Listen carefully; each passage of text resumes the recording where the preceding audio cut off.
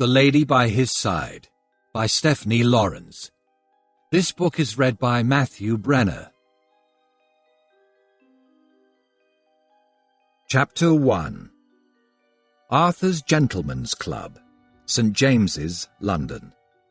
October 15, 1850. I need your help. Lord Sebastian Cynster, Marquis of Erith, sank into the comfort of a leather armchair in the refined quiet of Arthur's, and watched as Lord Drake Varusay, Marquis of Winchelsea, settled his elegant length in the armchair facing Sebastian's. Drake had sent a footman around that morning with a request for this mid-afternoon meeting. Sebastian had arrived to find Drake waiting in the foyer, and together they'd ambled through the club. It was too late for the luncheon crowd, and too early for the dinner scrum. There'd been few to witness their presence. By unvoiced agreement, they'd made their way to the alcove off the far end of the long, narrow library. From the pair of armchairs slightly angled down the room, they could see at a glance that there was no one near enough to overhear their exchange. "As I recall," Sebastian murmured, "the last time I helped you, I had to hide my hands from my mother for more than a week." He glanced at one hand, long fingers relaxed on the chair's arm. There was no sign of bruised and scraped knuckles now, but his sharp-eyed mother, the Duchess of St. Ives, had she detected such evidence her firstborn was indulging in fisticuffs, would have evinced far too much interest as to the circumstances for either Sebastian's or Drake's comfort.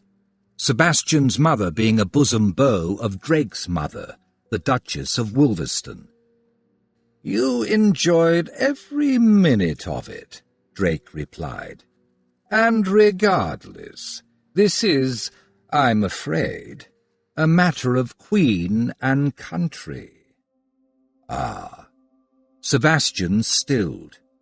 Queen and country was Drake's way of flagging affairs, more specifically missions, with the potential to impact the security of the realm.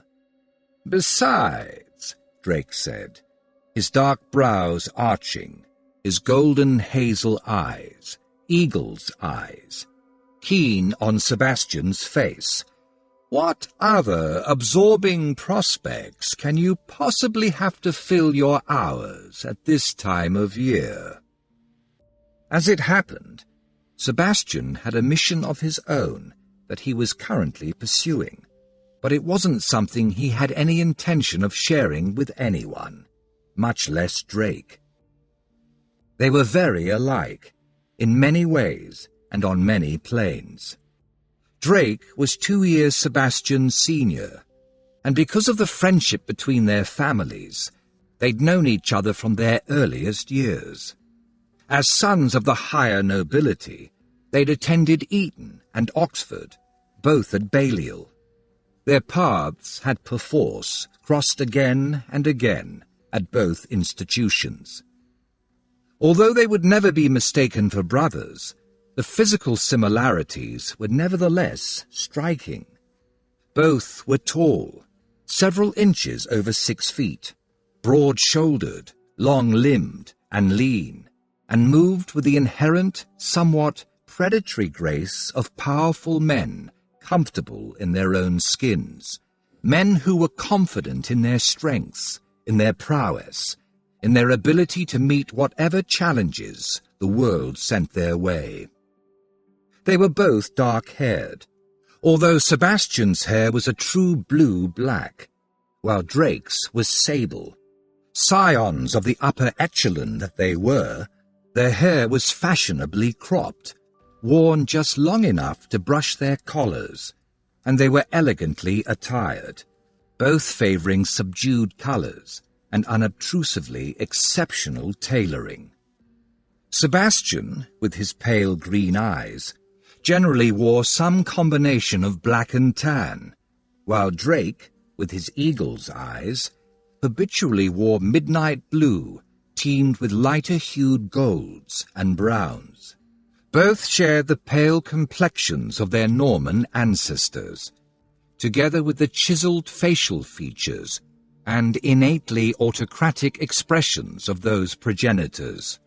High cheekbones, wide brows, well-set eyes, and patrician noses, thin mobile lips, and squared chins completed the picture, yet the impression each projected was quite distinct. Sebastian appeared hard, shielded, more openly a warrior in civilized garb. Drake, on the other hand, could, when he smiled, seem charming, but behind the facade lurked a ruthlessness that anyone who really looked into his golden predator's eyes could not fail to see. Drake had, in large part, picked up where his powerful father had left off. When Royce, Duke of Wolverston, had finally retired from assisting the government and the crown in dealing with matters that threatened the realm, those matters that required incisive, decisive, and covert action, many had assumed that, with the wars long over, there would be no real need for the services of such as Wolverston again. In that, they'd erred. While no fresh wars had been declared, tensions remained, exacerbated by this action or that, which resulted in plots, clashes, and schemes, some commercial, some political, and many held the potential to destabilize the state and cause havoc in wider society. When Wolverston had declined to emerge from retirement, the disgruntled political powers had offered the position to his heir. Drake had inherited most, if not all, of his father's relevant abilities, including the knack of inspiring other men and building networks of informers. Those sterling capabilities had been augmented by some of his mother's traits, such as the ability to charm. Wolverston had never charmed anyone in his life. Sebastian seriously doubted the Duke had ever seen the need. But Sebastian and Drake lived in a somewhat different world to that of their father's heyday. That said, some things remained cast in stone, among them family honour and loyalty. Sebastian's father, the Duke of St. Ives, the Duke's brother, and his cousins had all fought at Waterloo, the engagement in which their troop was credited with having helped to carry the day had been critical to the battle's outcome, to England's success. While Sebastian, his brother Michael, and their tribe of Cynster cousins and second cousins no longer had wars in which to serve their country, they still instinctively heeded and responded to duty's call.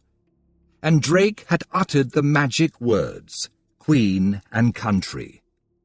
There was no point dissembling. Sebastian's personal quest wasn't urgent. More, he knew himself well enough to acknowledge a certain readiness to allow himself to be deflected by a legitimate distraction. He sighed and met Drake's eyes. "What do you need me to do?" Drake fleetingly grinned, but a second later, all humour drained from his face. "Yesterday afternoon, I received a letter from Lord Ennis." Drake languidly waved one hand. "I believe you and he are acquainted." Distantly. Sebastian uttered the word as repressively as he could. His acquaintance with Ennis's wife, a point he felt sure Drake knew.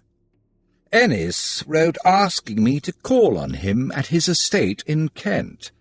Judging by his composition, he was suffering from a degree of agitation. He said he had stumbled on information that he believed I needed to know, but that he was unwilling to commit said information to writing, and was unable to travel to London at this time. He and his wife are hosting a house party, commencing on the 19th, 4 days from now. Various guests have already arrived. Ennis stressed he needs to see me privately, face to face. He suggested I attend the house party as one of the guests. Reading between his lines, I believe Ennis wishes to engineer a situation in which he can speak with me without alerting those about him as to the nature of our exchange. Sebastian arched his brows. You turning up at the Ennis's house party? There's no way that won't be noticed and widely commented on. Indeed. Which is one reason I won't be taking up his lordship's invitation. Sebastian opened his eyes wide. Me turning up at the Ennis's house party will be every bit as bad. People will speculate wildly. But not for the same reason. Drake smiled. Few know you occasionally sully your noble hands by getting involved in the missions I run. Sebastian lifted one shoulder. Few know that you sully your noble hands by running your own missions. Society in general imagines you sit in an office in Whitehall and pull strings all day. Drake's smile turned wry. Few appreciate that, while in my father's day, our enemies lay over the seas. The realm's current enemies are much nearer to hand. It always amazes me that no one seems to notice that. While your father worked under the aegis of the Foreign Office, you report to the Home Secretary. In truth, there aren't that many people in the wider population who know of the details of the position I hold, and I would prefer to keep it that way. Which is yet another reason I won't be driving down to Pressingstoke Hall next Saturday. Drake held up a hand to stay Sebastian's protest that him taking Drake's place wouldn't work. Bear with me. There are reasons I chose you to go in my plays. Such as... Sebastian invested all his considerable supercilious arrogance into the words. Futilely, his arrogance bounced off Drake and made no impact at all. Quite aside from raising too many eyebrows, along with questions we'd all prefer to avoid, I can't go into Kent to meet Ennis because I'll be leaving tomorrow or the day after for Ireland. My contacts there have turned up information that, if true, is worrisome, to say the least. But at present, the intelligence is fractured. I need to go myself, to show my face, in order to get confirmation from deeper within the insurgents' hierarchy. Sebastian studied Drake's expression. As usual, it gave little away. I presume by insurgents you mean the young islanders. Drake shrugged. I imagine so. But until I get confirmation, I can't be certain. After their failure in 48, they retreated to lick their wounds, but they haven't gone away. There have been various minor protests, but this is the first whiff I've had of anything potentially serious. He arched a brow. I have to follow it up. Ennis is an Anglo-Irish peer. Just so. And there'll be other Anglo-Irish gentlemen at this house party. Sebastian caught Drake's gaze. So, are the two issues connected?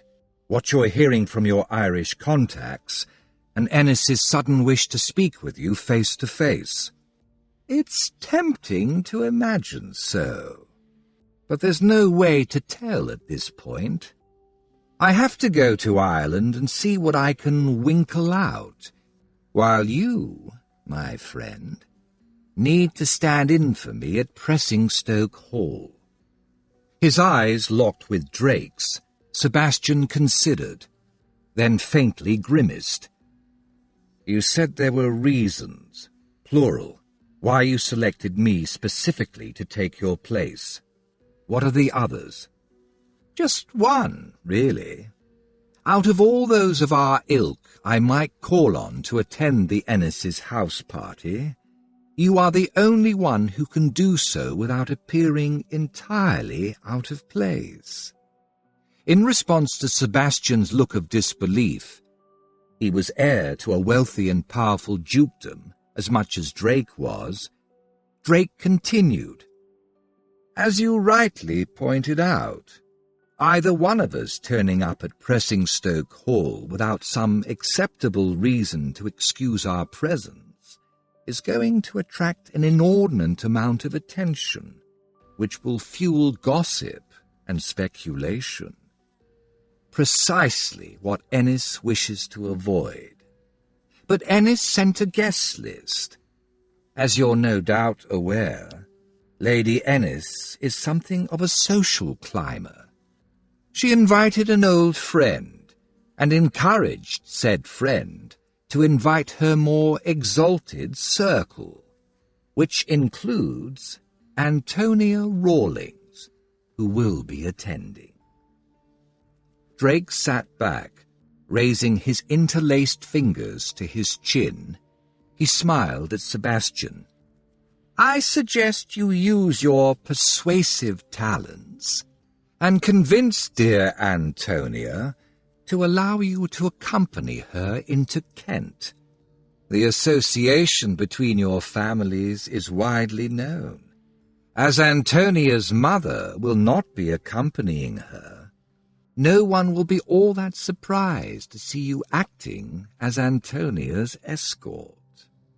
Sebastian frowned. He could appreciate the scenario Drake had described. And yes, he suspected he could make it a reality. It would mean gaining Antonia's support and spending more time with her than he had in recent years. Indeed, than he ever had. But she came from much the same stock as he and Drake. He didn't doubt that she would help him, for the same reason he would help Drake. After a moment of imagining, he shot a look at Drake. "Ennis is not going to be pleased to see me." Drake's swift grin surfaced. "Not initially, but he will be. I'll write to him and explain that I won't be coming, but that I'll send someone in my stead. Given Ennis's trepidatiousness, it seems entirely possible someone at the house party is involved in whatever scheme he intends to bring to my attention. So I'm not going to put your name in writing. Instead, I'll tell Ennis that my surrogate will be the very last man he'll want to see."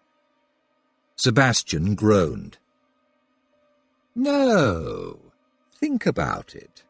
As you're one of his wife's ex-lovers, Ennis won't want you there, and his animosity will show. No one is going to imagine him willingly telling you, trusting you with anything sensitive. You are the perfect gentleman for the task." Drake's smile returned. "Being Antonia's escort and the hostess's ex-lover, no one will look for any other reason for your attendance at Pressingstoke Hall." The following morning, at a little before 11 o'clock, Sebastian walked down the steps of St. Ives' house in Grosvenor Square. He was correctly attired for a morning visit in coat, waistcoat, and trousers. Idly swinging his cane, he headed for Green Street.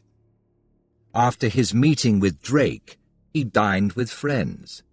Rather than join the group in a night on the town, a diversion that was increasingly losing the attraction it once had held, he'd returned to the peaceful quiet of St. Ives' house. With his parents still in the country, and his sister visiting friends in the Dales, only he and Michael were currently residing in the mansion, and Michael, as usual, was out. Sebastian had walked into the library, poured himself a brandy, then slumped into an armchair by the cheery fire, sipped, and turned his mind to this morning's endeavour. At least that had been his intention, but the pervasive silence of the house, the lack of anyone with whom he might discuss the situation, had impinged and nudged his mind back to his personal project, the one he'd so readily set aside in favour of assisting Drake. Finding the right wife was no easy task, not for a gentleman. A nobleman, like him, or for that matter, Drake. Sebastian knew Drake was steadfastly avoiding the issue, and would for as long as he could, just as his father had. Sebastian, on the other hand, had realized that such a tack was not going to work for him. He had too many female relatives. Various members of that sorority had already started dropping hints. He had, he judged, at most another year, another season, before they came after him in a concerted way, determined to assist him in doing his duty and ensuring the succession of one of the primary dukedoms in the country. To date, his mother had held off, and in doing so had kept all the others at bay. But he'd recently turned 31. His father had married at 33. In Sebastian's estimation, his mother's forbearance would almost certainly not extend beyond his next birthday. He decided he needed to attend to the matter himself within the next year, before his female relatives attempted to take charge. But finding the right lady to make his marchioness, ultimately his duchess, was proving far more difficult than he'd imagined, possibly because, until the past few days, he hadn't made any effort to define what qualities that role required. 3 very brief excursions into the ballrooms had underscored the conclusion that any of the bright young things, the recent crops of debutantes who circulated in hopeful droves at ton events, would drive him to drink within a week. He needed someone more mature, someone of his own class with whom he could actually converse, someone with whom he could share a ducal life. In that day and age, a ducal life brought with it significant responsibility, politically, socially, and as a landowner and investor. It was a life of assured luxury, but unless one worked at it, satisfaction would not be forthcoming. He needed a wife who could stand by his side, who had the backbone, talents, and skills to do so. That much he now understood. But as to where he might find such a lady, he had absolutely no idea. Brooding on the matter did no good. Taking a long swallow of brandy, he'd set the vexed issue aside and turned his mind to the more immediate prospect of Drake's mission. He'd focused on Antonia, calling up all he could remember of her. It was something of a shock to realize that, although he'd known her since birth, hers, as he was 2 years older, and they'd spent long summers and numerous other holidays running wild as part of the large group of Cynster children, of which he'd been the undisputed leader, while he could remember those carefree days, remember her quite clearly as an eager participant in almost any lark, he knew very little of the lady she'd grown to be. He'd last seen her only months before, in May, at his cousin Marcus's wedding in Scotland. He'd recognized her instantly. It wasn't that he hadn't met her over the years, but rather that he hadn't spent any time with her. Private time, in which he might have learned what she thought about things, how she felt, how she reacted, what sort of lady she'd grown into. All his meetings with her over the past decade had been the same as at Marcus's wedding, in the middle of a large group of his relatives, who were as much her friends as his. Curious, now he thought of it, that on the surface he knew her well, yet he knew so little about the woman she now was. Too little to feel confident of managing or manipulating her. In order to deal with her, he would either have to learn fast or rely on his persuasive skills. With that in mind, he'd honed his approach, his arguments. He rehearsed them as he strolled down Green Street, then climbed the steps of number 17 and plied the knocker. The butler recognized him. "Good morning, my lord." "Good morning, Withers. I need to speak with Lady Antonia." Sebastian arched a languid brow. "I assume she's at home." At that hour in that season, Antonia was unlikely to be anywhere else. "Indeed, my lord." Withers stepped back and bowed. "If you will step inside, I will inquire." Sebastian walked into the elegant front hall. Withers shut the door and reached for Sebastian's cane. "The Earl is out at the moment, my lord, but the Countess and Lady Antonia have come downstairs." Sebastian cooled his heels in the front hall, while Withers retreated to the rear of the house, then returned to escort him to the back parlour, the room the family used, indicating that the Countess, at least, had correctly deduced that this was not a formal morning call. Withers opened the door at the end of the corridor and bowed Sebastian through. He walked in. The parlour overlooked the garden, possessed an abundance of white-framed windows, and was furnished with white wickerwork armchairs and sofa upholstered in slub silk. The silk sported a feathery pattern in white, greens and blues, creating a light, airy atmosphere that was the perfect setting for the two very different, but equally vibrant ladies who looked up as he entered.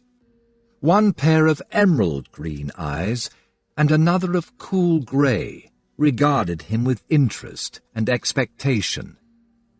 Chillingworth's Countess, Francesca, was perched on the window seat, while Antonia was sitting in an armchair a little way from and angled to the window. Antonia was tall for a female. She'd inherited her height from her father's side, and like her late paternal grandmother, was slender, willowy, and effortlessly elegant. Her figure was svelte, lacking Francesca's abundant curvaceousness, but Antonia's colouring was a more obvious blending of her father's and mother's.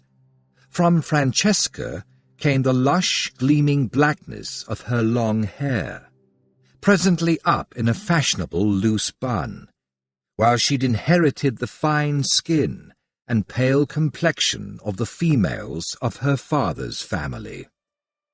Her exquisitely shaped ruby lips, finely arched black brows, and the long black lashes that framed her large eyes were all Francesca. But those eyes were Chillingworth's silvery grey. The combination was unexpected, and if come upon unawares, could be riveting. In contrast, Francesca was quite short, a pocket Venus in every way.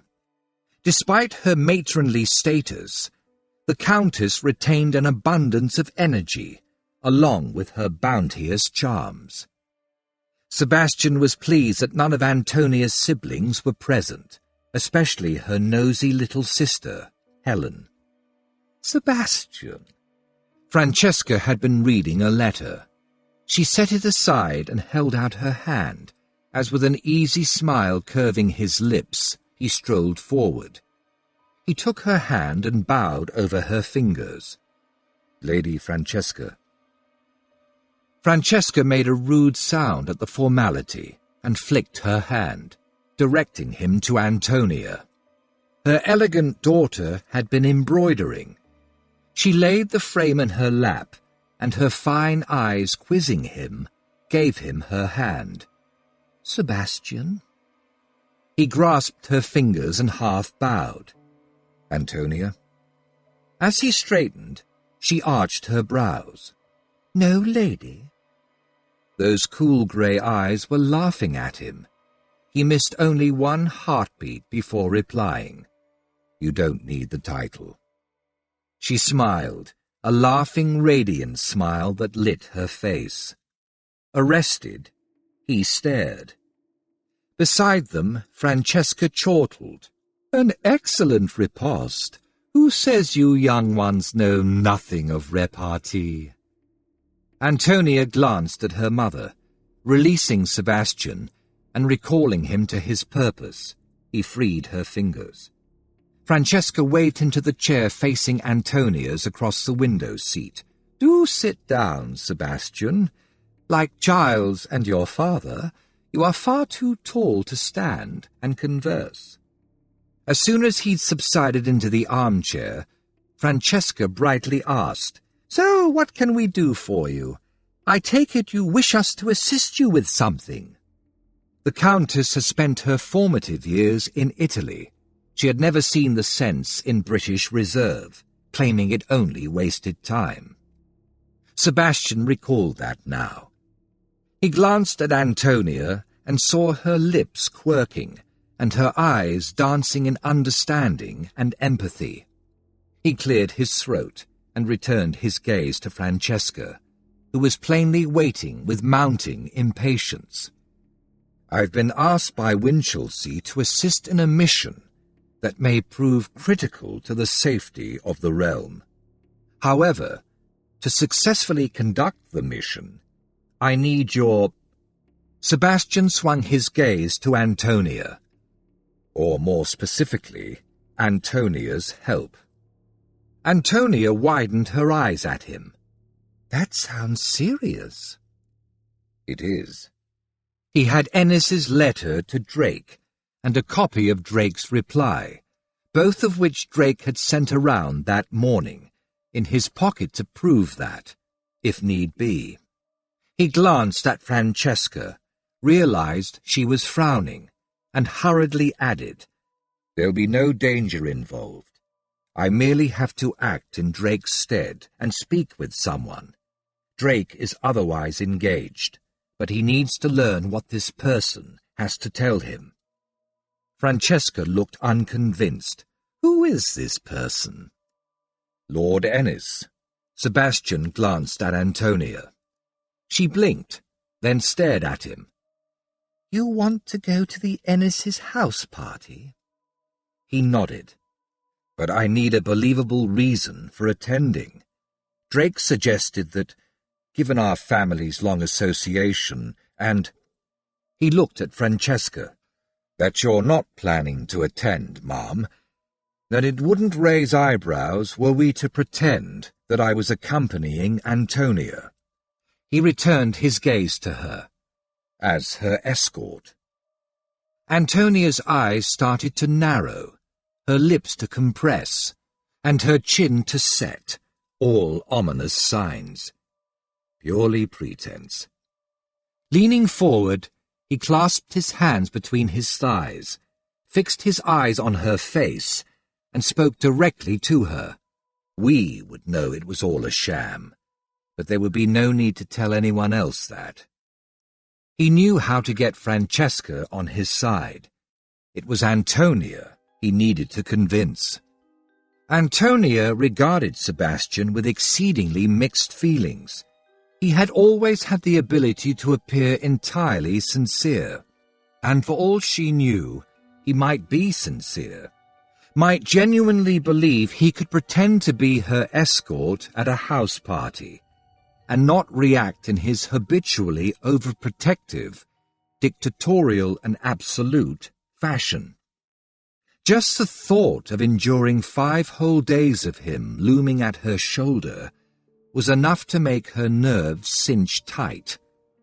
And in the informal atmosphere of a country house party where he wouldn't know anyone else, he might well keep so close that he would rub her nerves, not to mention her senses, raw. Luckily, he hadn't yet realized that he'd already won over her mother with his comment about Francesca not attending.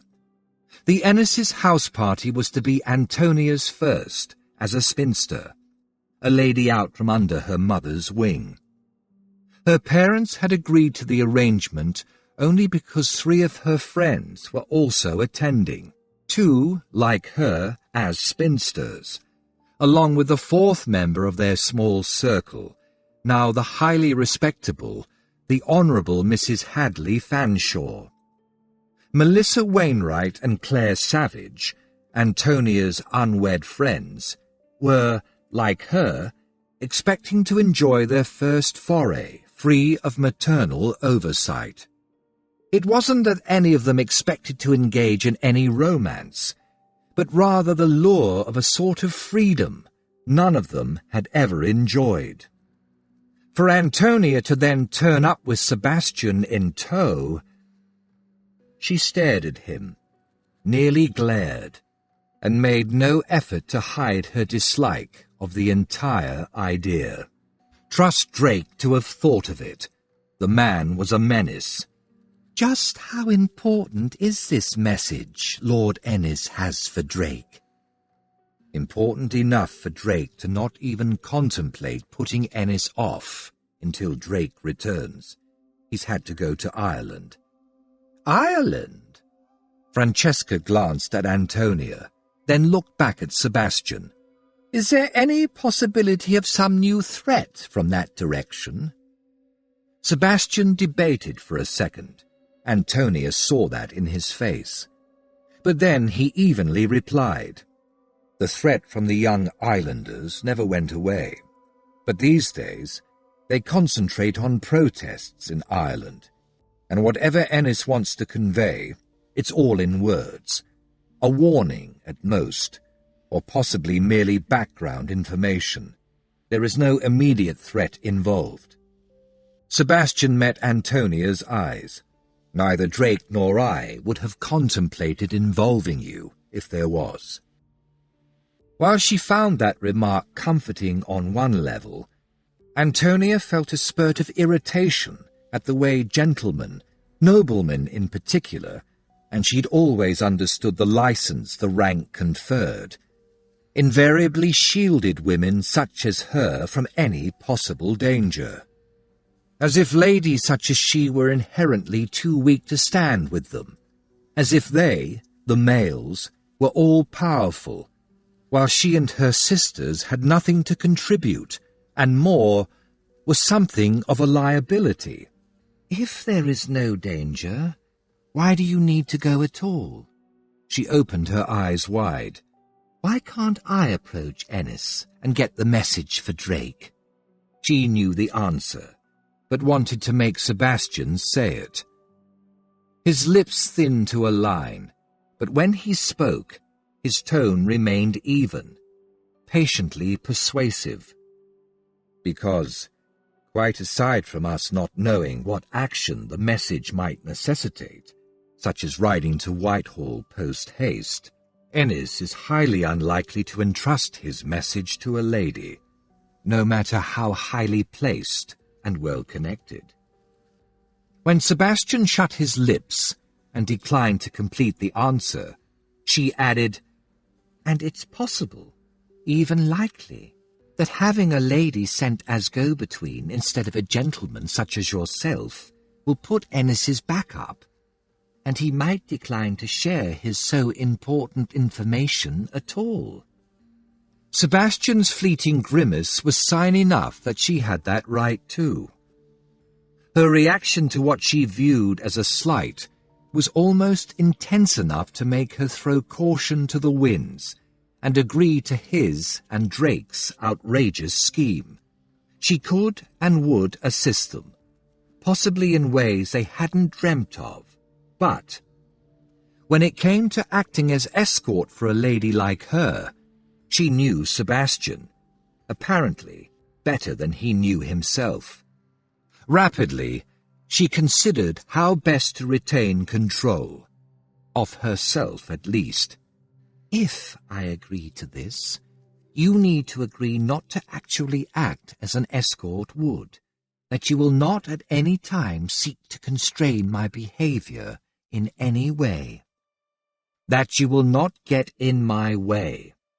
He understood perfectly, as if he'd heard the words she hadn't said. His lips thinned again, but then he nodded, curtly, once. If you agree to our necessary charade, I will give you my word that the only time I might step in is if you are in some degree of imminent danger. She wasn't going to get better than that. After a second of further consideration, she graciously inclined her head. Very well. Sebastian almost sighed with relief. For an instant there, he'd had the feeling he was standing on thin ice, because of what, exactly, he had no real notion.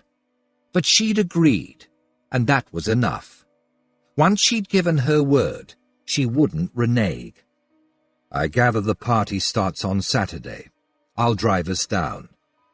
What time should I pick you up? That depends on your horses. How long will it take us to reach Deal? Pressingstoke Hall is on the coast, a little south of there. Going via the Dover Road will be fastest. We can turn north along the coast road from there. Sebastian rapidly calculated. It'll take just over 6 hours. We're expected at 3 in the afternoon. Then I'll call here at 8 in the morning. We can stop at Faversham for lunch. I've been thinking, Francesca addressed her daughter. You must let the Ennises know that Sebastian will be attending as your escort. I suggest a letter to Lady Ennis, throwing yourself on her mercy, and saying that although you had previously gained my permission, when your father heard of your proposed stay, he insisted you have a suitable escort. The Countess waved. No one will be surprised at that. Giles's overprotectiveness is legendary. And as for the reason Julius isn't with you, as your brother is younger than you, your father refused to accept him as an escort capable of swaying you, which, heaven knows, is true. Consequently, we appealed to Sebastian, and he kindly agreed to act as your escort. Francesca beamed. There! Eyes bright, she looked at Sebastian. And as there is no hostess in England, Scotland, Ireland, or Wales who wouldn't give her eye teeth to have you attend her house party, Lady Ennis will excuse the late notice. Indeed, she'll be in Alt. Lady Ennis, Sebastian feared, would indeed be imagining a paradise, a far from innocent and distinctly illicit one. But Francesca's ruse would clear the way for him to attend the house party, and that was his principal aim. He could avoid Cecilia, Lady Ennis, and stick with Antonia on the pretext of taking his escort duties seriously. If he had, in truth, given the Earl of Chillingworth his word that he would guard the virtue of the Earl's precious eldest daughter, then his sticking to her side would be entirely expected. Slowly he nodded, then glanced at Antonia. I second your mother's suggestion. Such a tale will adequately excuse my presence, and silence any questions over my turning up, more or less unheralded. Antonia met his eyes. Although nothing showed in her expression, he sensed a certain mutinous reaction. But then she nodded, rather tersely, and he breathed again. Deciding to quit while he was ahead, he rose. "Thank you both. I must get on, and I dare say you have morning calls to make." Antonia rose, as did Francesca. He bowed over Francesca's hand, then turned to Antonia. She offered her hand, and he grasped her slender fingers. Rather than bow, he pressed her fingers gently and smiled at her. "Thank you for agreeing. I promise you won't regret it." She stood looking up at him. Her face was near expressionless, and he was visited by the odd notion that shutters suddenly screened her eyes. Then her lashes fell, and she looked down. "We'll see." Cynical skepticism coloured the words. He didn't approve of her lack of faith in him. He'd eased his grip, and she started to draw her fingers from his. He had to clamp down on a sudden urge to tighten his hold again. He quashed the silly reaction. "Don't bother with us," he said to Francesca. "I'll see myself out." With a last polite nod and a general smile, he made for the door. Antonia stood transfixed and watched him go. Even after the door closed on his broad-shouldered figure, she continued to stare, unseeing, at the panel. She'd always known she reacted to Sebastian in an odd way, in a way somehow different to how she responded to, for instance, his brother Michael, or his cousins Marcus and Christopher, all of whom were of a similar age, or indeed to any other gentleman. She'd put it down to Sebastian being, well, Sebastian. His dominant, not to say domineering, personality, his innate command, his assumption of leadership, and his performance in that role. Or perhaps it was simply because women like her were drawn to strong men. There'd been a plethora of reasonable, conventional excuses, and she hadn't thought more of it, of that shiver of awareness that being close to him provoked, not for years. She couldn't remember him ever holding her hand before, not in the way he just had, where the gesture was more than just part of a polite greeting. When he'd squeezed her fingers and smiled at her, something inside her had shifted, and she'd felt as if the bottom had dropped out of her stomach. She'd looked into his face, into his eyes, and without Lucilla or Prudence, or any of the others of their group around, had, for the very first time, seen him clearly. She'd seen him as a man she inexplicably, but utterly undeniably, wanted. That degree of want, sharp, direct, and absolute, had never struck her before. That it had struck her over him, of all the males in the ton. My darling daughter?" Antonia turned to regard her mother, who had sunk onto the window seat once more. Like Antonia, she'd been staring unseeing at the closed door. As Antonia watched, Francesca's emerald eyes narrowed. Then her mother turned her bright gaze full force on her. "I think, my dear, that you would do well to use this time away from us all, to think of what you wish to do with your life." Francesca's expression was serious. "We have never pressed you to marry, and will not, now or in the future. All decisions must be your own. But as you are 29, and with this first excursion on your own, It seems an appropriate time to dwell on what you wish your life to be." Antonia smiled faintly. "Great minds, Mamma. I had planned to do precisely that." And she had. But now... With a slight shrug, she bent and picked up her embroidery hoop. "With Sebastian going, and Drake's mission to deal with, I'll have to see what prospects for contemplation remain." Withers had materialized in the front hall and handed Sebastian his cane. He'd taken it with a word of thanks, and once Withers had opened the door, had gone quickly down the steps, walked along to Park Street, and set off for Arthur's, where he had a luncheon appointment with friends. As he walked, at first, he congratulated himself on successfully negotiating his entree to the house party. Yet the farther he strode, niggling questions squirmed into his brain and dispelled his smugness. Antonia hadn't been at all thrilled at the prospect of him acting as her escort. They'd known each other forever. So why? He wasn't a coxcomb, yet there was no question that he ranked among the most highly eligible bachelors in the haute ton. Having him by her side wouldn't hurt her social standing one whit. Why, then, her reluctance? Was she intending to conduct some illicit romance at Pressingstoke Hall?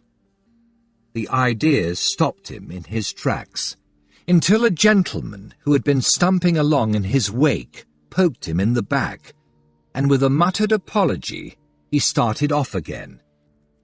For half a block, the prospect of Antonia, who was 29 and unmarried after all, plotting some seedy affair played havoc with his faculties. But then reality reasserted itself. If she had been planning any such thing, gaining her agreement to having him as her escort would have been much harder. With that resolved, his wits settled, and his mind moved on to the more important question of why she changed her mind, of what in the situation had swayed her to his cause. He always found it helpful to understand the motivations of those he needed to manage. He revisited her questions and her reactions to his answers, and confirmed that, as he'd anticipated, his mention of the safety of the realm had paved the way, even though it had taken her a while to admit it, even to herself. She was an earl's daughter. Responding to the call of duty came as naturally to her as it did to him. But there'd been something else, some other strand in her ruminations. Those questions over why she couldn't act as Drake's surrogate herself. She'd known the answers, yet still she'd asked. Insight bloomed lamp-like in his mind. She intended to actively assist, of course. That was the final law for her, the prospect of dabbling in intrigue. He pondered that as he waited to cross Piccadilly.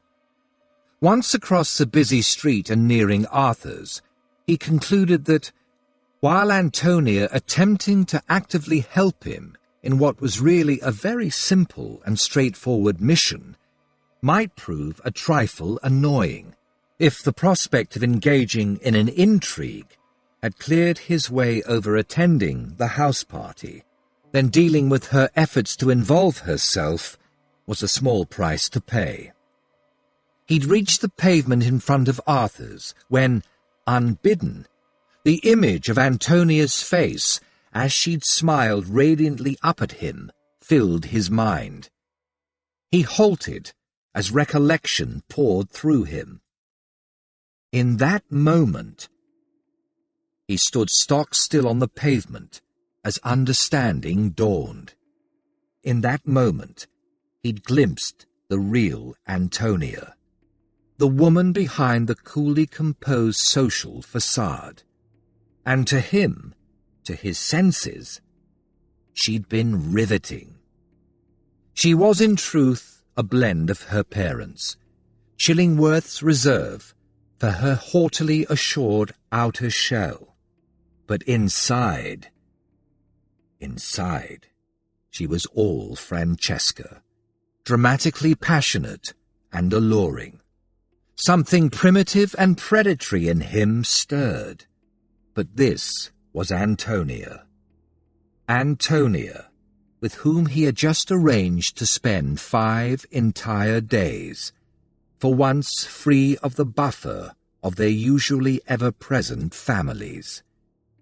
Sebastian considered the prospect, then slowly climbed the steps to Arthur's door. Carrying out Drake's simple and straightforward mission might well prove to be more complicated and challenging than he'd thought. Chapter 2. There's the entrance. With his gaze, Sebastian followed Antonia's pointing finger to a pair of gateposts 50 yards farther up the country lane. They turned off the road between Dover and Deal, half a mile back. Gratitude at the prospect of imminent relief flowed through him as he slowed his matched greys, then turned his phaeton in through a pair of wrought iron gates, obligingly set wide. He set his horses trotting up a tree-lined drive, then cast a sidelong look at the lady beside him. Her lithe figure sheathed in a carriage dress of fine blue twill, her hair caught in a bun at the back of her head so that it puffed in a sleek frame about her face, with the blue ribbons of her bonnet riffling in the breeze as she looked ahead with evident delight. She might have posed for an illustration for the Ladies' Journal. Young lady of the haute ton setting out for a country house party. As he watched, she glanced down and consulted a jewelled timepiece pinned to her bodice. "Nearly 3 o'clock," she observed. "Perfect timing." He managed not to grunt. She'd been ready and waiting when he'd drawn his horses to a halt in Green Street at 8 o'clock that morning. Her parents had come down in their dressing gowns to wave her away, Francesca with apparent delight, Chillingworth rather less transported. But the Earl had said nothing to Sebastian, just grunted a good morning and shaken his hand. Bright and breezy, Antonia had allowed him to hand her up to the front seat of his phaeton. With their bags in the boot, and her maid Becky, and his man Wilkins perched behind them on the rear seat, he tooled them out of London. At first, Antonia had preserved an easy silence, allowing him to concentrate on tacking through the traffic. But once he'd gained the clearest stretches of the Dover road, she'd suggested that she should share with him what she knew of those who would be attending the house party. He'd agreed with alacrity, anything to take his mind off her. They'd been only an hour into the journey, and he'd already discovered that, presumably courtesy of that eye-opening moment in Green Street 3 days before, not just his eyes, but all his senses appeared to have become riveted on her. Aware of her in a way he hadn't previously been, aware in a way he recognized. Definitely a complication. He'd encouraged her to describe all the guests she knew, and forced himself to pay attention, something that had grown easier the more she'd talked. The more she'd revealed, he'd realized that what she saw in others, and how she described them, gave him valuable insights into her. Her comments detailing the friendships between her and the other younger ladies, as well as those between other members of the company, also shed light on her, on how she thought, how she felt, on the life she'd been living. The Dover Road followed the old Roman road of Watling Street and ran wonderfully straight, making for an easy drive. The day remained cool and overcast, but the breeze was gentle, and the clouds weren't so heavy as to threaten rain. Just before noon, he turned off the road at Faversham, and they'd lunched at the Limes. With a fair way yet to go, they hadn't dallied, which had suited him. Spending time alone with Antonia, now that his eyes had been opened, and he was so damned aware of her, physically, sexually, and in every other way, was dangerous. Even in the dubious privacy of a corner table in the ill-lit dining room, temptation had whispered. It was continuing to whisper, increasingly stridently and insistently. But he didn't yet know, hadn't yet had time to decide, just what he wanted to do. About her. With her. Not yet. Completing Drake's mission should come first. He was fairly certain of that. If the safety of the realm truly was at stake, he couldn't afford to be distracted, and Antonia now figured as a supreme distraction. The much-anticipated relief flooded him as the trees fell away and the house came into view. A Palladian facade that, to eyes accustomed to very old houses, appeared relatively new, looked out on neatly shaved lawns to the front and the left, while to the right, shrubbery nestled close with the taller trees of woods just beyond. Pressingstoke Hall appeared to be a well-kept, pleasing, but essentially unpretentious gentleman's country house. Sebastian tooled the phaeton smartly around the sweep of a circular drive, and drew the horses to a neat halt in the forecourt before a set of wide steps leading up to a pair of front doors set wide in welcome. Grooms came running, and footmen hurried from the house. Sebastian stepped down from the phaeton, handed the reins to a groom, and walked around to assist Antonia down. One footman had brought a set of steps, which he placed beside the carriage. Taking Antonia's hand, grasping her gloved fingers, Sebastian steadied her down from the high seat. As she raised her skirts, he caught a brief glimpse of the half-boots of ivory kid that hugged her ankles. He had to fight a short battle with his more primitive self before he could make himself release her hand, rather than wind her arm in his.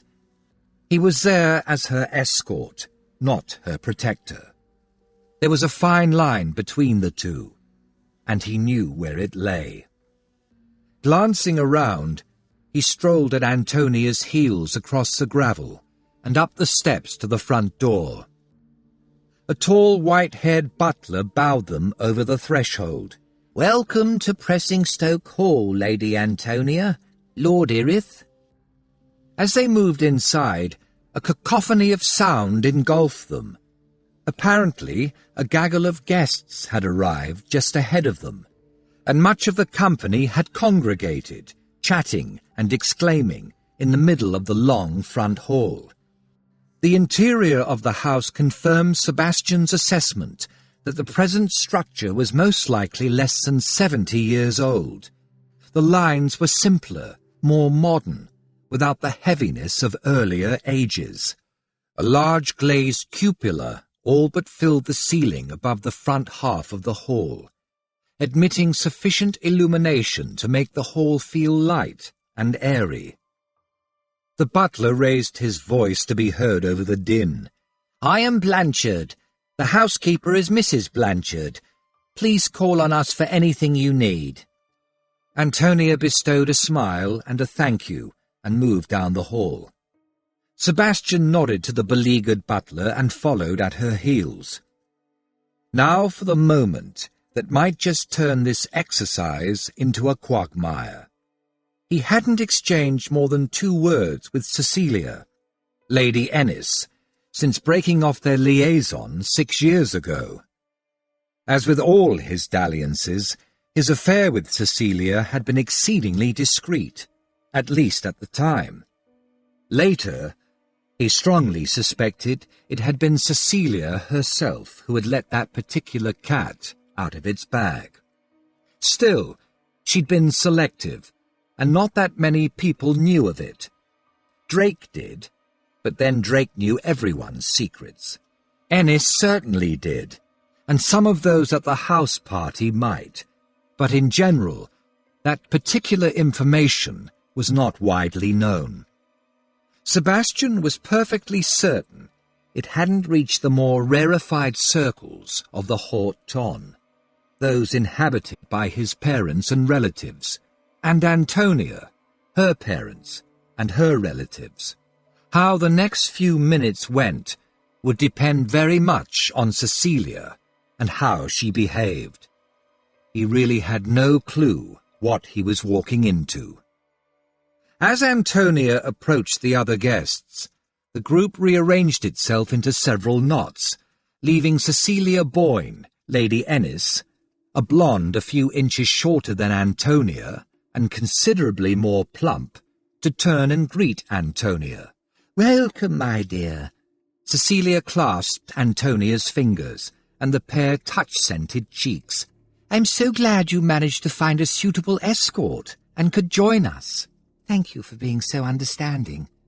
Retrieving her hand, Antonia gestured to Sebastian, who had halted at her shoulder. "I'm not sure if you've met Erith. Lord Sebastian Cynster, Cecilia, Lady Ennis." Cecilia's blue eyes lifted to meet Sebastian's, and she smiled. "Indeed, we have met, although it was some years ago. Welcome to Pressingstoke Hall, my lord." Sebastian took the hand Cecilia offered, and half bowed. "It's a pleasure to be here, Lady Ennis." As he straightened, Cecilia bent a rather searching look on him, one that suggested she was wondering whether his appearance at her home meant anything beyond the obvious. Pretending obliviousness, he turned and scanned the other guests. Antonia had already drifted away to be greeted by her friends. Until he'd seen her and Cecilia together, it hadn't occurred to him that there was only a year or two between them. Cecilia seemed so much older. A long-established matron, she'd already presented her husband with the requisite 2 heirs before Sebastian had allowed her to entice him to her bed. Perhaps it was simply experience that made her seem so aged relative to the vivacious, vibrant, untouched passion he now saw whenever he looked at Antonia. Antonia, who was currently surrounded by young ladies, 3 of whom were throwing intrigued glances his way. He looked at the front door, confirming no more guests had arrived. On impulse, he turned to Cecilia. "Are we the last?" She scanned the heads, then nodded. "I believe you are." "In that case."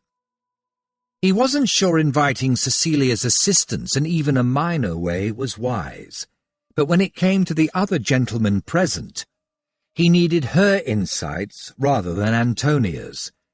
"Perhaps you might introduce me to the gentlemen." "I don't see any I know." Cecilia beamed and linked her arm with his. "Of course." He endured more than 10 minutes of her leaning a little too heavily on his arm, of her pressing a little too definitely against his side. But she did as he'd asked, and introduced him to all the men there. Being the last to arrive was helpful. He was able to put all the men in context, who was a friend of whom. Ennis's younger brother, Connell Boyne, was about Sebastian's age, and had arrived from Ireland over a week ago. Sebastian was given to understand that Connell acted as his brother's agent on the Ennis estate outside Tulla. He was left to infer that Connell's presence in Kent was in relation to the management of said estate. There were 3 other bachelors present, all about 30 years old, a Mr. Henry Filbury, a Mr. Patrick Wilson, and a Mr. Baylor Worthington. Filbury and Wilson were Anglo-Irish, family friends of the Boynes, and particular friends of Connell's, while Worthington was an Englishman, a friend of Connell's who lived in London. Two old friends of Ennis's, a Mr. Samuel Parish and a Mr. Harold McGibbon, were there with their wives. Both were of an age with Ennis, somewhere around 40 years old. The pair appeared to be well-to-do landowners and were Anglo-Irish. By way of a holiday designed to appease their wives, the foursome were making a tour of various spas in southern England. Ennis had invited them to stay as part of their holiday. Lord Ennis himself wasn't in the hall. Sebastian waited for Cecilia to mention her husband. Had something occurred to send Ennis running? Or he longed to ask Cecilia or one of the other men, but didn't wish in any way to signal that he had an interest in Ennis. Indeed, if any there knew of his affair with Cecilia, him asking after Ennis would be the last thing they would expect him to do. Eventually, Cecilia told him to make his bow to the older ladies, Mrs. Parish and Mrs. McGibbon. Both were thoroughly delighted to make the acquaintance of an English marquis, who moreover was a duke's son. To Sebastian's relief, both ladies kept their avid curiosity in check, yet he still felt distinctly hounded, a sensation that only grew when Cecilia drew him across the hall to meet the younger ladies. Miss Melinda Boyne, a cousin of Ennis's, was a mousy young woman who had been invited to make up the numbers. She blushed furiously as she thanked Sebastian for coming, and thus giving her a chance to have a short holiday from Southampton, where she lived with her aging mother. Miss Amelie Bilhurst was an English miss with bouncing golden curls. She was a cousin of Mrs. Parish, and was making the tour of the spas with the older couple. Sebastian suspected the Parishes viewed Miss Bilhurst as a fetcher and carrier, but she smiled a great deal and seemed genuinely delighted with her lot.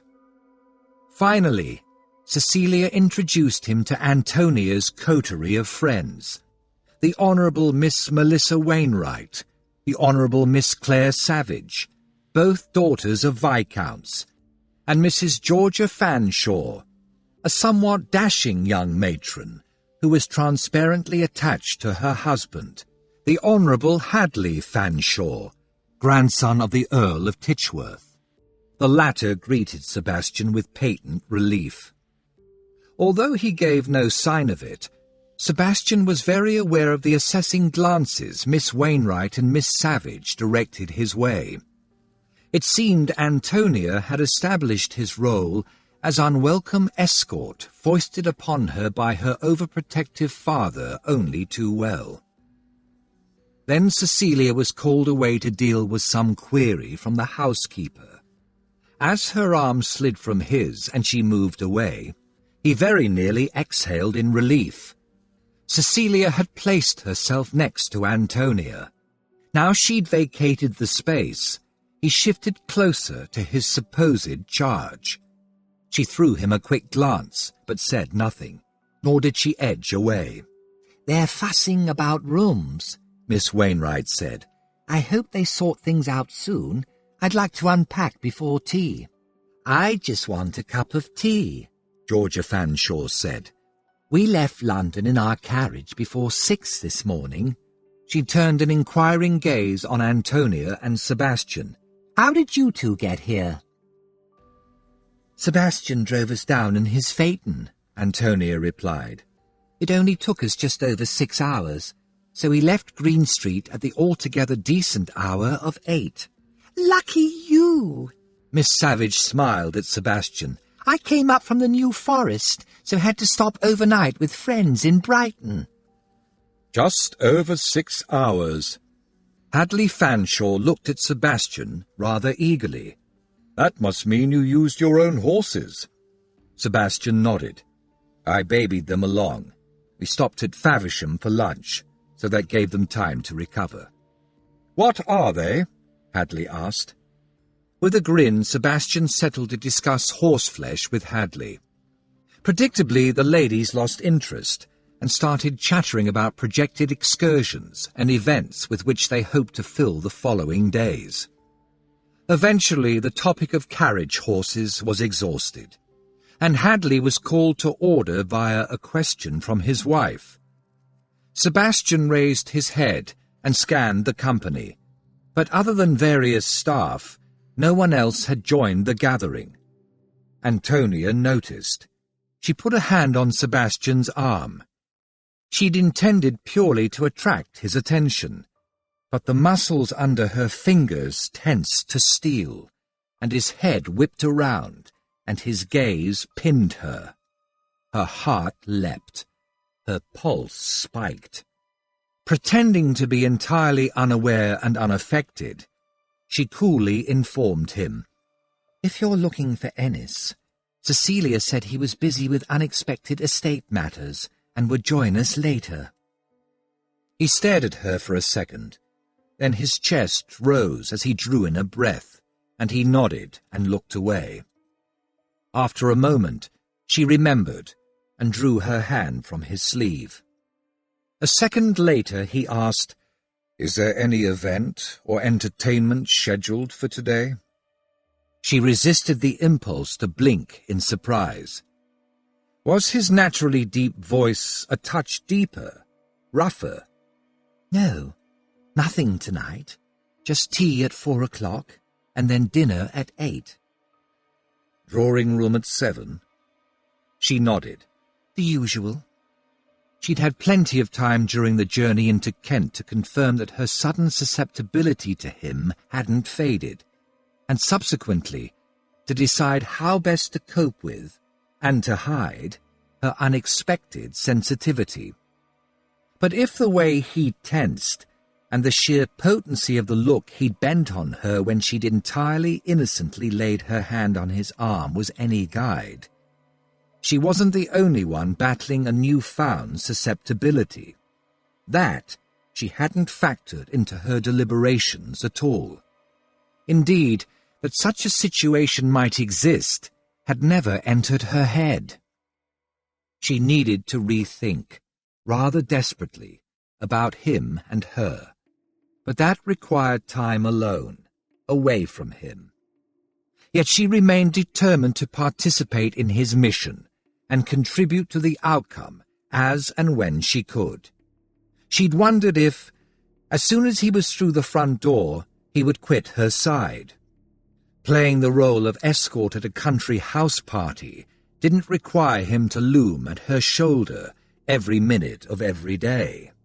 Yet he'd gravitated back to stand beside her, and even when he might have drifted away, had shown no inclination to do so. She was in two minds about that. While he was by her side, she could keep abreast of what he was doing vis-à-vis his mission. But if he was by her side, she tensed and remained in a hypersensitive state, in which her nerves seemed so taut they quivered, just waiting for a touch, a look, an expression to set them twanging. That seemed to have become her new default state when he was near. "Everyone!" They all looked toward the staircase. Cecilia was standing 2 steps up, with various footmen and maids behind her, and the round figure of the matronly housekeeper beside her. "We have your rooms prepared. If the ladies would like to come forward, we'll have you comfortably settled in good time before tea. 4 o'clock, everyone, in the drawing-room, which," Cecilia pointed to her left, "is over there." She looked down and smiled. "Mrs. Parish, we put you just along the west wing, with Miss Bilhurst on one side and Mr. Parish on the other." Antonia fell in behind the Fanshawes. Somewhat to her surprise, Sebastian maintained his position beside her. They chatted to Hadley and Georgia about the amenities Cecilia had mentioned could be found in the grounds, as others were sent upstairs to their rooms, and the four of them edged closer to the bottom of the stairs. Finally, Georgia faced Cecilia. Cecilia smiled on their group. "As it happens, you're all in the east wing, the first 3 rooms on the eastern side. Your windows look out on the shrubbery and wilderness and over the woods." Cecilia consulted her list. "Antonia, you have the room closest to the gallery, with the Fanshaws next door along." Cecilia paused to allow the housekeeper to organize a footman to lead Georgia and Hadley to their room. Then Cecilia turned and looked directly at Sebastian. Antonia nearly blinked. The quality of that look. She felt decidedly de trop.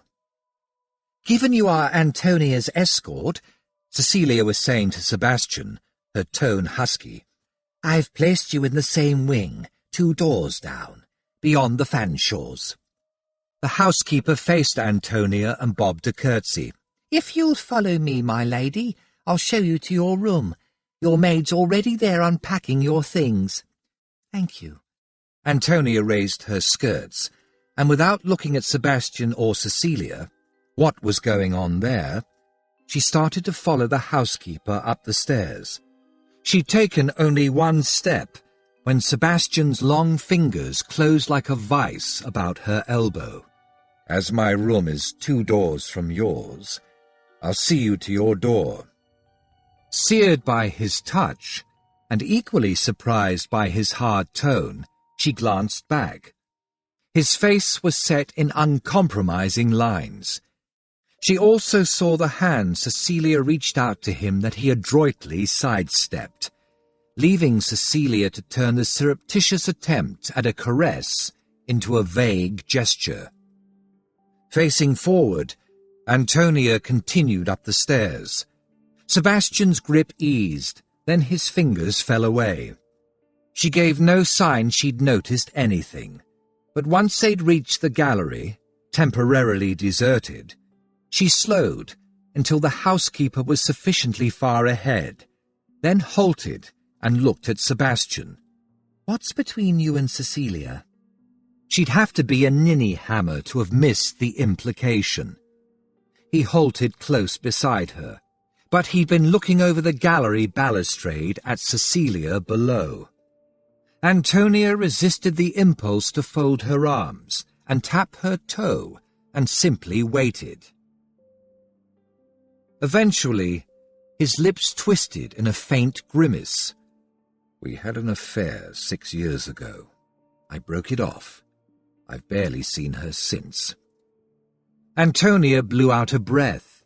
She was rather surprised he'd told her so directly. "Well, that's not going to make your mission any easier."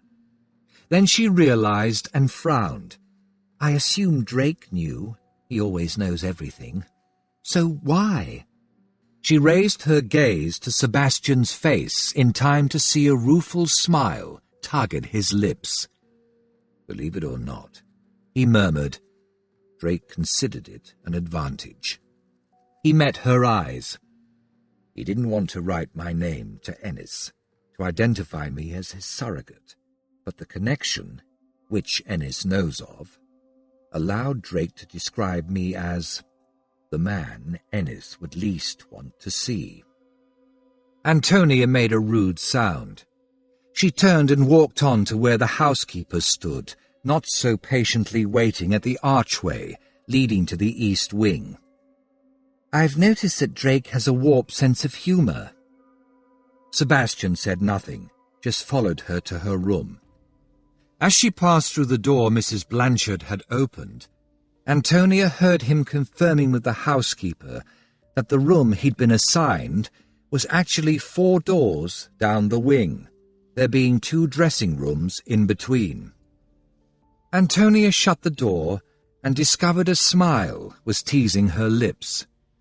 Becky, her maid, who'd been born on the Rawlings family estate at Lambourne, and had been Antonia's maid since Antonia had left the schoolroom, came to bob a curtsy. "Do you want to change for tea, my lady? Or will it be just a wash?"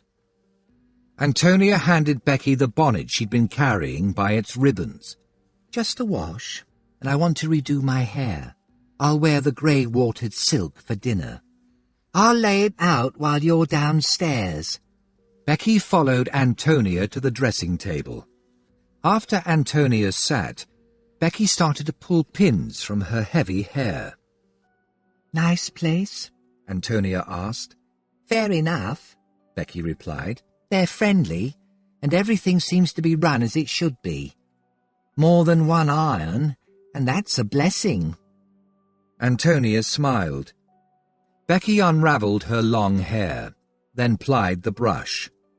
Antonia closed her eyes, soothed by the regular tugs on her scalp. She wasn't, she decided, going to worry about Sebastian, not until she had some better idea of what this odd awareness that had sprung up between them then presaged. There was nothing gentle about it. Her senses responded, as if to a spark landing on her skin. The effect was far more marked, far more intense than anything she'd ever felt with any other man. Of course, she knew what such sparks normally meant. But this was Sebastian. He was almost like a brother. Only she'd never seen him in such a light. Never. Not ever.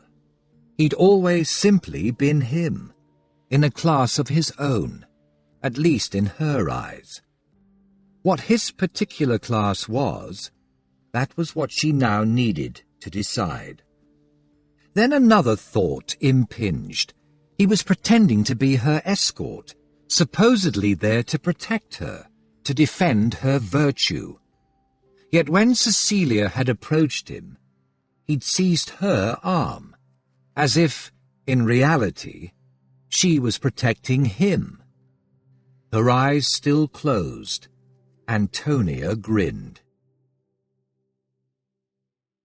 In the room 4 doors down, Sebastian shrugged out of his coat and handed it to Wilkins. A dapper individual, plain of face and self-effacing in manner, Wilkins was a godsend in many ways. Other servants found him far more approachable than they expected a marquis's man to be. And so they talked, usually more freely than they otherwise would. "I've laid out a clean shirt, my lord. I gather the second gong will be rung at 7, with dinner at 8. Sebastian started to undo the links closing his cuffs. So I heard. See what you can learn about the Anglo-Irish contingent. He glanced at Wilkins. Have they all brought manservants? Most. Wilkins lovingly brushed the dust from Sebastian's coat.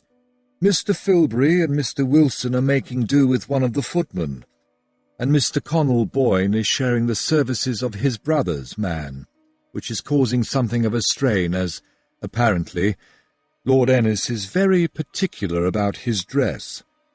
Sebastian grimaced.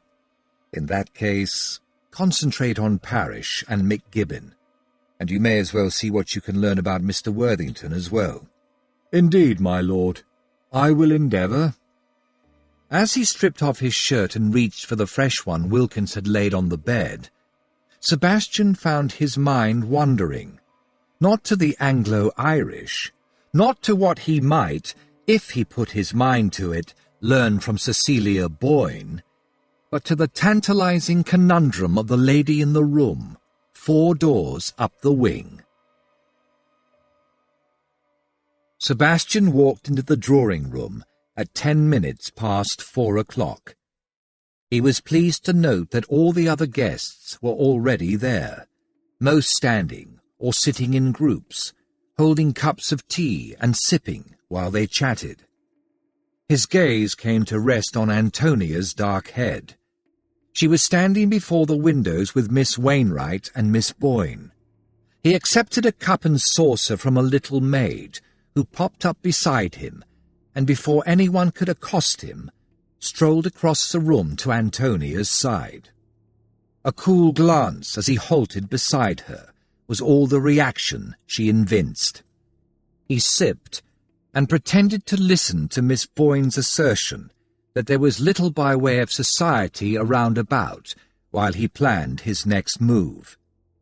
When Miss Bilhurst joined them, distracting Miss Wainwright and Miss Boyne, he leaned closer to Antonia, dipped his head and whispered, "I need to talk with Ennis's friends, the Parishes and McGibbons. Can you—" With one hand he gestured. She turned her head and met his eyes. "Can I ease your way?" He nearly got trapped in the silvery grey of her eyes, but managed to nod. She considered him for a second, then reached out and placed her hand on his sleeve. This time, he'd anticipated the move, and managed to, largely, suppress his instinctive reaction. She gripped lightly and nudged, steering him back. Over her shoulder, she told the other three ladies, "We'll catch up with you later." Facing forward, she settled her hand on his arm. With an imperious look, she summoned a hovering footman to relieve her of her empty cup. Sebastian handed over his as well. Before they moved on, they were in the centre of the room and out of earshot of the others. He asked, "Has Ennis put in an appearance yet?" "No. Apparently he's still closeted in his study." He frowned. "I wonder if he's hiding." "Cecilia assured us he would join us for dinner." After a moment, Antonia asked, "Why do you want to talk to the Parishes and McGibbons?" Drake realized there would be Anglo-Irish gentlemen here, but I don't think he realized that fully half the guests, the majority of the men, would hail from Ireland. Antonia met his gaze. "Ennis is Anglo-Irish, and the Anglo-Irish always stick together." You know that, I know that, and I'm sure Drake knows that too. But I don't think it occurred to him that so many Anglo-Irish would be here.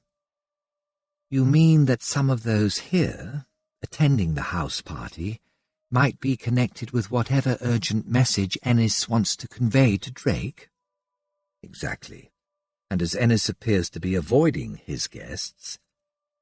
After a second, she asked, "Does Drake have any idea what Ennis's message is about?" No, he had no clue at all. "So the message might not, in fact, have anything to do with Ireland or the Irish?" He grimaced. Logically, no. "But you think it has?" I think, and Drake thinks, that rumours about fresh plots coming out of Ireland at the same time that Ennis contacts Drake, wanting to impart information of a secret and sensitive nature, is too difficult to swallow as mere coincidence, especially given Ennis is an Anglo-Irish peer with an active estate in Ireland, but a preference for living in England, who is married to an English peer's daughter and has his sons being brought up as Englishmen. Antonia turned to survey the guests. She had to admit Englishmen were in short supply. After a moment she murmured, "We, you and I, are so obviously English, and upper nobility at that. Even if the Anglo-Irish here are discussing such a plot, they're not going to mention it in our hearing." "No, we'll have to eavesdrop, and even then, it's unlikely they'll let anything fall. But I was thinking more in terms of learning who they are, where they hail from, and so on. I can't see any reason they won't tell us that, and if any of them prove to be involved in whatever plot is being hatched, the more information we have, the better." "All right." She tightened her grip on his arm. "Follow my lead." She guided him to where Mrs. McGibbon and Mr. Parish were now chatting with Melinda Boyne. Antonia and Sebastian were greeted with interest. It wasn't all that hard to get Mr. Parish talking about his interests in Ireland, sheep and investments, in that order. When appealed to, Mrs. McGibbon revealed that her husband owned a property in the northwest of the country and augmented his income through underwriting the activities of an increasingly lucrative fishing fleet. Between them, by subtle degrees, Antonia and Sebastian steered the conversation to comparisons with the Boynes' Irish estate near Tulla. As Mrs. McGibbon, Mr. Parish, and Miss Boyne had all visited and were familiar with the place, that was a subject on which all three had insights to offer. Insights, but no startling revelations. Yet it was a start. Tea having been consumed, and the cups and saucers surrendered, with the first gong not due to be rung until 6 o'clock, the company started to drift apart. As in small groups, the guests elected to stroll in the waning light of the mild autumn afternoon. Some made for the terrace, others for the gardens. Antonia and Sebastian were joined by Melissa Wainwright and Claire Savage. Together with Miss Boyne and Miss Bilhurst, Antonia's friends were eager to take the path around the ornamental lake to the small folly on the far shore. Sebastian held aloof from their plans. Antonia assumed he was intending to join and attempt to extract information from the other unattached gentleman. Then Cecilia Boyne swept up and halted by Sebastian's side. She listened to Amelie Bilhurst's eager outline of their plan and smiled encouragingly. "It is a lovely walk at this time of evening, ladies. I'm sure you'll enjoy it." With that, Cecilia looked at Sebastian, then boldly slid her arm through his. "But I'm sure Lord Erith would prefer to stroll the terrace." To Sebastian she said, "Perhaps I might show you my new conservatory, my lord." Antonia didn't think, didn't blink. With an accomplished smile, one she'd learned at her mother's knee and perfected by observation, she leaned forward and around Sebastian, addressed their hostess. "Oh, but Erith has already agreed to accompany us, and all the other gentlemen have gone off to play billiards, I believe." She turned her smile on Sebastian and allowed the gesture to take on a quite different, more lover-like warmth. "I know how you feel about me wandering unprotected." Sebastian seized her lifeline like a drowning man. He turned to Cecilia. "Sadly, Cecilia, as you can see, I'm already committed." Cecilia shot Antonia a look that was more puzzled than anything else. She eased her arm from Sebastian's, then patted his sleeve. "Later, then." Putting on her hostessly face, she smiled at the other ladies. "Enjoy yourselves, my dears." Cecilia turned and headed toward Mrs. Parish and Mrs. McGibbon. Resuming their artless chatter, Miss Boyne and Miss Bilhurst led the way through the open French doors and onto the terrace. Melissa and Claire followed. Sebastian drew in a breath and offered Antonia his arm. She laid her hand on his sleeve, and they fell in at the rear of the small procession. Once they were pacing down the lawn toward the lake, he murmured, "Thank you," clearly avoiding Cecilia while pursuing her husband is going to be a trifle more complicated than Drake thought. Antonia made a non-committal sound. They walked on in silence, for which she was grateful. She was still coming to terms with the implications of what she'd just done. Sebastian clearly assumed her action had been prompted by an urge to help him with the mission. She knew otherwise. Cecilia's proprietary assumption had sparked a reaction in Antonia, unlike anything she'd ever felt before. Sheer possessiveness had erupted and gripped her. She'd seen her mother react in just such a way toward ladies who presumed to approach her father, thinking to lure him into an affair. Her father found such clashes amusing. He was prone to stand back and watch with an indulgent smile on his lips. He understood what lay behind her mother's steely rebuffs. Sebastian didn't possess such insight, an insight born of experience, thank God. Her head high, her gaze fixed forward, Antonia paced alongside him, her hand resting lightly on his sleeve, gripping only a little. That was all she would allow herself.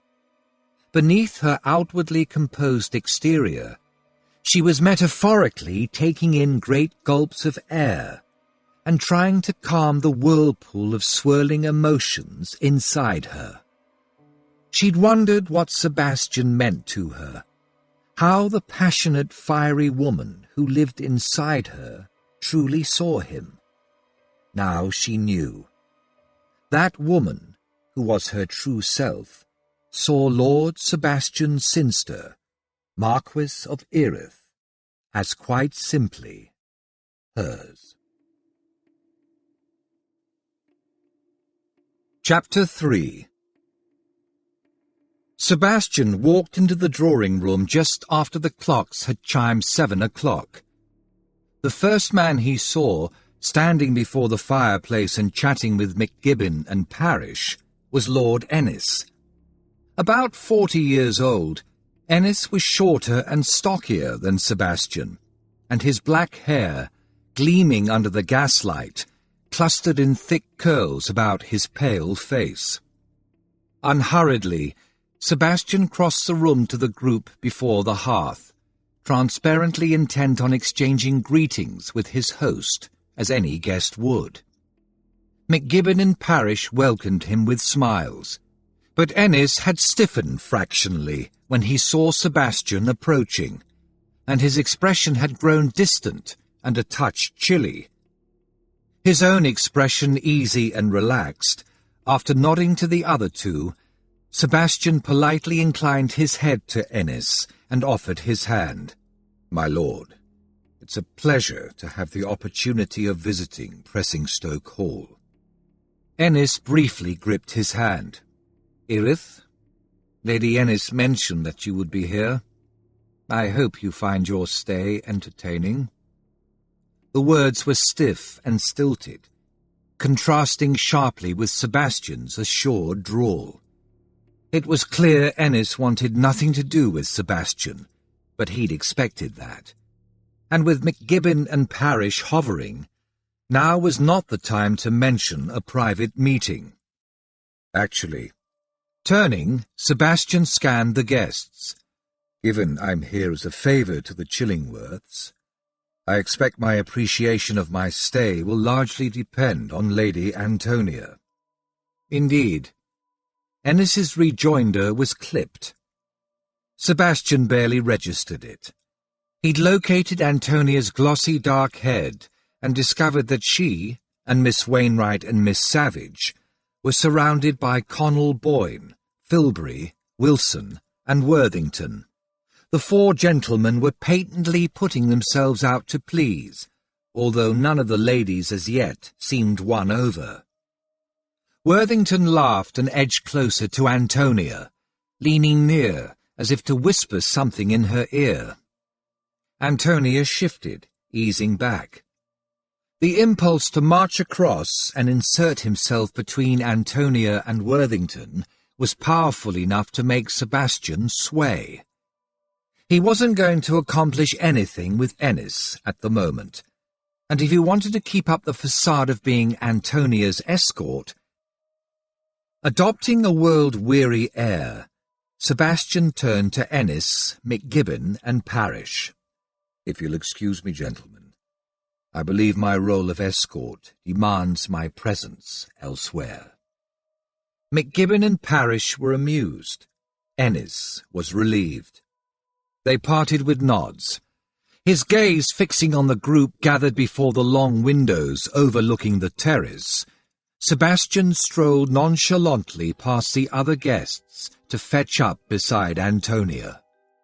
She saw him coming, and readily shifted to make way for him. He sensed with some relief.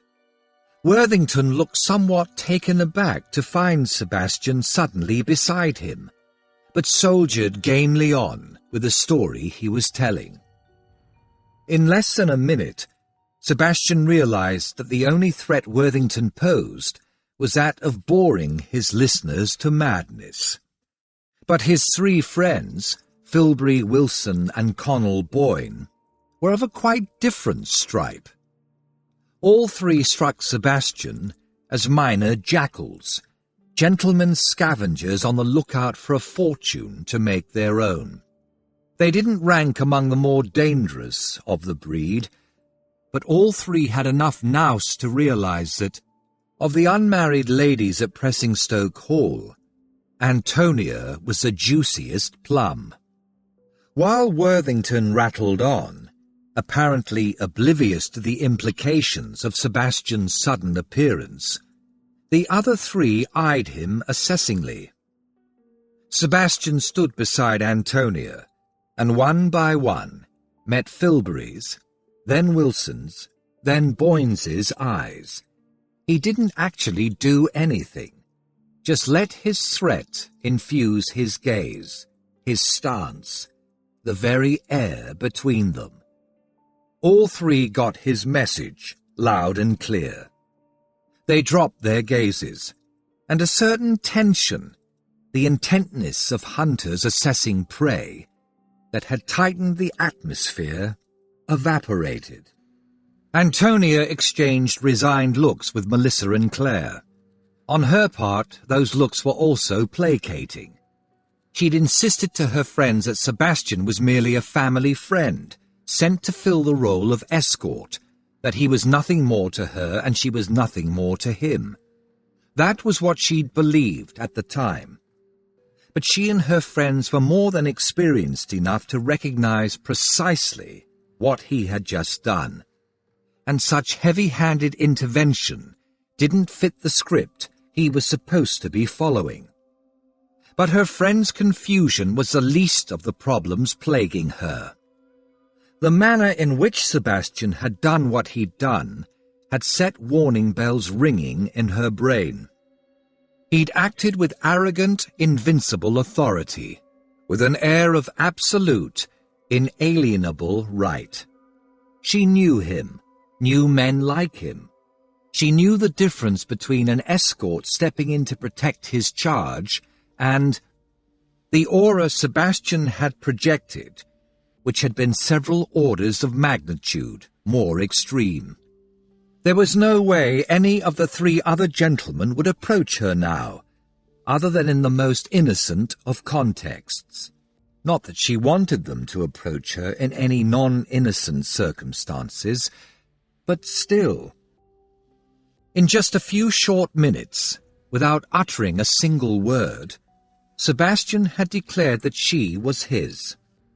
His, in some way, in whatever way he meant. He behaved as if he owned her, as if she, her time, her consideration, were his by right. Given her own eye-opening revelation of mere hours before, a revelation from which she was still mentally reeling, him behaving in such a possessive way was only compounding her difficulties.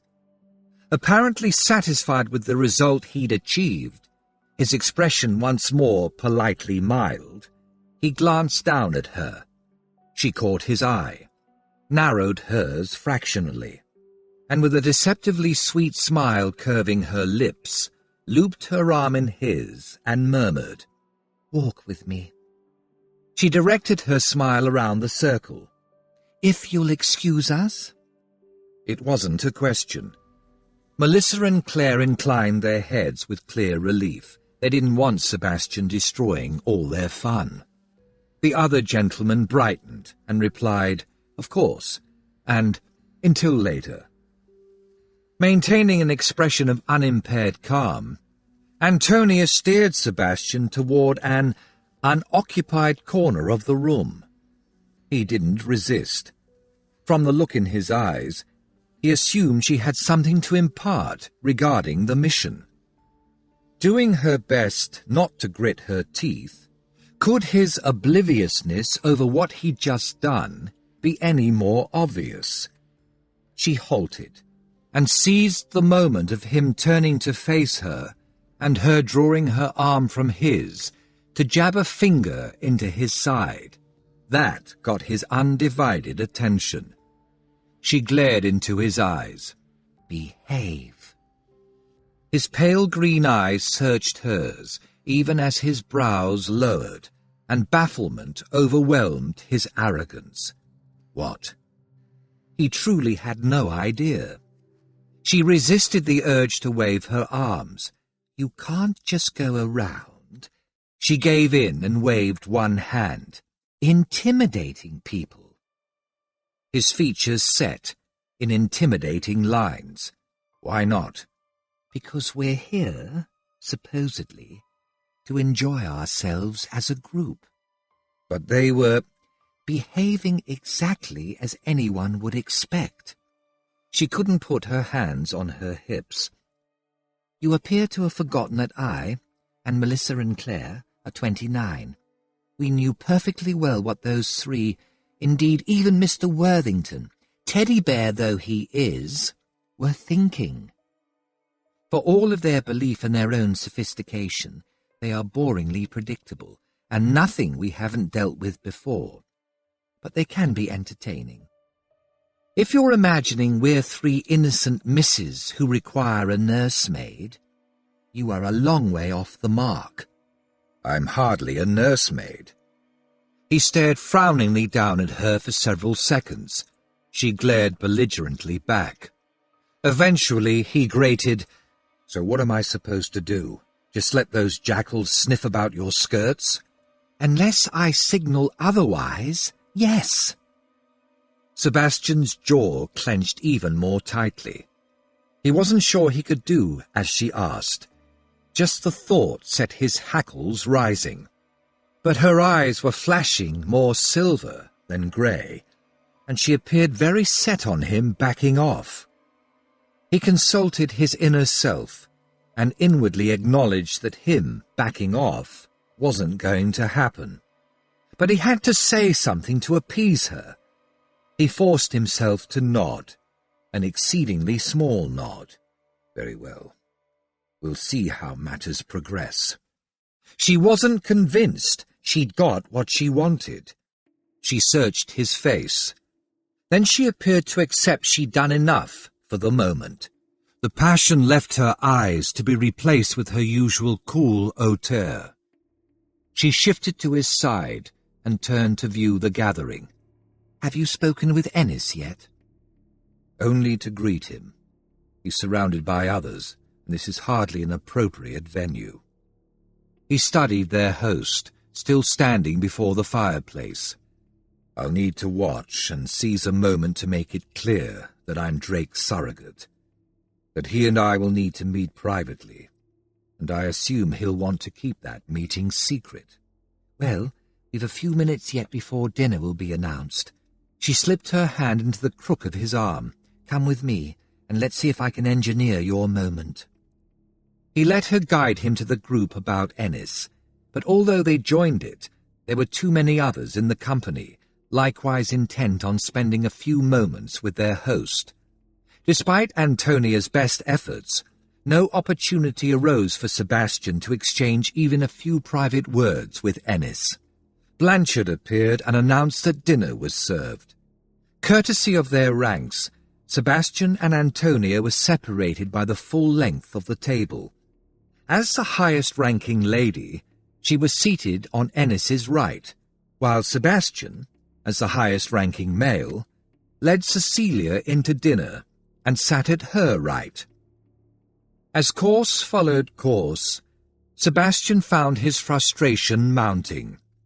Not only had he yet to speak with Ennis, but he also had to sit and watch Antonia being made much of by the gentleman at the other end of the table, while simultaneously keeping his wits about him sufficiently to avoid Cecilia's lures.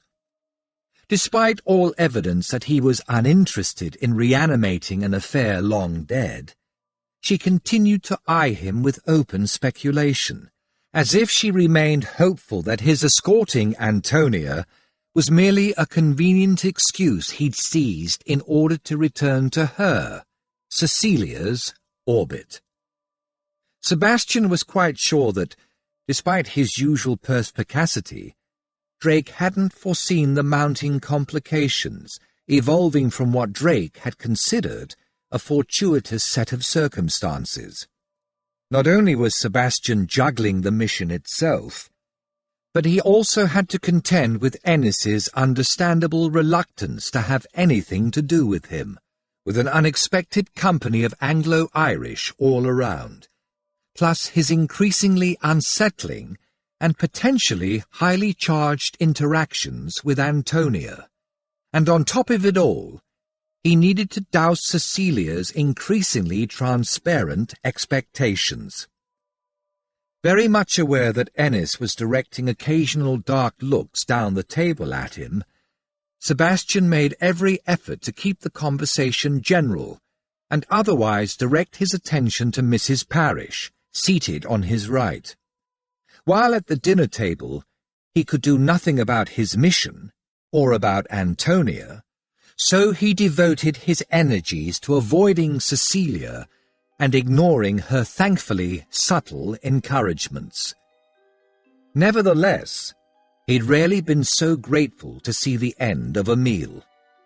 After Cecilia rose and led the ladies back to the drawing-room, the gentlemen moved up the table, and the decanters were passed around. There was no chance whatsoever of speaking privately with Ennis. Rather than further aggravate the man, Sebastian kept his distance. He sat beside Hadley Fanshawe and talked of horses and the latest fads in carriages. They were joined by Worthington and McGibbon, and the interlude passed in companionable bonhomie.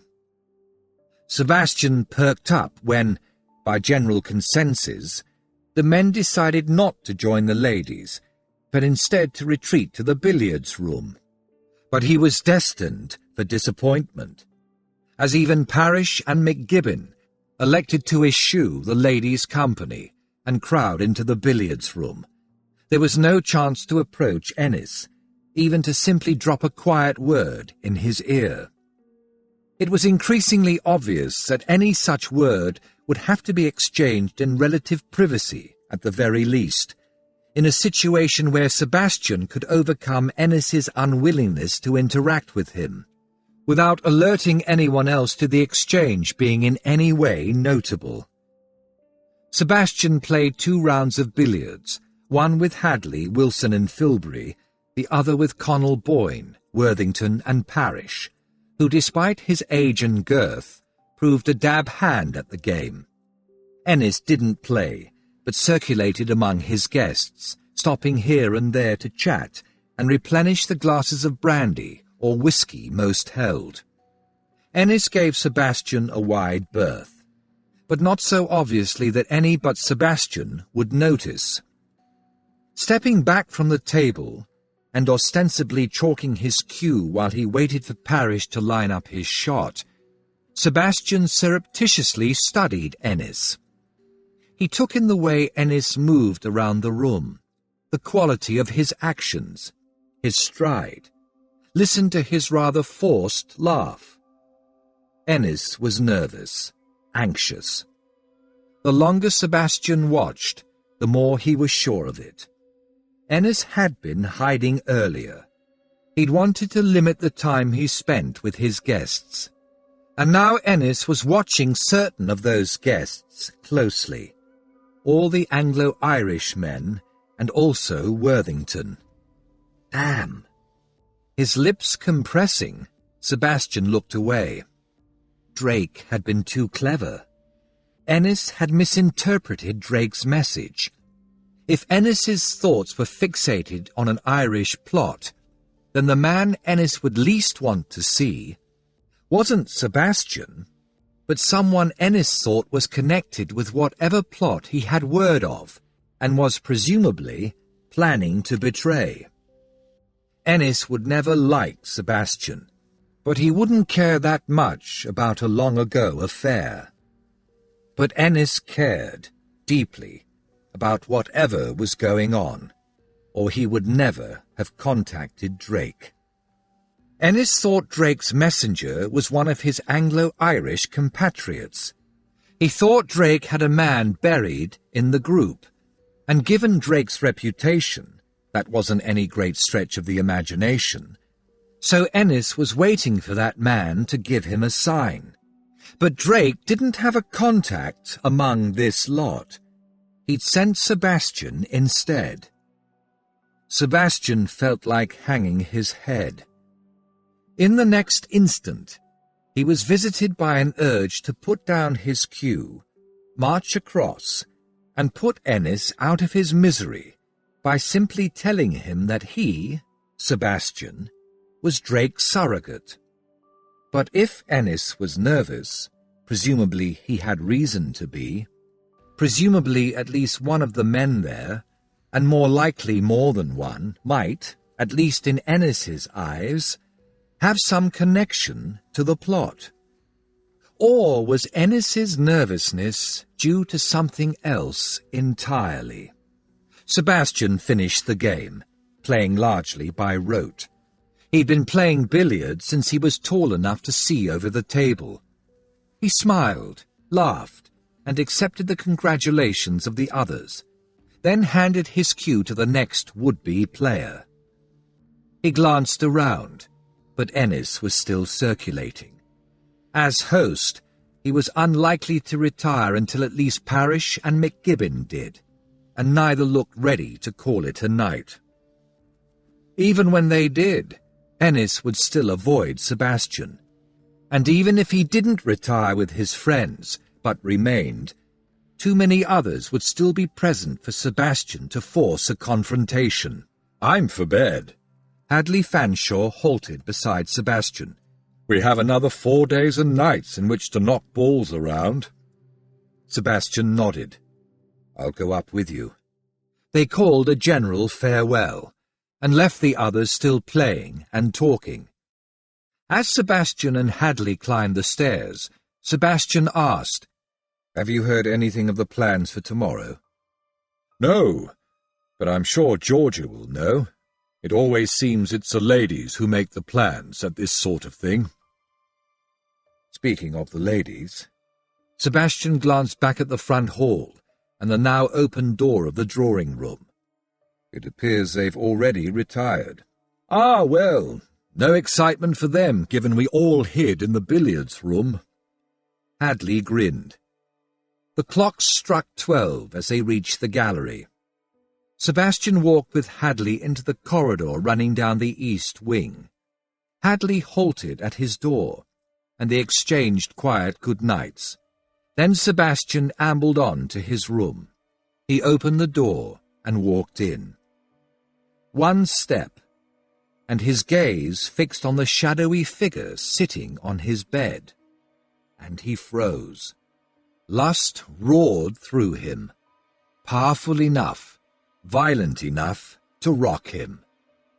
He clamped his fingers on the doorknob, gripping hard as he fought to regain his mental feet, to keep his expression utterly closed and not allow any of his searing desire to seep through. He finally managed to draw in a tight, too shallow breath. Draped in shadows, she sat on the far side of the bed and watched him, but she made no move, made no sound, almost as if she understood the unwisdom of even shifting. Carefully, he eased his fingers from the doorknob. He forced himself to draw in another breath, step fully inside, and shut the door. Slowly, he turned and faced her. Antonia. His first impulse was to trap the surging compulsions and feelings and push them deep, lock them away, deny them. But even as his gaze passed over her veiled features, he accepted that this, all he felt, all she made him feel, was real. He'd seen her anew, or perhaps for the first time, in Green Street 3 days ago. The sight had riveted his mind and his senses. Now, unexpectedly finding her in such a place had provoked another level of recognition. Through the dimness, he looked at her and realized, knew, who, exactly, he was looking at. The exceedingly beautiful, haughty and aloof, elusive and willful, noble-born, socially adept daughter of an earl, who was no blood relation. His senses, he realized, had always known. Some part of his mind had too. But for decades, most of his conscious mind had relegated her to the status of an almost sister. He didn't truly think of her as a sister, and he never would attempt to again. He took a step forward, only to realize just how giddy the abrupt, unanticipated revelation had left him. Such a fundamental rearrangement of the landscape of his life. Perhaps it was unsurprising that he felt a touch disoriented. Distantly, he heard the sound of men's voices, of footsteps and doors closing. The movement in the corridors had masked, excused his hesitation. As the sounds faded, he drew breath, and still moving slowly, carefully, walked to the tall boy, which stood a window width from the foot of the bed. No way would he trust himself anywhere near that bed. Not until he'd had time to study his new landscape and decide on his best way forward. Ravishing her tonight almost certainly wasn't it.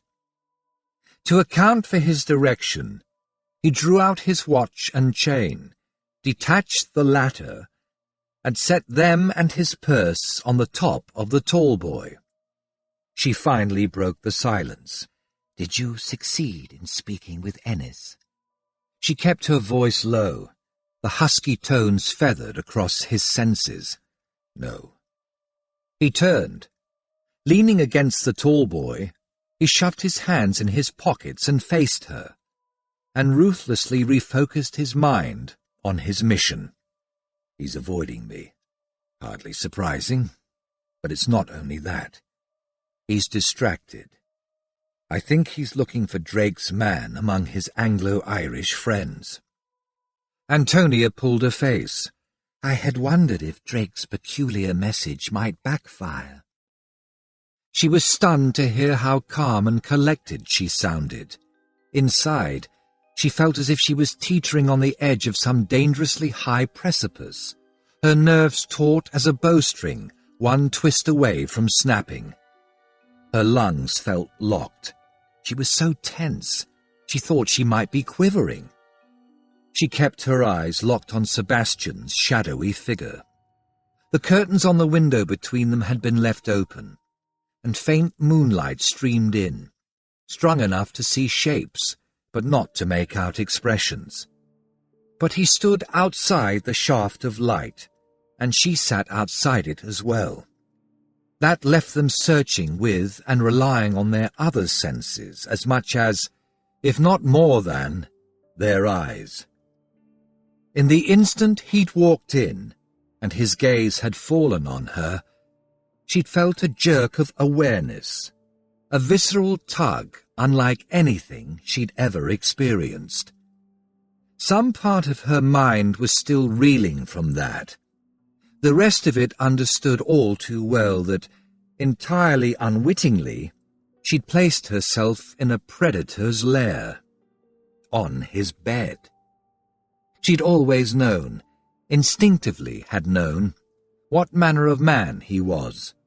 Although she'd never seen him like this, with his shields, the sophisticated and highly polished surface he displayed to their world, down, she'd always sensed the reality of him, the ineluctable masculine threat he posed, powerful, virile, and compelling, She hadn't intended to provoke him, but the single heavy armchair in the room had its back to the door, and she hadn't felt comfortable sitting there.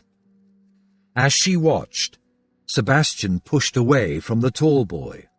Slowly, with a gait that could only be described as a stalking prowl, he closed the distance between them. His voice seemed impossibly low as he murmured, "I'll catch him tomorrow." She nearly asked, "Who?" then realized he meant Ennis. He passed through, then beyond the fall of moonlight, and became a large, dark figure, steadily, step by step, looming nearer. She'd forgotten how to breathe. A tiny, very small and craven part of her wanted to flee. The rest waited, breath-baited, needing, quite desperately, to see what he would do. He halted a bare foot away, and she discovered her mouth had gone dry.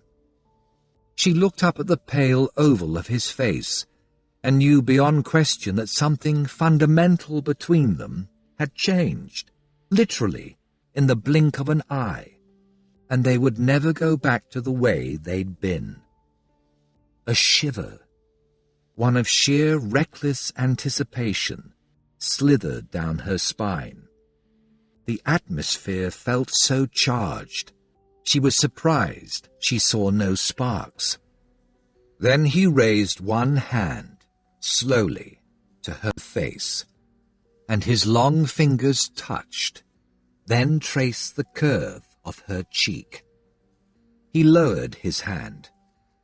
When he spoke, his voice was so deep, so gravelly, she could only just make out the words, "Get out of here, Antonia, now." There was no real force behind the command, as if only a part of him meant it, yet the unspoken warning was clear. The sense of standing on a precipice expanded and grew, and she chose the path of wisdom, of immediate safety. Despite her quaking limbs, she managed to, carefully, rise. It was an effort to wrench her gaze from his, but once she had, a curious defiance bloomed. Moving slowly, deliberately, she smoothed her skirt. Then she raised her head, looked directly into his shadowed eyes, less than a foot away, and despite being entirely unable to draw breath, coolly said, "Do let me know when you succeed in speaking with Ennis." He'd asked her for help with his mission several times, had availed himself of her social skills. She wasn't about to allow him to keep her in the dark over what was going on, as he would, if she let him. Boldly, she stepped past him. Her nerves leapt, as she sensed him tense and swivel as if to seize her, but he didn't.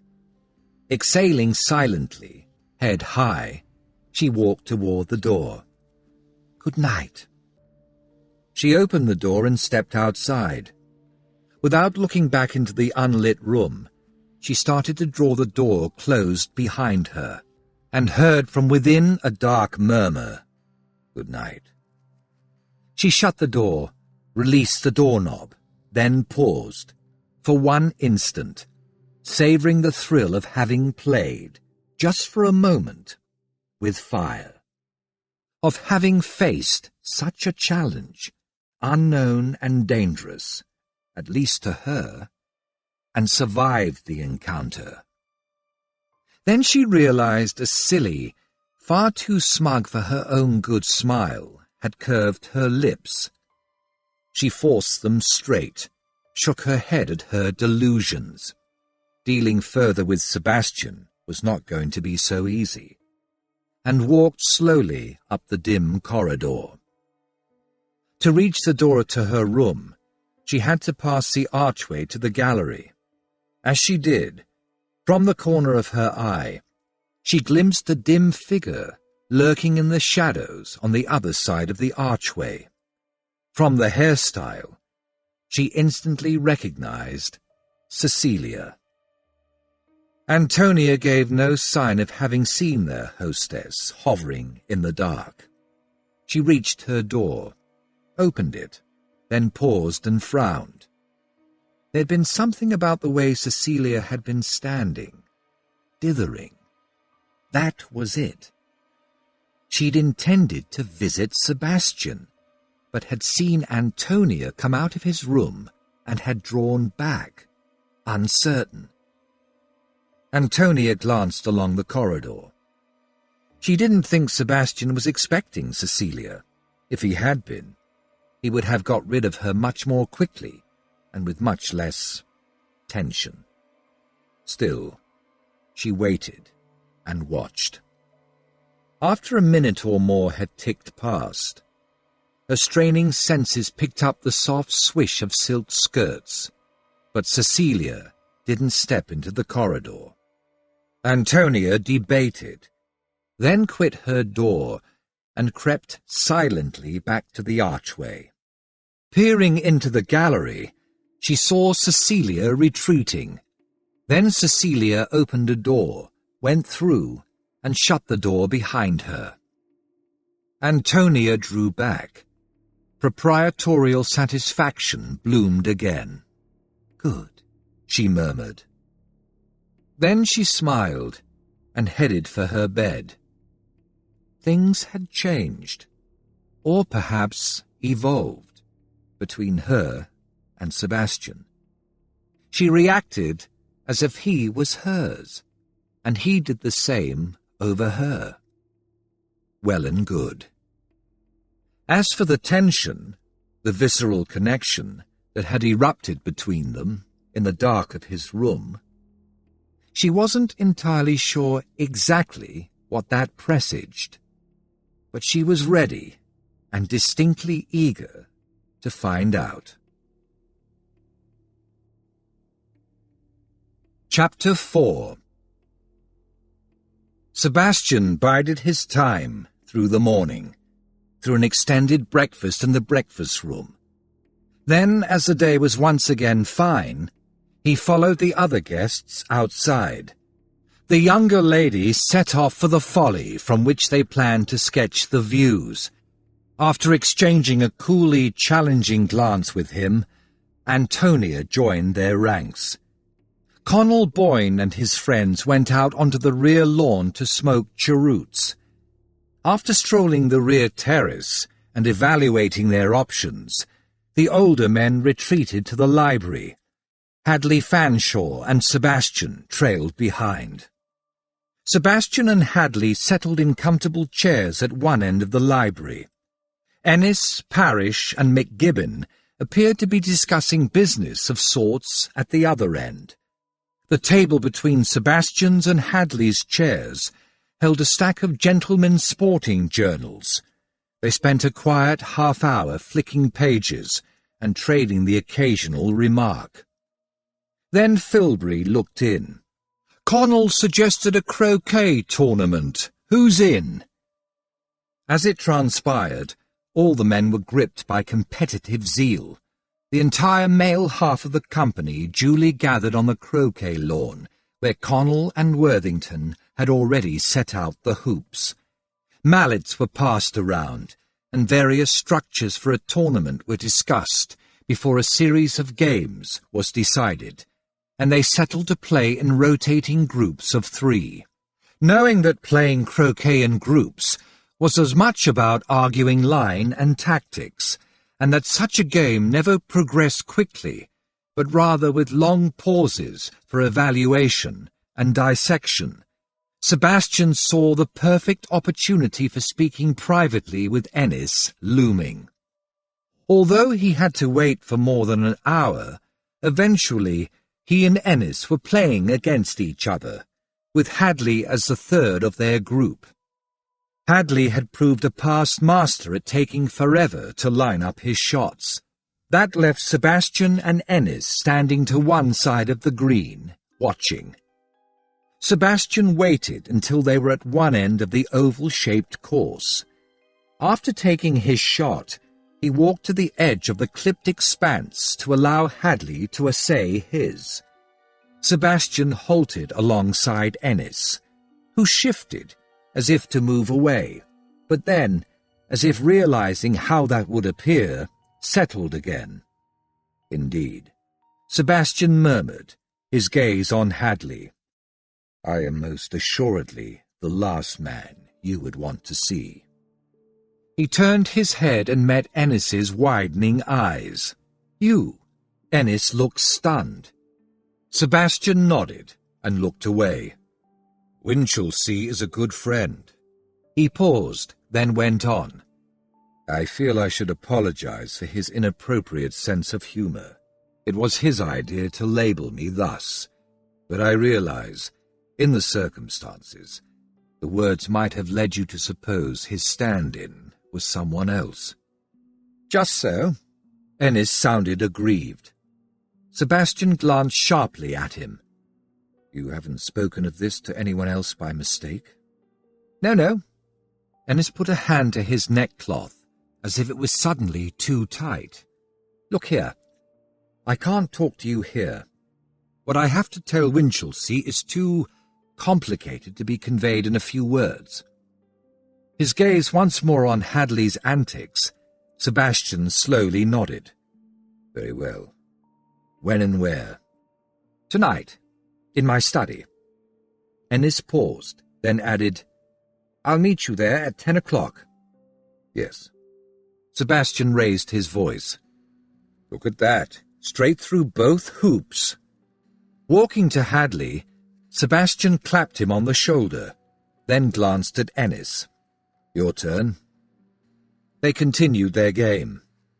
Sebastian estimated his exchange with Ennis had taken no more than 2 minutes, if, as Ennis's nervousness suggested, someone of the company was connected with the plot Ennis intended to expose. Even if that person had been watching them, there was no reason they would have imagined he and Ennis had discussed anything more enthralling than Hadley's game. The tournament eventually concluded, with Worthington declared the outright winner, with Hadley in second place.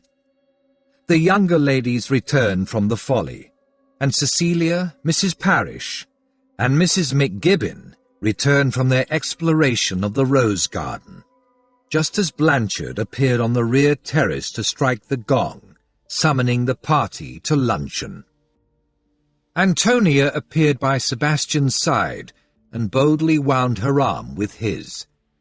He wasn't entirely certain he approved of the bolder, wilder side of her. Certainly not when she allowed it out in public. "So have you managed to corner Ennis?" Her words floated to him on a whisper. Yes. The others had started across the lawn to the terrace. He and she fell in at the rear of the company. He dipped his head and murmured. He elected to meet at 10 o'clock tonight in his study. He's definitely nervous of someone here. If he is, that suggests that someone must have some sort of connection with whatever group Ennis intends to inform against, doesn't it?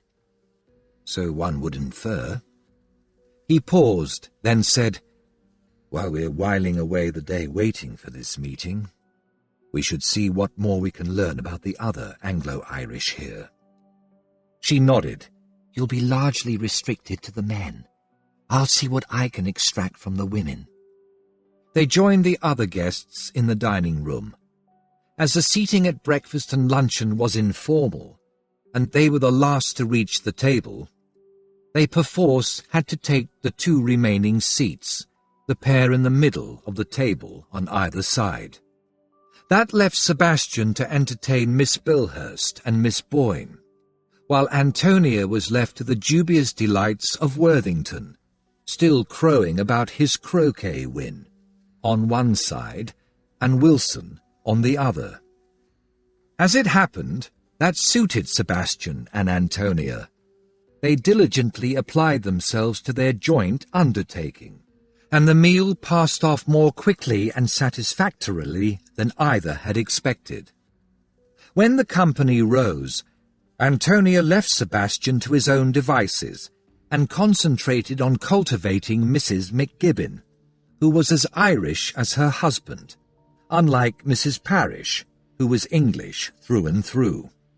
But she quickly discovered that Mrs. McGibbon belonged to that class of wives who paid no attention whatsoever to the details of their husband's business. Beyond what she'd already imparted about McGibbon's interest in the local fishing fleet, she knew no more. She did not even know if her husband belonged to any particular club. Antonia shifted her sights to Melinda Boyne, and was pleased to discover that the younger woman had something of a tendre for Filbury. Consequently, Melinda was a font of information on Filbury's background, friends and associates, and even more importantly, his views, and those of his close friends, on such matters as Irish independence. On the latter subject, Antonia had to reach deep and project an artlessness bordering on the inane. As the daughter of a very English earl, she had to phrase her questions exceedingly carefully, and as Melinda was by no means witless, pretend to a lack of comprehension that was profound, yet at the same time believable. The careful interrogation took time and skill, and lasted until tea-time. During the half-hour spent over the cups in the drawing-room, and the amble about the rose-garden with her friends that followed, Antonia learned little else. Instead, she sifted through the numerous hints and facts Melinda had let fall. By the time the gong to dress for dinner sounded, she was ready to retire and refresh herself, body and mind, before participating in dinner and the musical evening Cecilia had arranged. She climbed the stairs with Claire and Georgia. Claire headed into the west wing, while Antonia and Georgia walked into the east wing to their rooms. "See you downstairs." Georgia waved and went into her room. Antonia opened her door, walked inside, and saw Sebastian seated on the window seat. He didn't rise. Odd. Normally, inculcated manners would have brought him to his feet. Only in private, and only with a lady with whom he considered himself very close, such as a lover, would his instincts allow him to remain seated. Had he remained seated on purpose to send her some message, or had he not even noticed that he hadn't risen? One brow arching, she shut the door. A quick glance around informed her that Becky wasn't in the room. "Your maid was here. I sent her off and told her to wait for you to ring." "High-handed of you." Antonia didn't bother saying the words. She just threw him a haughty, disapproving look and walked to the dressing-table. With a swish of her skirts, she subsided onto the stool. "So what have you learned?" She reached for the pins that held the bun at the back of her head in place. As she pulled the first free, she met Sebastian's eyes in the mirror. Yes, she was teasing him, challenging him, by letting down her hair like this, but too bad. Her wild side felt like it, and if he could arrogantly presume to send her maid away... She felt certain that, as in so many endeavours, he assumed that he would be in complete and absolute control of any relationship between them, that it would proceed and develop as he dictated. That certainty only prodded her into seeing how far she could push him, how far she could provoke him before he realized his assumption wasn't correct. A frisson of danger, of anticipation, fizzed through her veins. She pulled out the next pin. Sebastian felt he should, somehow, stop her unravelling her hair. The action created a far too intimate atmosphere. Yet he couldn't summon the necessary will to override his more primitive side. That part of him, the sensual, sexual being, wanted to see that crowning glory rippling over her shoulders. She'd been wearing her hair up for over a decade. He couldn't recall exactly what it had looked like when, as a girl, she'd worn it down. And it would be different now, lusher, thicker, more vibrant. Surreptitiously, he cleared his throat and ignored his ever-sharpening appetite. From all I gathered from Worthington and Filbury, both of whom gossip far too readily, useful though that trait is in this instance, I suspect Ennis has, at the very least tacitly, and possibly through donations, been a supporter of the young islander cause. However, despite possessing a large and well-established estate over there, he hasn't been back much in the past decade, and he certainly wasn't directly involved, any more than Parish, McGibbon, or the younger men were, in the recent rebellion. Added to that, Cecilia is English to the bone, and according to Wilson, another likely young islander sympathizer, her influence is definitely anti-Irish. So although Ennis might retain a sympathy for the Irish, it's sympathy at a distance, and overall, he settled into and is accepted by English society, and by all the evidence, he values that position. Antonia continued easing pins from her tightly coiled hair and laying them on the dressing table. I gathered from Mrs. Parish and Mrs. McGibbon that the Ennises have lived here or at their townhouse in London consistently since their marriage.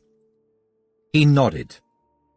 I can see plenty of justification for Ennis if he'd heard of something beyond mere protests. For instance, of some plot that bordered on treason, feeling compelled to contact Drake. As for whom among the guests he fears, I can't see why it would be Parish or McGibbon, although both live in Ireland and therefore, presumably, have closer ties to those there. I get the sense they're exactly as they appear, gentlemen devoted to the managing of their estates and businesses, and having no special interest in any political intrigue. I got the same impression from Miss Bilhurst. Although she's English, I gather she's been close to her aunt and uncle for most of her life, and has visited them frequently, and also from Melinda Boyne, who has known the Parishes and McGibbons for years. Later, I overheard Cecilia talking to Mrs. Parish and Mrs. McGibbon about their homes and children. Again, there was no whiff of anything that might remotely suggest any political interest at all, not on the ladies', or even on their husbands' parts. Antonia let her coiled hair fall, the mass unfurled in a waterfall of wavy black tresses that spilled over her back, almost to her waist. Sebastian clenched both hands on the edge of the window seat, gripping against the impulse to rise and stroll to stand behind her, to where he could reach out and run his fingers through the silken fall of her hair. If fingers could slaver, at that moment, his did, hungry for the feel of black silk sliding across his palms and over and around his fingers. Antonia sighed, as if in physical relief, then raked her fingers under and back through her hair, lifting the long tresses, then letting them slither free. He tried to block the sight from his mind and forced himself to speak, although to his ears at least his tone was flat, devoid of enthusiasm. Assuming that Ennis is indeed fearful of someone present at the house party and not someone outside the company, then it seems we're looking at the younger men. Antonia picked up her hairbrush. Through my discussions with Worthington and Filbury at the luncheon table, and what Melinda Boyne, who's sweet on Filbury, let fall later, I gather both Worthington and Filbury are sympathetic to the cause, but neither go beyond good wishes.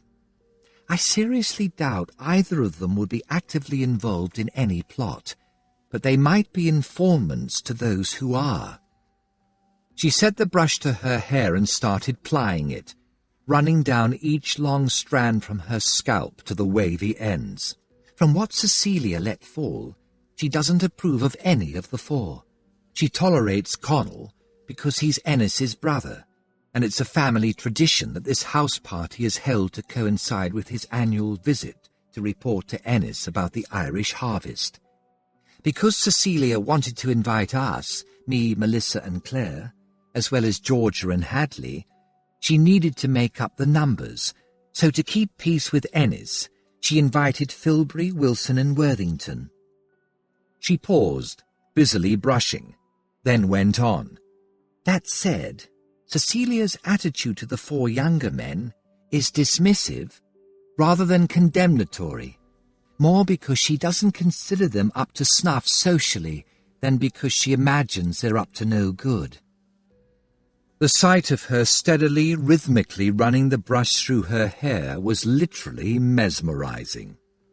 After several seconds, Sebastian blinked, then dragged his eyes from the sight.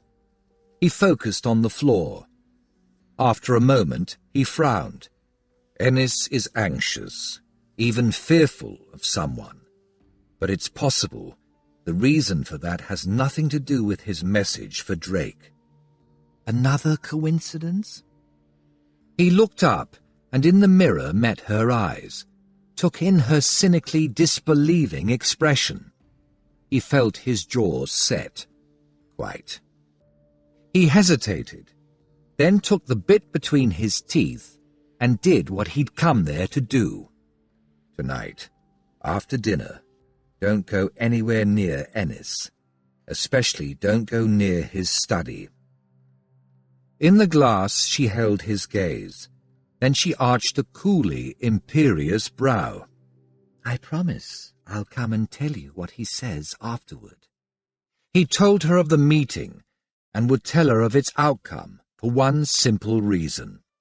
It was senseless to keep such information a complete secret, to have no one but himself knowing, not when she was there, knew Drake, and understood the mission, and he knew he could trust her. She studied him, searched his face. For several seconds. Then she nodded. "Very well. Just as long as you tell me later." That had gone better than he'd hoped. He hadn't been sure how she would react to what she might well have interpreted as an attempt to rein her in. The warning was an attempt to keep her away from any potential action. While talking to Ennis should, theoretically, be safe enough, Sebastian's thumbs were pricking. He didn't like not knowing the source of Ennis's underlying fear.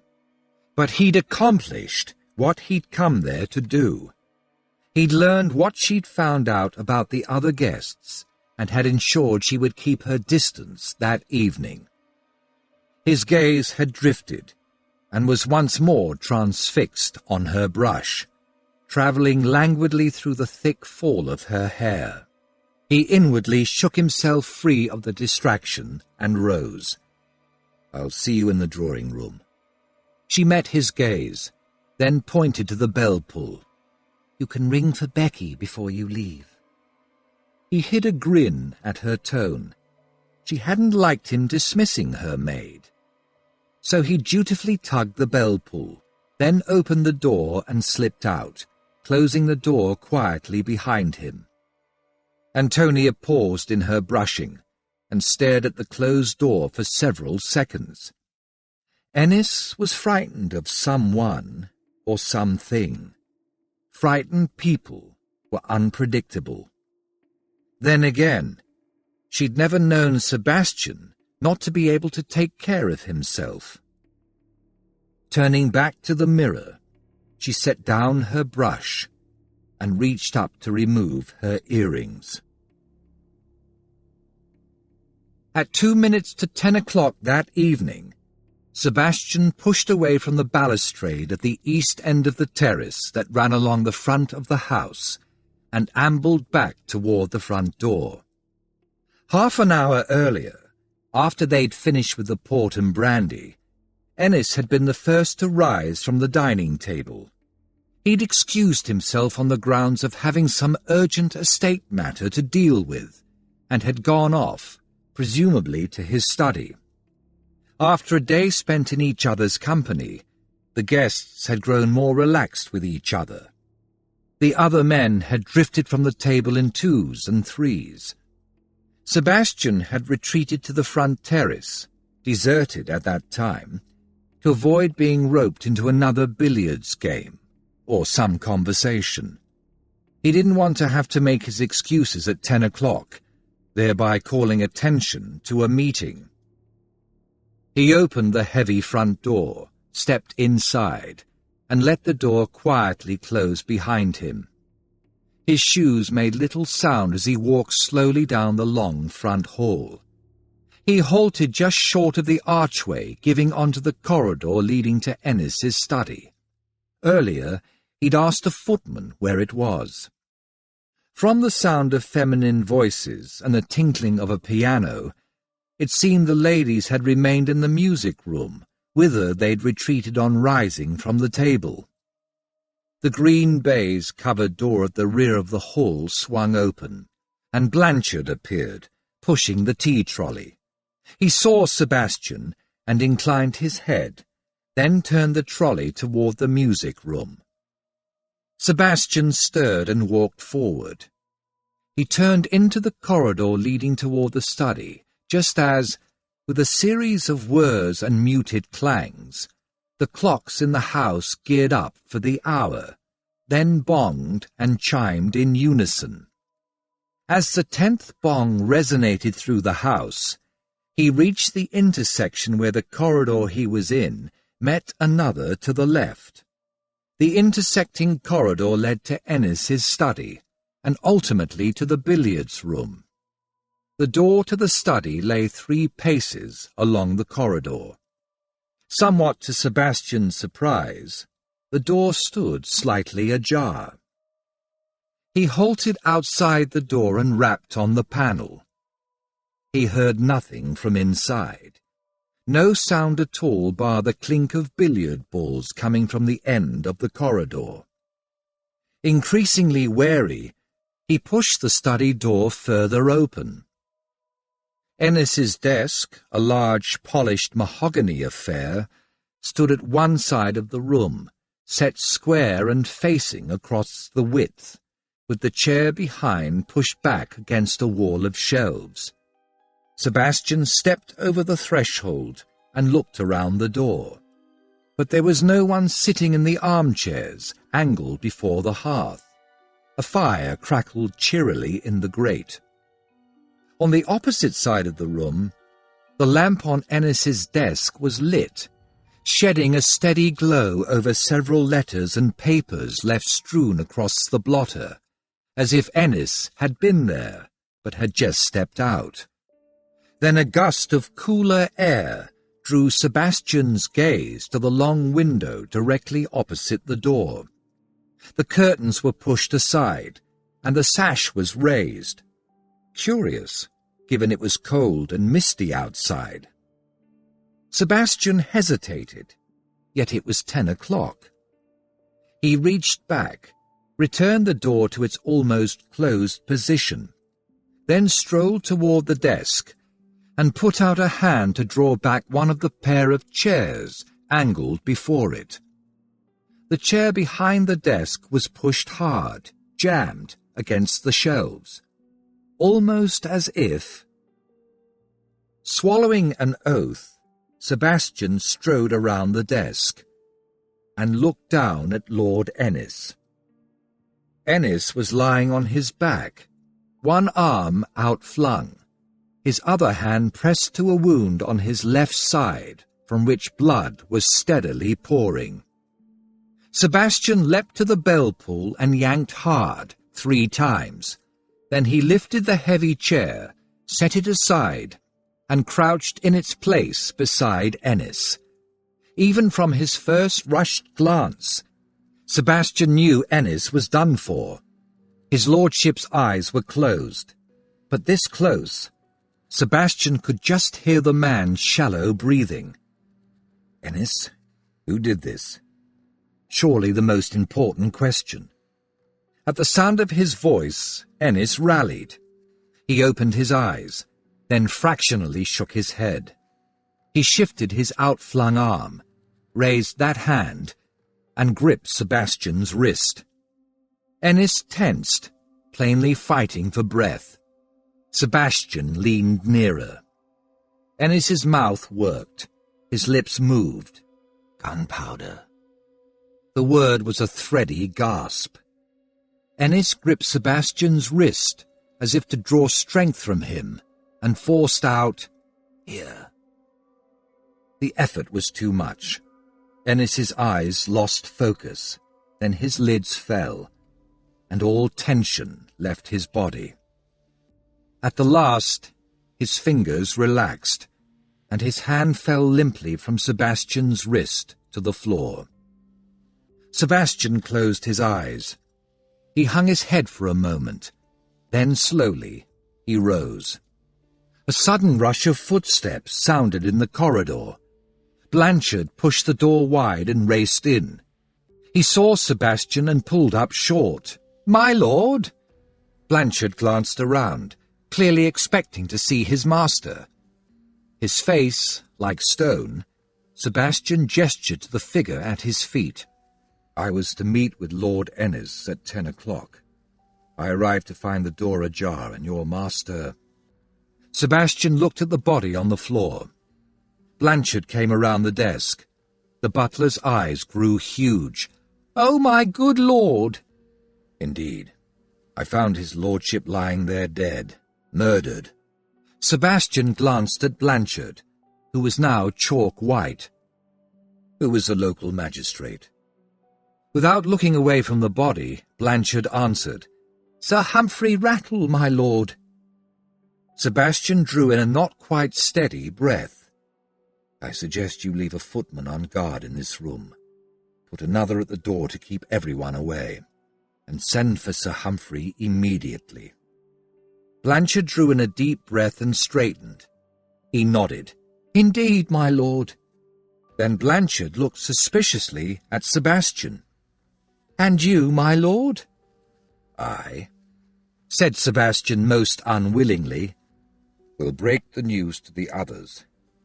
He thought, then added, "Please summon everyone to the drawing-room. I'm sure Sir Humphrey will prefer us all to be together, in one place, when he arrives."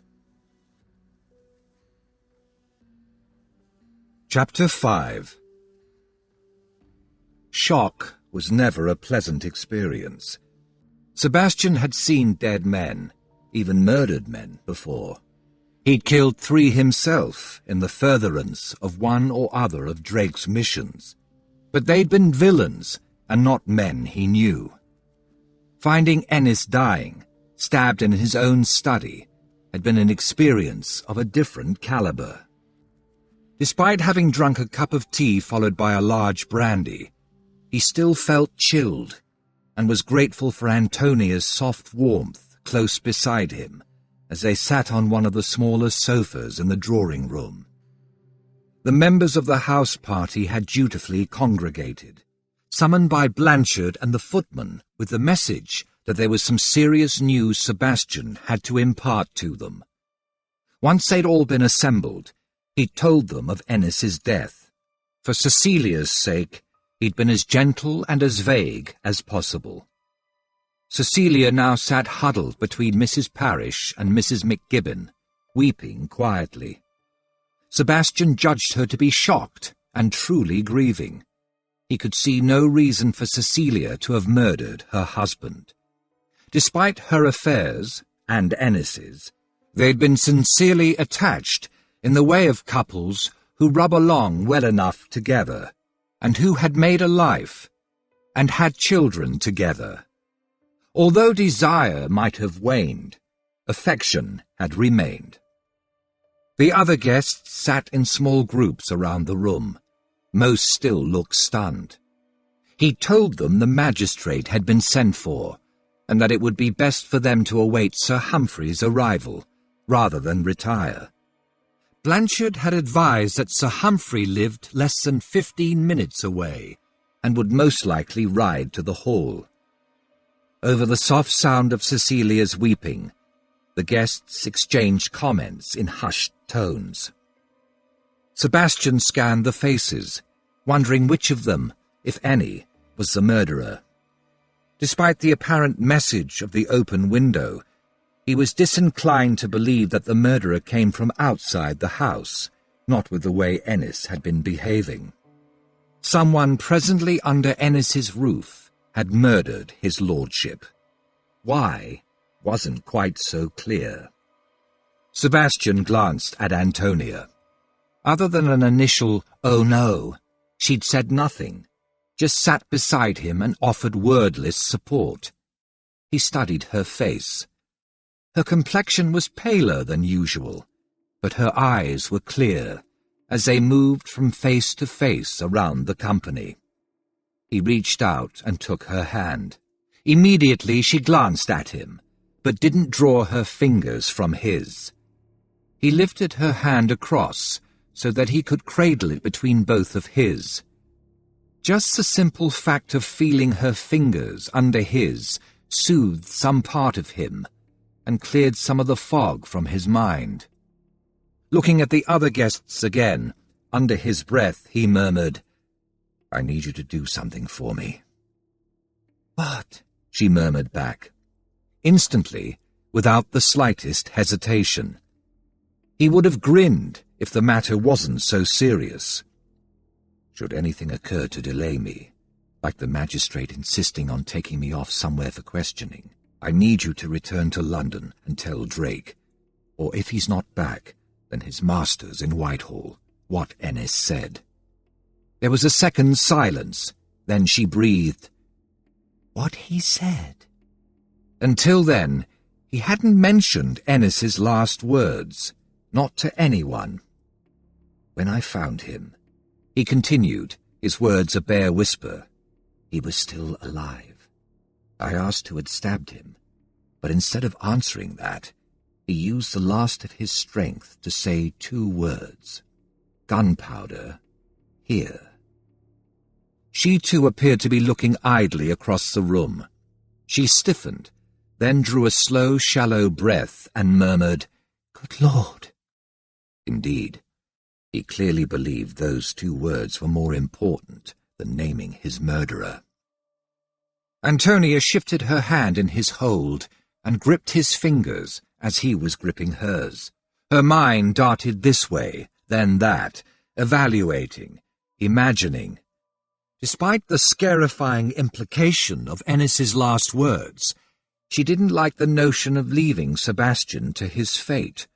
But he was a marquess, and perfectly capable of acting as one of the higher nobility, and pulling rank when he chose to do so. She felt confident he wouldn't be taken up, but she could understand that, to him, having her agreement that, in such an eventuality, she would take Ennis's words back to Drake was important. She forced herself to nod. "All right. If anything happens to detain you, I'll take the message to London." And then, if he had indeed been detained, she would come straight back, dragging Drake, or St. Ives, or even her own father with her to ensure Sebastian was immediately released. Unaware of her full intention, he squeezed her fingers in wordless thanks. Instinctively, she returned the comforting pressure. Then they heard voices outside. He released her hand, and she drew it back. Along with the other guests, they looked expectantly toward the drawing-room door. But the sound of heavy footsteps marched past, and the door did not open.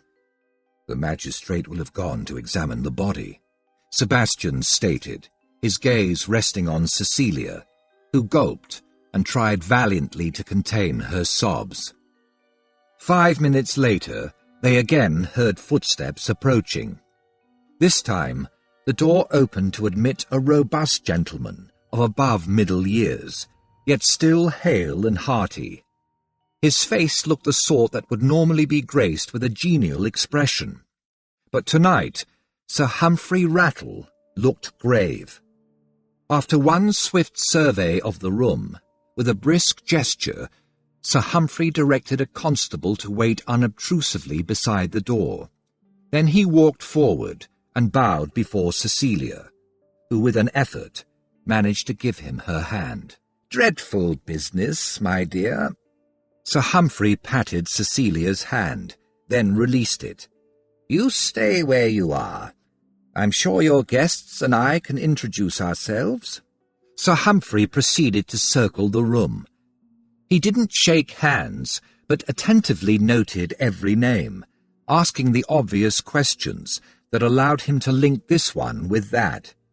As he moved on, the gentleman, who had risen at his approach, remained standing.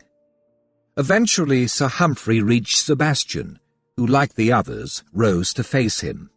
"Erith," Sebastian said. "I'm here as escort to Lady Antonia Rawlings." He waited while Antonia gave Sir Humphrey her hand, and the magistrate bowed over it. As Sir Humphrey straightened, Sebastian said, "It was I who found the body." Sir Humphrey eyed him shrewdly. "You did, eh?" After a second of studying him, Sir Humphrey turned to face the room. "I'm afraid, ladies and gentlemen, that due to the serious nature of this crime, I am obliged to report the matter to Scotland Yard. I've already sent off a courier to notify the Yard, and I expect we'll see an inspector here by tomorrow morning. Until then, you will all need to remain at Pressingstoke Hall. As I gather the house party has only just commenced, that shouldn't create any difficulties for any of you." Sir Humphrey paused, as if waiting for a protest that didn't come. He cast a sidelong glance at Sebastian, then said, "Now, ladies and gentlemen, if you would oblige me by waiting here for the next few minutes, I'll have a quick chat with Lord Erith, and then decide what's best to be done." "It was Cynster, Erith, who found Ennis." Worthington looked unnaturally pale. "None of the rest of us even went near. The butler and the footman kept us away.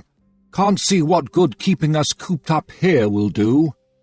"Nevertheless," Sir Humphrey said, and now there was steel in his tone, "for the moment, I require you to remain in this room. My chat with Lord Erith will not take long." With that, Sir Humphrey directed an inquiring look Sebastian's way, and with a tip of his head, indicated the door. Sebastian fell in beside the magistrate. As they neared the door, Sir Humphrey, his head lowered and his hands clasped behind his back, murmured, "You're St. Ives's son, aren't you?" "Yes. The Marquis of Erith is a courtesy title." "I see." Sir Humphrey opened the drawing-room door and waved Sebastian ahead of him. After closing the door behind them, Sir Humphrey said, "I'll get Blanchard to find us a room, and you can tell me—" "Actually—" Sebastian halted in the middle of the hall, and looking back, met Sir Humphrey's eyes. "Might I suggest we speak outside?" "Outside?" Sir Humphrey frowned. Sebastian gestured to the front door. "There is a reason for my request. If you would humour me." Sir Humphrey debated for all of 1 second. He couldn't gainsay a man of Sebastian's lofty rank, not without having a very good reason. He nodded curtly. "Very well." Sebastian led the way to the door. A footman sprang to open it. Walking onto the front porch, Sebastian noted a constable standing in the shadows along the front terrace. Looking ahead, he pointed to the circle of open lawn beyond the sweep of the drive. "There should do." He started down the steps, making it clear he expected Sir Humphrey to follow. Sebastian crossed the gravel drive and walked on until he was several yards beyond its edge. Then he halted and waited for Sir Humphrey to join him. The magistrate stopped and faced him, regarding him through narrowed eyes. "What's the reason for this, eh?" Sebastian met his gaze. "I want to be 100% certain that what I say to you will not be overheard." Sir Humphrey blinked. Before the magistrate could pose another question, Sebastian asked, "Have you heard of Winchelsea, of the role he plays?" Sir Humphrey's expression grew wary. "You mean Wolverston's heir? Another marquis like you?" Sebastian nodded. "Just so. But the important point is whether or not you know what Winchelsea does." Sir Humphrey studied Sebastian for a moment, then grudgingly admitted, "I've heard he works for the Home Secretary in some secretive sort of capacity." Indeed. Sebastian judged he had to take the chance and tell Sir Humphrey of the mission. "What I am about to tell you must be held in the strictest confidence. I'm attending this house party, ostensibly squiring Lady Antonia, who is a family friend, both of my family and also of Winchelsea's. In reality, I'm here in Drake's, Winchelsea's, stead. He sent me here to act as his surrogate and receive a message from Lord Ennis." "A message?" "Ennis wrote that he had information of vital significance to lay before Winchelsea, but that he would not commit that information to writing. Instead, he wanted to meet Winchelsea face to face and suggested he attend this house party for that purpose. Unfortunately, Winchelsea had a pressing engagement elsewhere, in Ireland, as it happens. Consequently, he was very interested in hearing what Ennis had to say, but couldn't be in two places at the same time. I've occasionally assisted Winchelsea before, so he asked me to stand in for him and come to the house party, and we arranged for me to attend as Lady Antonia's escort. My brief was to contact Ennis and receive whatever information his lordship wished to divulge." "I see." Sir Humphrey frowned. He stared at the trees bordering the lawn. "So what happened? Did you get the information?" "Yes and no. I only managed to speak privately with Ennis this morning, when I alerted him to the fact that I was Winchelsea's surrogate. We couldn't talk further then. We were in the middle of a game of croquet. Ennis suggested we should meet tonight at 10 o'clock in his study, the implication being that he would give me the information for Winchelsea then.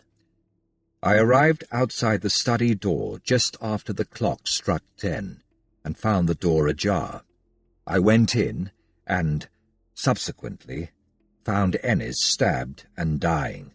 You saw where the body was." "Dying?" Under his bushy brows, Sir Humphrey's eyes flew wide. "Blanchard said Ennis was already dead when you found him." "He wasn't, but I let everyone assume he was." "So did he say anything?" "After summoning the staff, before they arrived, I asked Ennis who had stabbed him. He shook his head, and instead of answering, used his last breaths to say 2 words. Gunpowder, here." Sebastian heard the grimness in his tone. Then he died. "Gunpowder? Here?" Sir Humphrey all but goggled. "Indeed. And no, I have no idea what that actually means." The night's cold silence engulfed them. From deep in the wood to the side of the house came the hoot of an owl. Sir Humphrey shifted. Then he cleared his throat and gruffly said, "No insult intended, my lord, but do you have any proof of this business?" Sebastian stirred. He reached into the inside pocket of his coat. I have the letter from Ennis to Winchelsea. You'll be able to verify it's Ennis's handwriting, and a copy of Winchelsea's reply."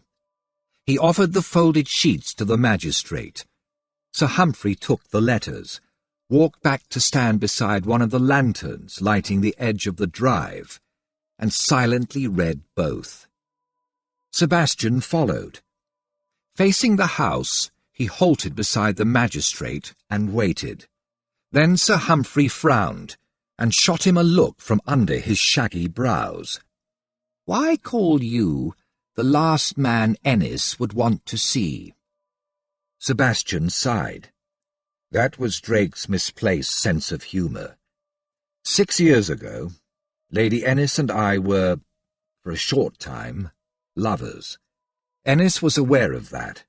Hence Drake surmised I was not a man Ennis would want to see. "Ah!" Sir Humphrey glanced again at the signatures on the letters, then refolded them and handed them back. "I rather think those are proof enough. I know Ennis's signature. This sounds like a serious business, and clearly you wouldn't have killed Ennis when he was the source of the information you and your friend Winchelsea wanted." "Just so." Sebastian tucked the letters back into his pocket. "It's possible that Ennis was killed to prevent him passing on the information. Alternatively, he might have been killed for some other reason entirely. At this point, there's no way to tell." "You'll have to show those letters to the inspector when he arrives." Sir Humphrey grimaced. "Reading between the lines, I take it the Irish are involved?" Sebastian admitted. "We're assuming we're dealing with some offshoot of the Young Irelander movement. I suspect Ennis was a sympathizer, but most in the movement would see the use of gunpowder as a step too far." "Indeed." Sir Humphrey tugged one earlobe and frowned at the lawn. After several moments he said, "So how do you think we should proceed?" "Until the murderer is caught, I would caution against allowing anyone, English or Anglo-Irish, to leave. As you mentioned, all the guests had expected to be here until Thursday, so there's no reason they can't remain until then, at least." "Oh, we'll definitely keep everyone here. The inspector should arrive in the morning, and we can decide what's next then." Sir Humphrey turned toward the house. "I'd best get back to the others. I have a few questions. Then I'll tell everyone they can find their beds. I'll leave constables on guard to make sure no one bolts." Sebastian fell into step beside Sir Humphrey. As they crossed the forecourt, he said, "One thing, if you would, please instruct your constables to allow myself and Lady Antonia to ride out tomorrow. There's a gentleman who lives nearby who might be able to shed some light on whatever plot Ennis had got wind of, especially given Ennis's here. If there's some local connection, this gentleman might know more of it. As Winchelsea is almost certainly still in Ireland, there's no sense in me rushing to get Ennis's 2 words back to London. It would be more profitable for me to see what I can find out at this end, and to wait to see if you and the inspector can identify the murderer." Sir Humphrey nodded. They reached the porch, and he halted and beckoned the constable who'd been standing unobtrusively against the house's front wall. "Sergeant Crickwell," Sir Humphrey waved at Sebastian. "This is the Marquis of Erith. He and a lady, Lady Antonia Rawlings, have permission to ride out as they wish. Everyone else, however, staff as well as her ladyship and the guests, are to remain at the house. They can walk the lawns, but for the moment, no farther." "Yes, sir. I'll pass the word." Sergeant Crickwell nodded and stepped back into the shadows. Blanchard had heard their voices. He opened the front door before they reached it. Sebastian walked beside Sir Humphrey into the house. Blanchard closed the door and followed. He anticipated their direction and moved to stand by the drawing-room door. Frowning, Sir Humphrey halted and turned to Sebastian. "A man, don't you think?" he murmured. Sebastian considered, then said, "Most likely, but not necessarily. Whoever stabbed Ennis, he had to have known them to allow them to get that close." He saw the scene in his mind, imagined how it would have played out. As I recall, there was one clean strike, angled upward, to hit the heart. I didn't see any signs of a scuffle. Did you? No, Sir Humphrey grunted. And I suppose you're right. With a sufficiently sharp weapon, a woman could have delivered that blow. "I believe," Sebastian said, "that from the time they quit the dining table, all the ladies were together in the music room. If so, they can vouch for each other." "Excellent. We'd best get that out of the way first." Blanchard was hovering, his gaze flicking from Sebastian to Sir Humphrey, presumably seeking some hint of Sir Humphrey's stance on Sebastian's possible guilt. Sir Humphrey noticed. He humphed and gave Blanchard the same instructions he'd given Crickwell. "No one at all to depart, mind, and that includes all the staff, although his lordship here and Lady Antonia are free to come and go." "We will, however, be remaining as part of the house party," Sebastian clarified. Blanchard inclined his head. To Sir Humphrey he said, "The murder has shaken the staff, sir, as one might expect. If there's any reassurance I might convey—" Sir Humphrey sighed. "At this moment, Blanchard, there's nothing I can say that would reassure anyone." He nodded toward the drawing-room. "I'm going to ask a few more questions, then allow everyone to retire for the night. I'll leave constables on watch, inside and outside the house. That should calm any imminent hysteria. I expect to be back tomorrow morning with the Inspector Scotland Yard will send down. You might ask among the staff if anyone saw or heard anything that might be relevant. For instance, whether anyone unexpected was seen leaving the house around 10 o'clock. Blanchard bowed.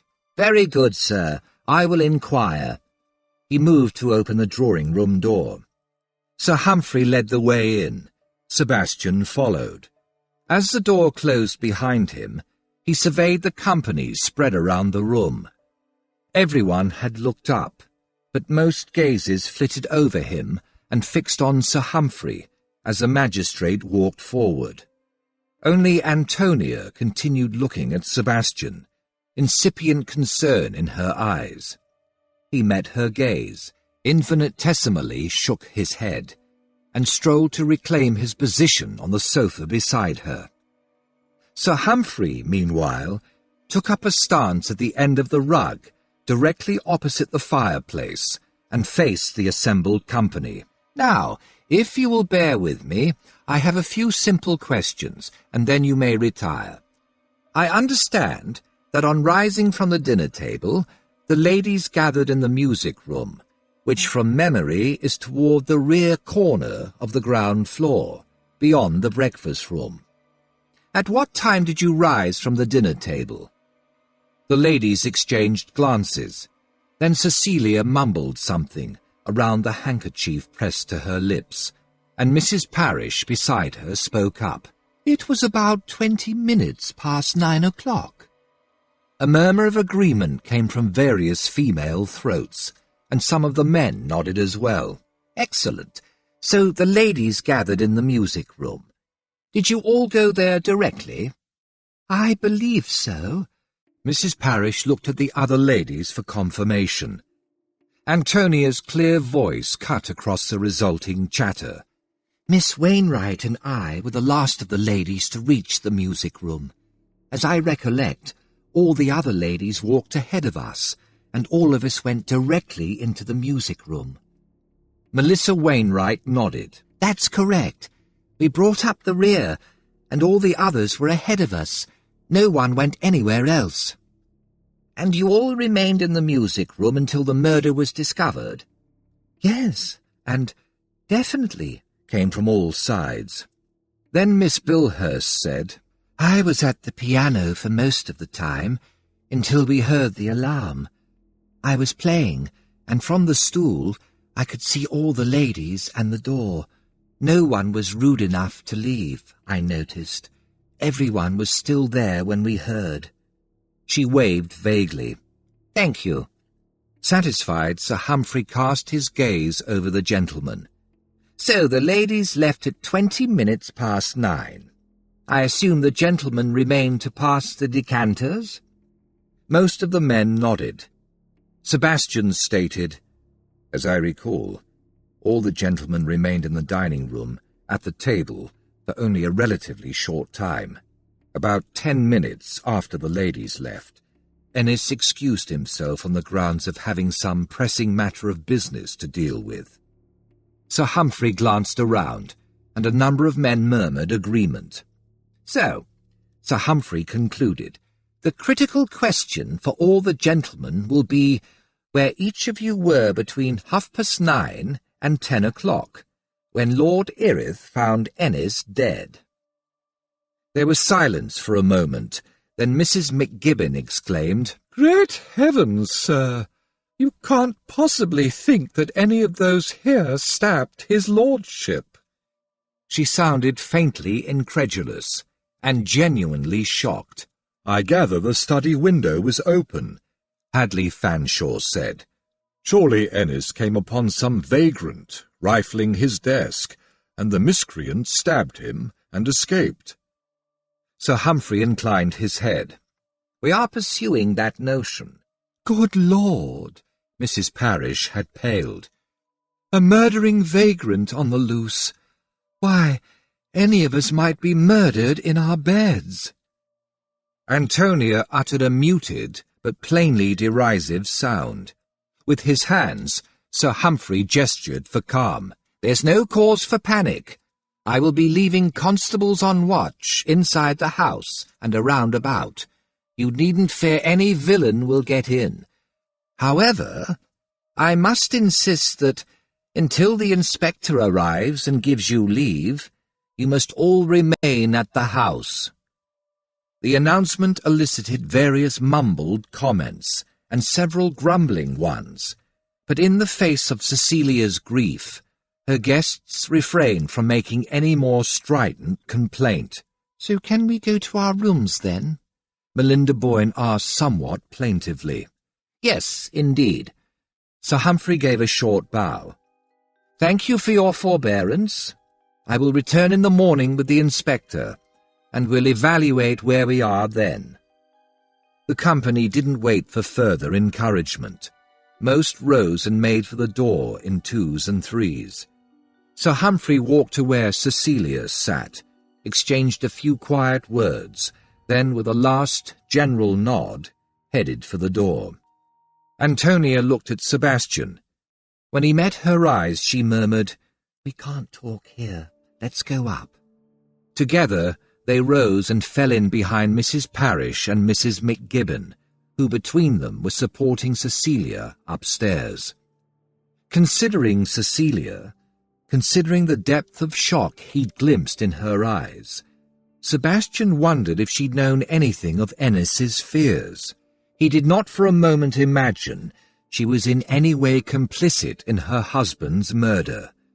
Quite aside from her eminently sincere grief, he couldn't imagine that becoming a widow would ever have been part of the future Cecilia had planned. If he'd been asked, he would have said she'd enjoyed her life as it had been. She and Ennis had understood each other, and regardless of their dalliances, had got along well. He and Antonia left Mrs. McGibbon and Mrs. Parish helping a wilting Cecilia into her room. The instant they'd passed under the archway and into the east wing, Antonia's fingers curled into his sleeve, and she tugged, then towed him up the corridor to her room. She opened the door. He glanced quickly down the corridor, confirming it was deserted, then followed her inside and shut the door behind him.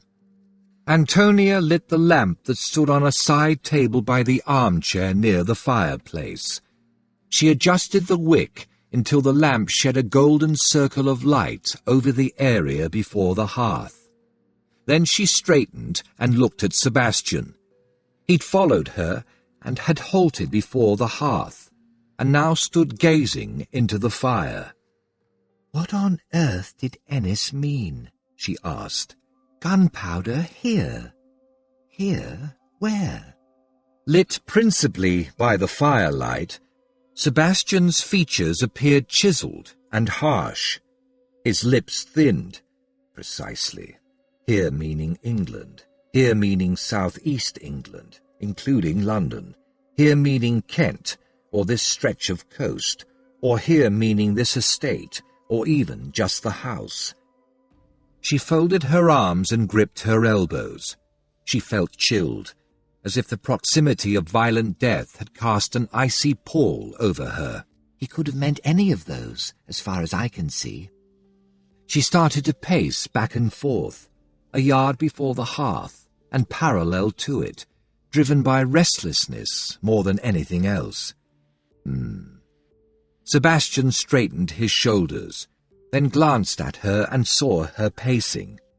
He hesitated for a second, then turned and fell to pacing too. His longer strides carried him around her on a roughly oval track. She knew he paced when deep in thought. Fixing her gaze on the floor, she paced in more restrained fashion. "Presumably, gunpowder here is the crux of the message Ennis intended to give Drake. If they, whoever they might be, have some gunpowder here, wherever here is, what are they planning to do with it?" Blow something up. Sebastian paced on. But what? "But that's a clue, isn't it?" Antonia swung around and paced back. "Who would think to gather gunpowder and blow something up?" Given Ennis's connections to the young islanders, I can't see the who being any other group. "I thought the young islanders, those left after the rebellion was put down, were more peaceable these days." Those remaining in the public eye are, but no doubt there are more militant elements still skulking in the shadows. "So, if it is the young islanders, what would they be likely to want to blow up?" His gaze on the floor, he shook his head. Most likely something in London, but it might be elsewhere. For instance, Windsor Castle. The edge of her skirts flicked into his field of vision. Abruptly, he halted, just in time. With a suppressed squeak, she pulled up, less than an inch away. With a sliver of air, heated and heating, separating her breasts from his chest. She swayed with the suddenness of her halting, even as her head jerked up and her eyes met his.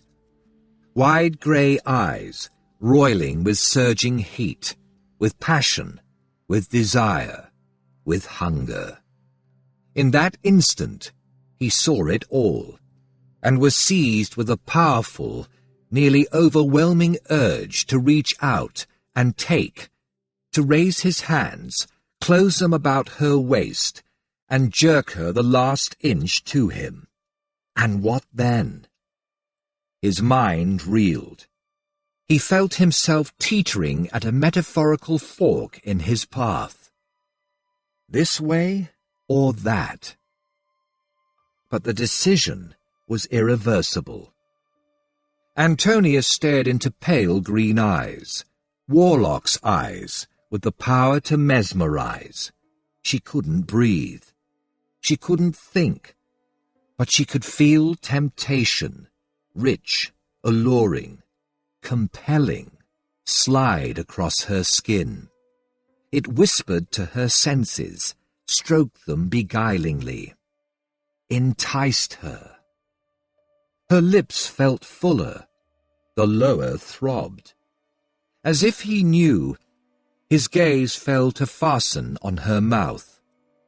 For a second, they stood frozen. Then he hauled in a breath and stepped back. Without meeting her eyes, he turned to the door. We should sleep on our questions. The ones about you and me, or the ones about gunpowder? As he crossed to the door, she was tempted to ask. Once she was free of his immediate orbit, her wits functioned with their customary facility. No doubt we'll see things in a clearer light come morning. He paused at the door, his hand on the knob, and through the shadows looked back at her. Then he nodded, somewhat curtly, and went out. She watched the door quietly close behind him, then heard his footsteps, muted by the runner, continue down the corridor to his room. She discovered she could breathe again, although her lungs still felt constricted. Standing, staring at the space where he'd last been, she considered what her senses told her was the portent of that last, dark look of his. He'd been as tempted as she, but he'd set the personal aside and stepped back from taking the next obvious step in what seemed to be evolving between them, in favor of dealing with the mission that was increasingly looking as if it involved a threat to the realm. Gunpowder suggested a fairly major event and a significant target. She supposed she had to accept his decision as a sensible way forward. She rang for Becky and spent the next 20 minutes immersed in the commonplace, in the routine of preparing for bed. But once Becky had left and she lay under the covers, shrouded in darkness, she finally allowed her mind to refocus on the evening's events. Sebastian had been right, but for her, clarity had already arrived, and courtesy of that, concern was slowly welling inside her. If Ennis had been killed in order to prevent him from speaking to Sebastian, then presumably the killer had guessed that Sebastian was Drake's surrogate, but the killer had fled before Ennis had died. What if the killer started to worry that despite being at death's door, before he'd died, Ennis had managed to pass his message on to Sebastian? Not just 2 words, but the whole message. Wouldn't the killer seek to kill Sebastian? Sebastian, who was being accommodated by Sir Humphrey and already being treated differently than the other guests. There was more than enough in the situation to make any killer nervous. Admittedly, Sebastian had let everyone else believe Ennis was already dead when he'd reached him, but being Drake's surrogate, he would have done that regardless. Such a pretense wouldn't protect him from a nervous killer. Should anything occur to delay me? Her eyes narrowed. Sebastian had suggested that the magistrate might detain him, but how likely was that? As he'd already demonstrated, he'd had no difficulty winning Sir Humphrey to his cause. No, he'd foreseen the possibility that the killer might come for him, and that was why he'd extracted that promise from her. Fierce determination rose within her, a compulsion powered by potent and forceful emotions. The feeling was so startlingly strong, it took her several moments to identify it. Protectiveness, but of a strain she'd never before experienced. Now she'd finally come to her senses and fully appreciated what Sebastian was to her. And it appeared he'd finally focused on her too. She was not going to allow any killer to get in the way of what she already considered their joint future. Of course, that future was still undecided, and might not come to be. But if so, it would be at their determination. she was not of a mind to allow any killer to interfere, much less dictate. She lay staring up at the ceiling as possibilities and options revolved in her mind. As it happened, the best way forward was relatively easy to define. She would stick like glue to Sebastian's side through whatever investigative forays he made. That, she felt certain, as her lids fell and she slid towards slumber, was the only viable way of ensuring that the killer in their midst had no chance to derail the future she was now determined to explore. Chapter 6.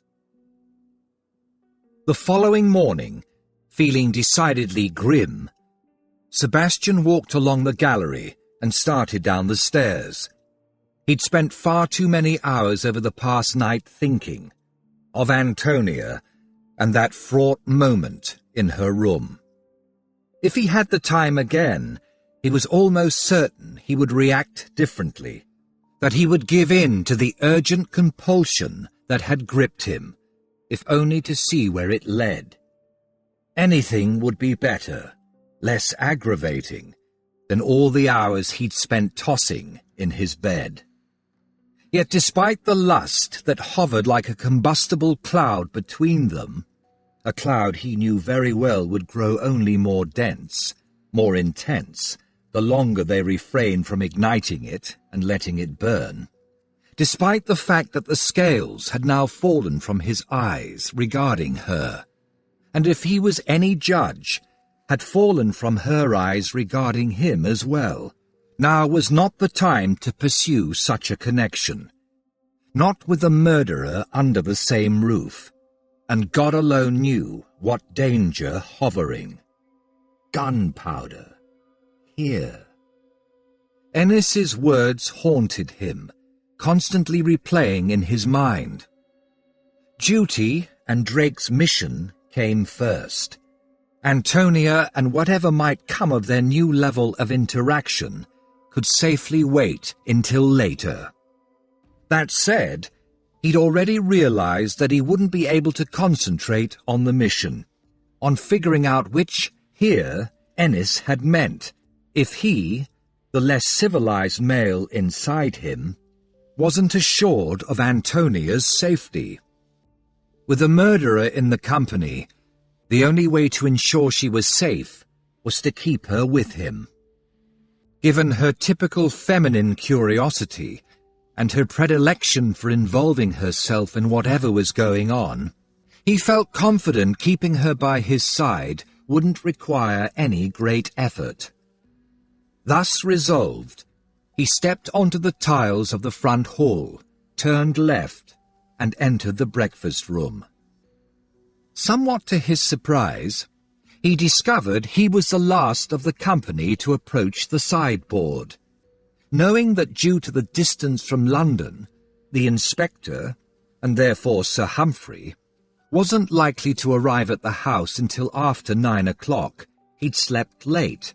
He'd thought others would have too, but one glance at the faces around the table suggested few had found any true rest. Most looked strained, but were endeavouring to rise above it. He was less surprised to find Cecilia at the table, nibbling a slice of toast and sipping tea. She'd never been a social hypocrite, and although she'd cared for Ennis, her feelings for him hadn't run deep enough to excuse any histrionics. She had endeavoured to find a black gown. The colour made her blonde paleness appear even more wan. After filling his plate from the silver serving dishes arranged along the sideboard, he carried the plate to the empty chair between Antonia and Filbury. Antonia welcomed him with a small smile, Filbury with a nod. As Sebastian sat, Antonia returned her attention to what he realized was a watchful examination of the others at the table. On his other side, Filbury leaned nearer and murmured, "Dashed awkward, if you ask me." I hope this inspector knows his place and allows us to leave. Seems pointless to keep us all here when it's plain as a pikestaff that some blighter climbed into the study, thinking to steal things. Ennis surprised him, and the blighter did for him. Wouldn't surprise me if there were gypsies camped nearby." Sebastian used a mouthful of food as an excuse to make no reply. Most were eating in silence, with only a few soft-voiced conversations among the ladies springing up and then quietly fading. As he ate, he studied the faces, as Antonia was doing. Cecilia was clearly saddened and sorrowful, but not distraught. Virtually everyone else looked unsettled and uncomfortable. None were sure how they should behave, and most showed signs of lingering shock and not a little uncertainty. A few of the men, like Filbury, were hovering on the brink of belligerence, but Sebastian judged that was nothing more than their way of dealing with a situation they didn't understand and couldn't control. He just pushed his empty plate away when sounds from the hall suggested Sir Humphrey had arrived. The company exchanged glances, very much of the "what do we do" variety. But before any answer was formulated, Sir Humphrey walked through the open doorway. A tall, thin, middle-aged man, garbed in a neat but undistinguished suit, accompanied the magistrate. The man, presumably the inspector, had a long, thin face and a long, thin nose, and his brown eyes were sharp and watchful. Both men halted just inside the room and waited for those about the table to turn and face them. Sir Humphrey greeted them all with a crisp nod and a brisk "Good morning." He waved to the man beside him. "This is Inspector Crawford of Scotland Yard. He will henceforth be in charge of the investigation." Crawford stepped forward. "Lady Ennis." He half bowed to Cecilia, then with a more general nod, let his gaze travel around the table. "Ladies and gentlemen, I understand you will wish to know how the investigation into Lord Ennis's murders stands, and I will endeavour to answer that question as soon as may be." The inspector had a dry, precise way of speaking that was curiously calming. "But first, I need to examine the study in which his lordship was killed. Subsequently, I will interview each of you, one by one, in the estate office. Purely routine. We need to determine where each of you were over the critical period, which I understand to be between 9:30 and 10 o'clock last evening. Until you are called to the estate office, I would ask you to remain in this room, the music room or the drawing room. Once you've been interviewed, you will be free to move about the house and grounds, but at this stage, it's imperative that you all remain here, at this house." Several mouths opened, no doubt to protest, but before a word was uttered, Crawford smoothly rolled on. "Rest assured we will release you as soon as possible." He nodded to the company, a nod that was nicely gauged to be civil and appropriate, yet in no way servile. "Thank you for your forbearance. We will attempt to minimize the disruption to your day." With that, the inspector turned to Sir Humphrey, and together the pair walked out. "Well," Mrs. McGibbon said. After a moment she added, "At least he seems a sensible enough person." By which Antonia Riley thought, returning her gaze to her teacup, "You mean the man was wise enough to appear conciliatory?" She'd been the second of the party to arrive in the breakfast-room. Only Worthington had been before her. She'd sat toward one end of the table and had paid particular attention to the faces of all the men as they joined the gathering. She felt that a man who'd murdered his host the evening before should carry some sign of guilt in his countenance. Sadly for her theory, while all the men appeared sombre and even rather grim, none had looked remotely guilt-ridden. Several looked worried, even anxious, but more in the way of being concerned that they might be looked at askance by the other members of the company.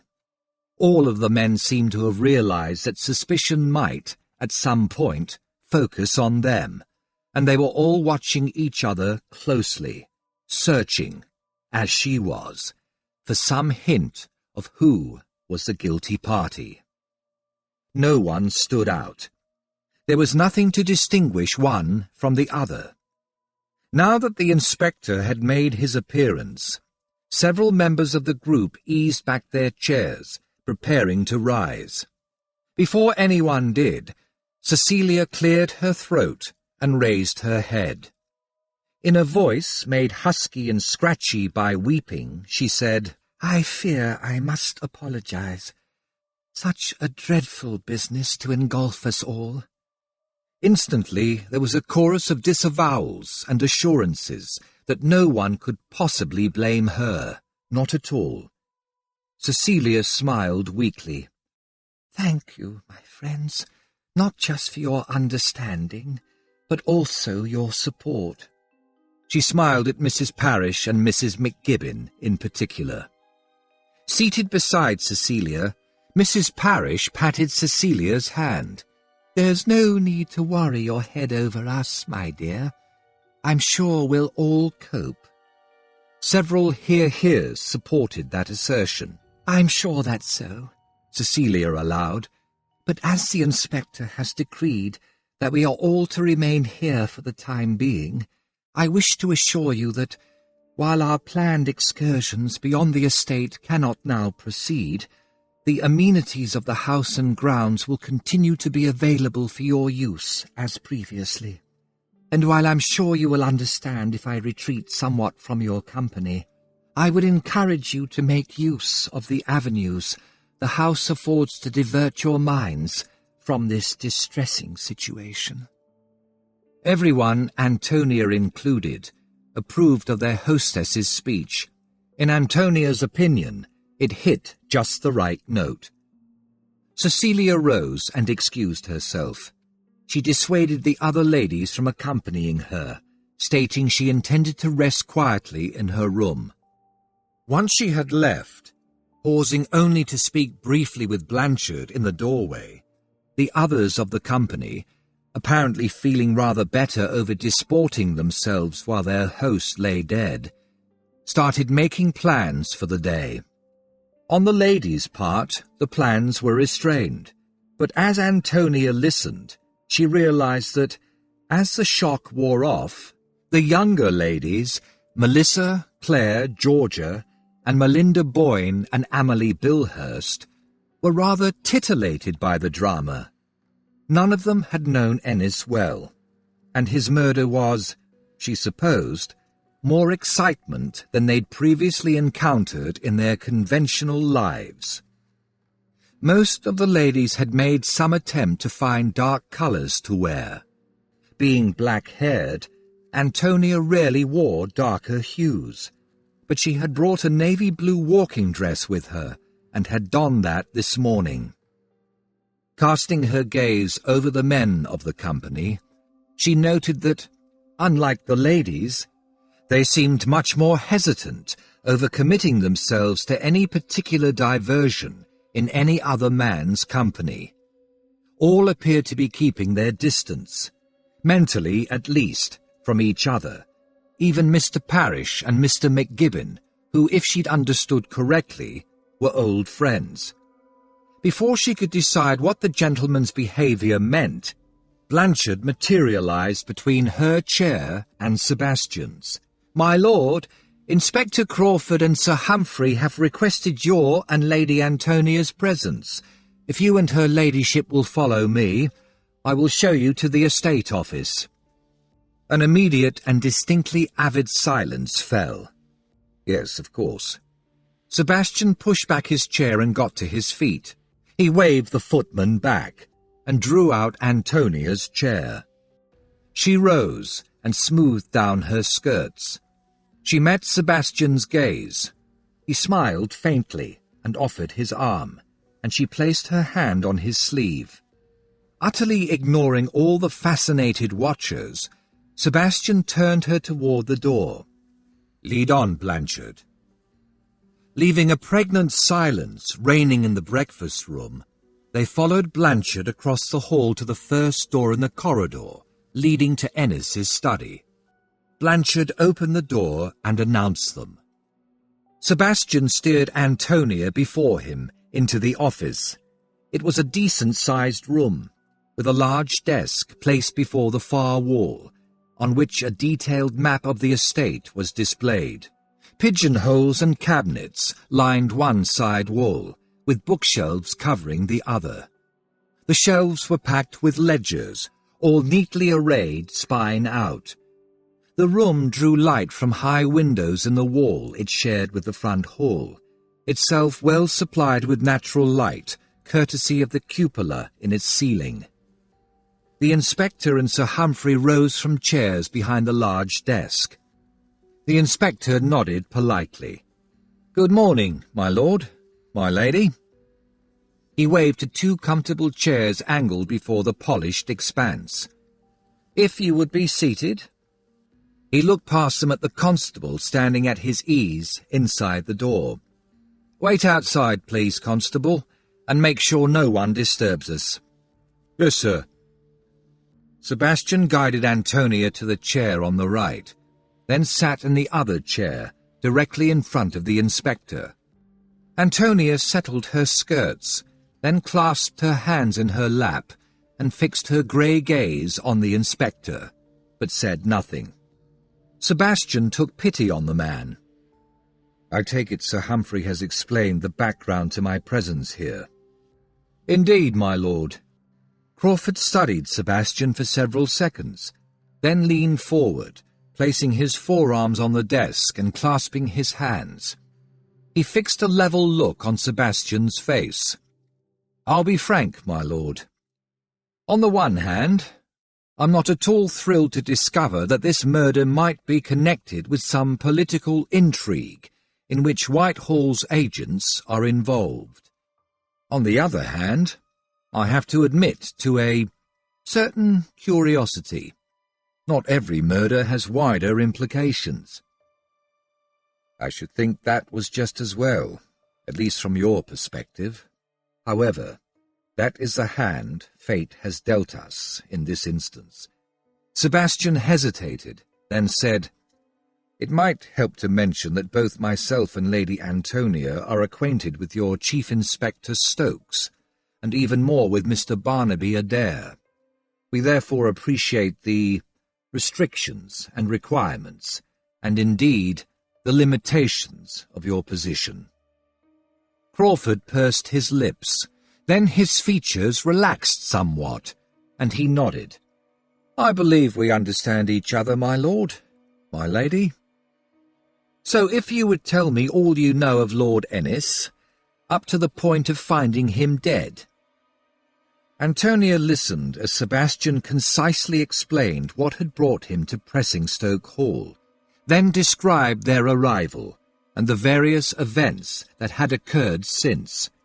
He told of arranging to meet with Ennis at 10 o'clock and outlined his movements after the ladies had left the dining table to the moment of finding Ennis dying. When informed that Ennis hadn't yet been dead, and hearing Ennis's last words, Crawford widened his eyes. "Gunpowder. And what did he mean by here?" "Precisely our questions. With Ennis dead, we'll need to find the answers." Sebastian glanced at Antonia, who had remained uncharacteristically silent throughout. "I suggested while you and Sir Humphrey search for Ennis's murderer, Lady Antonia and I should use the time to pursue the, as you labelled them, wider implications." Crawford slowly nodded. "Sir Humphrey mentioned some letters you hold. If I could see them? Purely a formality."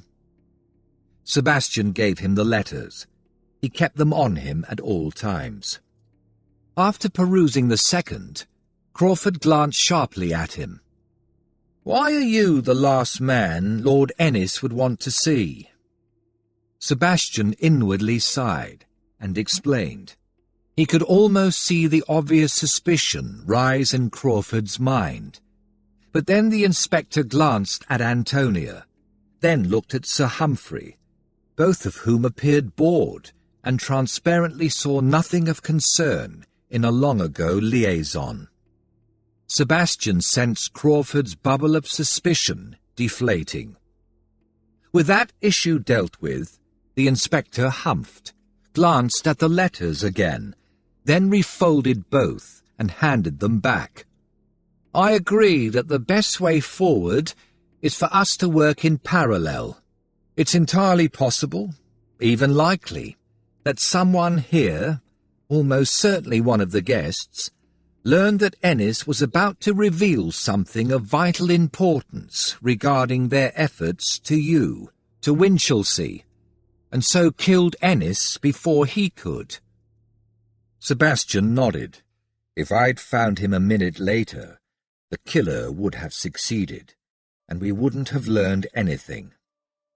Crawford regarded him with a level gaze. You might want to bear in mind that the killer might grow nervous over whether or not Ennis managed to say anything to you. I took care to let everyone suppose that Ennis was already dead when I found him. At this point, only Sir Humphrey, you, and Lady Antonia. Sebastian glanced briefly her way. Know that he managed to utter even those 2 words. 2 words that raise more questions than they answer. The inspector nodded decisively. I'll leave you to pursue them. Meanwhile, Sir Humphrey and I will hunt our murderer. I feel I should point out that, once you have him, Winchelsea and his masters will have a very real interest in interrogating him. They'll want to learn all they can, not just about the details of whatever plot's afoot, but about the organization behind it. Crawford pulled a face. We'll deal with Whitehall's interests once we have him. Meanwhile, he looked at Antonia. If you would, my lady, could you describe where the ladies were during the half-hour before the murder was discovered? Antonia repeated the information she'd given Sir Humphrey, adding that, in her opinion, Miss Bilhurst was the definitive source on the ladies' movements.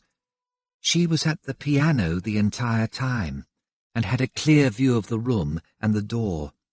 Although she was playing most of the time, she's accomplished enough to have been observing her audience more or less constantly. Crawford thanked her, then asked Sebastian to detail what he knew of when the other male guests left the dining room.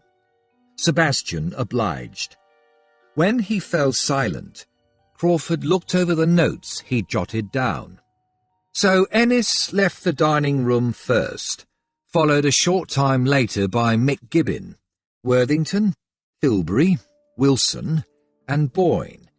Exactly where they went, you can't say, but some, at least, said they were headed for the billiards room.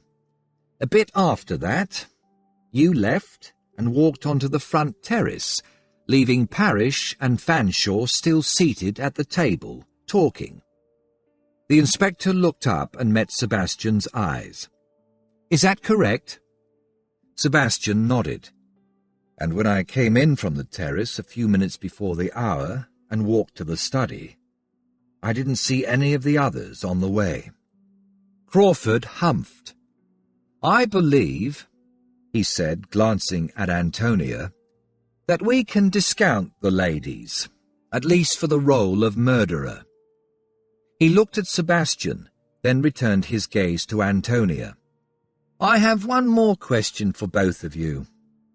When the alarm was raised, did you see anyone at all, whose reaction seemed odd or out of place?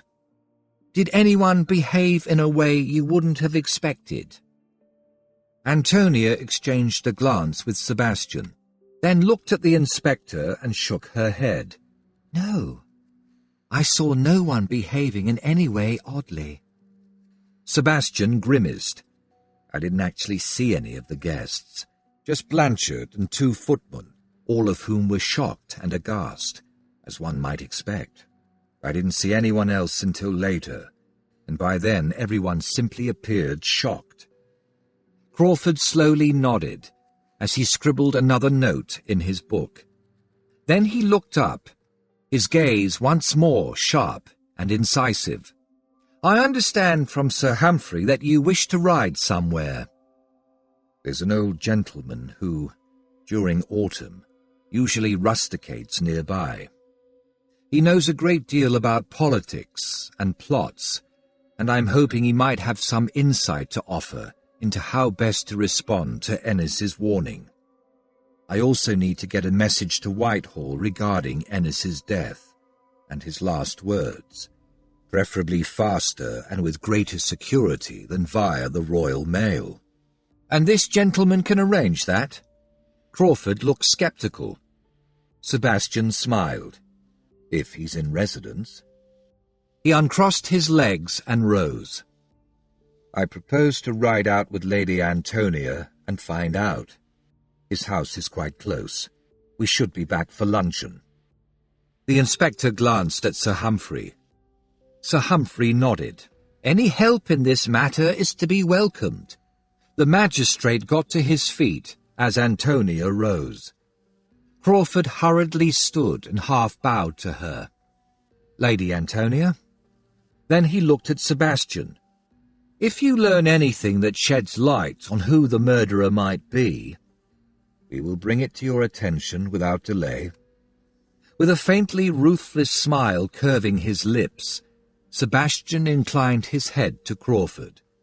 "I hope you will reciprocate, should you discover anything pertinent to our interpretation of Ennis's last words." "Of course."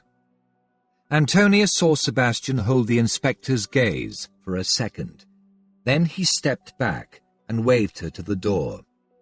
She waited until they were sufficiently distant from the constable on duty outside the office before slanting a glance at Sebastian's face. "Where are we going, and who are we visiting?" He met her eyes. They'd reached the front hall.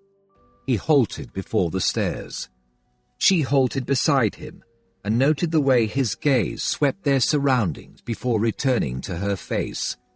"Go and change," he said. "I'll meet you at the stable." She threw him a haughtily censorious look. Those words had sounded far too much like an autocratic command. But knowing his imperviousness on that front, without further ado, she went up the stairs.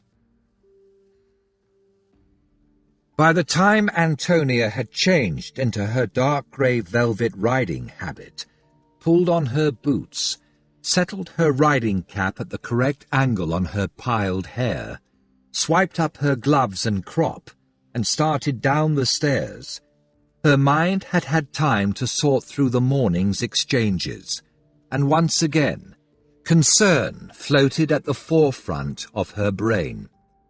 Concern for Sebastian, that the fact he was being accorded special freedoms beyond that granted to other guests would mark him as in some way associated with the authorities, and he had been the one to find Ennis. Surely the murderer would be moved to wonder if Ennis, when found, had in fact been dead or still dying, still able to speak. She asked directions from a footman, then strode briskly out along the path to the stable. Sebastian was standing in the stable yard, the reins of a large grey hunter in his hand. A lighter-weight, leggy chestnut mare bearing a side saddle was tied to the railing nearby. Sebastian was chatting to the stable-master, a grizzled older man with a knowledgeable eye. He smiled when he saw Antonia and dipped his head. Sebastian turned. His pale green gaze raked her. Good. He handed the grey's reins to the stable-master. Antonia went to the side of the chestnut, intending to free the reins and walk the horse to the mounting block. But before she even touched the reins, Sebastian caught her about her waist, turned her, then lifted her to the saddle. She lost her breath, For a moment, she lost her wits and all ability to think. But the instant he released her, her wits returned in a rush. When he handed her the mare's reins, she narrowed her eyes on his faintly smug expression. Yes, he'd definitely done that on purpose, just to see what would happen. And he'd seen, and now knew. As she watched him stride to the grey, take the reins, then fluidly mount, she silently vowed revenge. He compounded his sins by arrogantly collecting her with a mere glance, then urging the grey into a trot. Counselling herself against acting precipitously, head high, she brought the chestnut alongside the grey and bided her time. Once they were out of sight of the stable, trotting briskly across the fields and angling toward the coast north of the estate, recalling her earlier worry, she called to him. "Don't you think us being allowed to ride out is going to mark you as working for the authorities?" He met her eyes. After a moment, he looked forward. "I'm my father's son. You're your father's daughter. We outrank all the others here by a country mile. No one's going to wonder over a police inspector allowing us to wander as we please. They'll just see it as proof that rank still wields power." Ah, She hadn't thought of it in those terms, but now he mentioned it. "Come on." He urged the grey into an easy gallop. "We need to find out if he's there." He who, and there where? But there was no point trying to converse at this speed. She thumped her heel against the chestnut's side and pushed the horse faster. Presumably, she would have her answers soon enough. The first answer, where they were going, came sooner than she'd expected. They'd veered to the coast and followed the bridle path along the top of the cliffs, but had gone only a few miles when she saw the uniquely curved walls of Walmer Castle ahead. Shaped like a four-leaved clover, the official residence of the Lord Warden of the Cinque Ports was impossible to mistake, and that, of course, answered the question of whom they were hoping to speak with. As Sebastian led the way up the gravelled drive, she shook her head. Wellington? Sebastian glanced back at her. "He comes down here every autumn. He may be nearly 80 years old, but he's still sharp as a tack, and he's still Commander-in-Chief of the army, and keeps his ear close to every political ground there is. If anyone can give us a rapid but accurate assessment of the potential of a gunpowder threat, it's him." They left their horses at the stable. The stable lad confirmed that the Lord Warden was, indeed, in residence. Side by side, Sebastian and Antonia strode along a hedge-lined walk to the drawbridge leading over the dry moat to an iron-studded double door made of ancient timbers inches thick. Sebastian tugged the bell chain. A minute later, one door was hauled open by a neat individual, who left them standing in the panelled entrance hall while he took Sebastian's card to his master. Wellington's secretary soon appeared with the news that His Grace would be delighted to grant them an audience.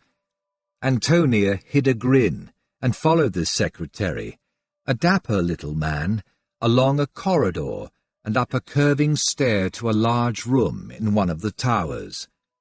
She'd met the Iron Duke several times, although not recently, but his acerbic wit and sharp tongue were legendary, and she remembered them very well. The long room into which they were shown was instantly identifiable as Wellington's own. A narrow camp bed rested against the wall farther down the room, and various mementos of his numerous victories were mounted on the walls, or lay scattered here and there on side tables and chests. The great man himself was seated in a bath chair, a shawl draped over his knees, He still sat rigidly upright, and there was nothing whatever impaired about the mind behind his large, slightly protuberant eyes.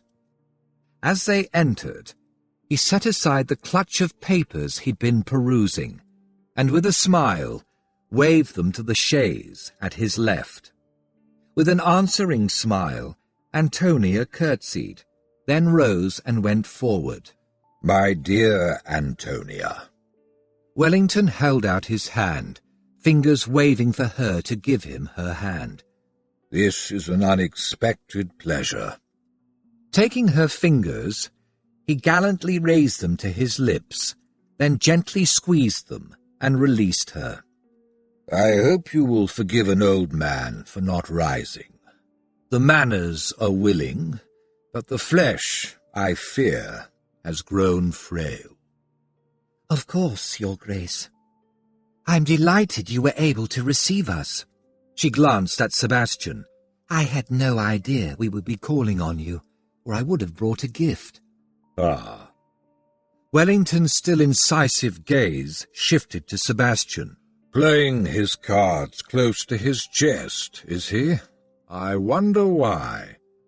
Wellington's lips quirked as he held out a hand to Sebastian. "Well, young pup, what can I do for you in your father's name?"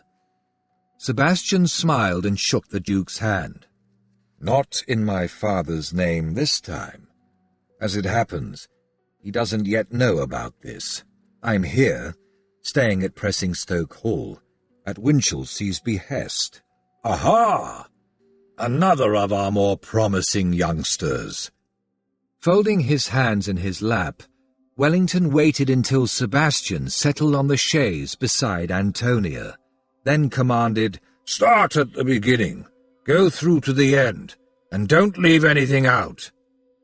Sebastian complied.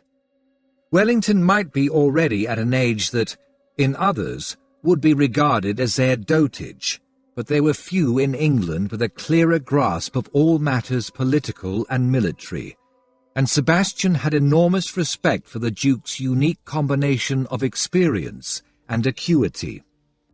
As if demonstrating that he hadn't lost any of his famed mental sharpness, Wellington posed several pertinent questions, pushing Sebastian to elaborate on his suspicions alongside his facts.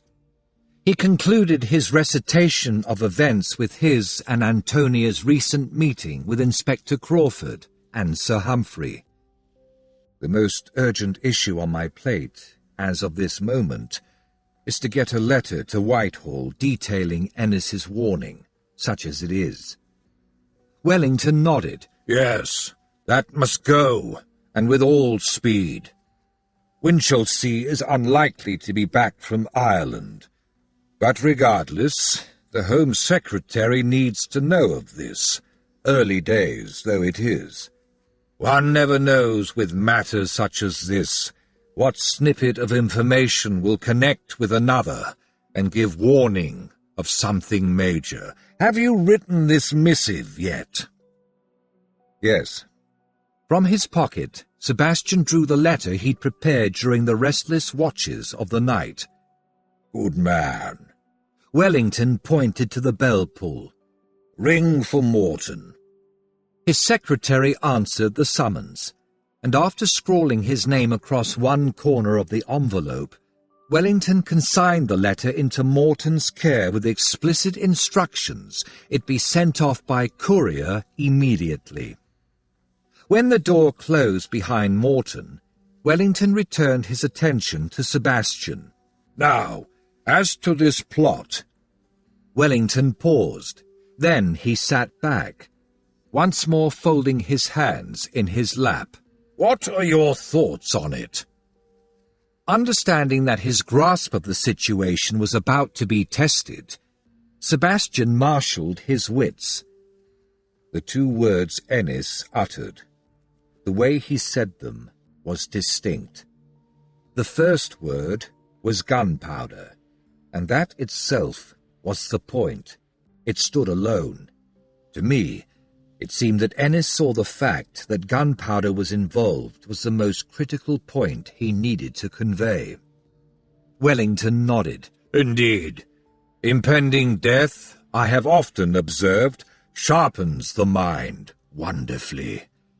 I believe you're correct in thinking that the involvement of gunpowder is of paramount significance. So what does that tell us? Sebastian answered his own question. That whatever is planned, it's deadly serious and likely to end in deaths. If gunpowder is involved in a secretive way, there really is no likelihood that the proposed use will be either innocent or minor. Precisely.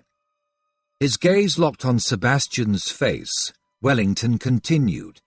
Ennis said gunpowder because he knew he hadn't time to say much more, and that single word establishes not just the substance, but also the seriousness of the threat he sought to expose. Sebastian nodded. So to the second word, which, as I said, was separate. Here. Although distinct, I believe it was secondary to the first, that Ennis meant that the gunpowder was here, not that he intended to tell me something else about here, but ran out of time. But where is here? Antonia asked. There are so many possible interpretations. Wellington inclined his head. I take your point. However, given this is gunpowder we're talking about, I believe your best option is to assume Ennis meant the specific, namely that he meant Pressingstoke Hall itself, and then, if there is no sign of it there, or of it ever having been there, extend your search outward to the immediate area. He paused, then went on. Given Ennis was dying, and knew it, we have to assume that his here means somewhere close, anywhere farther than the immediate neighbourhood, and I think he would have tried for another word. After a moment, Sebastian said, That brings us to the next question, arising from Ennis's warning. Who is behind this? Certainly the evidence points to the young islanders, or at least their more militant fringe. However, Wellington paused, as if consulting his capacious memory. Eventually, his expression faintly puzzled.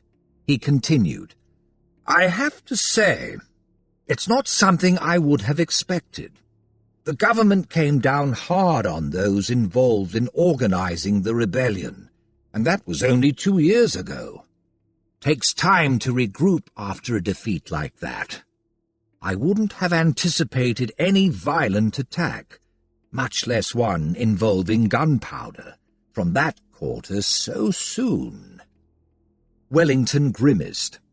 However, with Winchelsea hearing rumours of a young islander plot, and Ennis being Anglo-Irish, and possibly a sympathiser, as well as having other Anglo-Irish in the house, it's difficult not to make the obvious connection.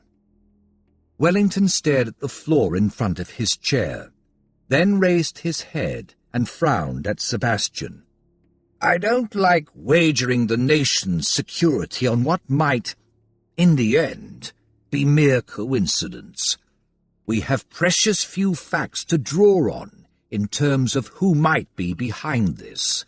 For all we know, it could be the Chartists, although, in their case, even more than the young islanders, we're dealing with a group who've been reduced to a vestige of their former strength.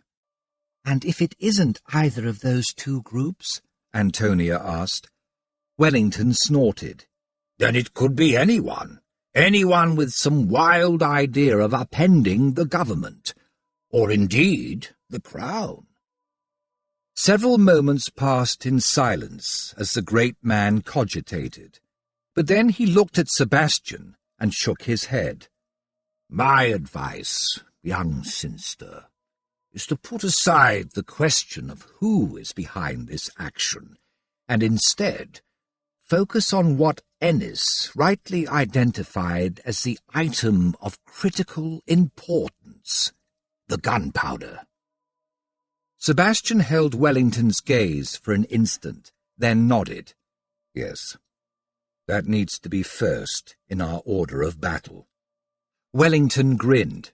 Your father always knew to keep his priorities in mind. Wellington's expression grew distant. Then he refocused on Sebastian. Ring for Morton again. There's something I should give you before you go. Morton duly appeared, and Wellington demanded his writing desk. With it balanced on his knees, he swiftly wrote, then signed.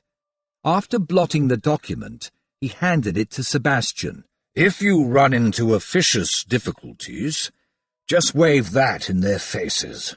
It should get you through. Sebastian read the document and smiled. Thank you. He folded it carefully and tucked it away with the other letters he was carrying. Then he rose and looked at Wellington. And thank you for your counsel, Your Grace. Wellington wagged an admonitory finger at him. At them, as Antonia rose and joined Sebastian. Don't get sidetracked. Locate that gunpowder.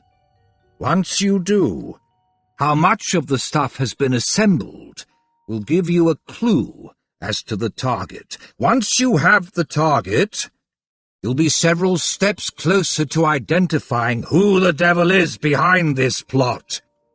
Eliminate the danger first. Identify the target. Then go after the perpetrators. They'd spent longer than they'd bargained for with Wellington. Consequently, they'd galloped most of the way back.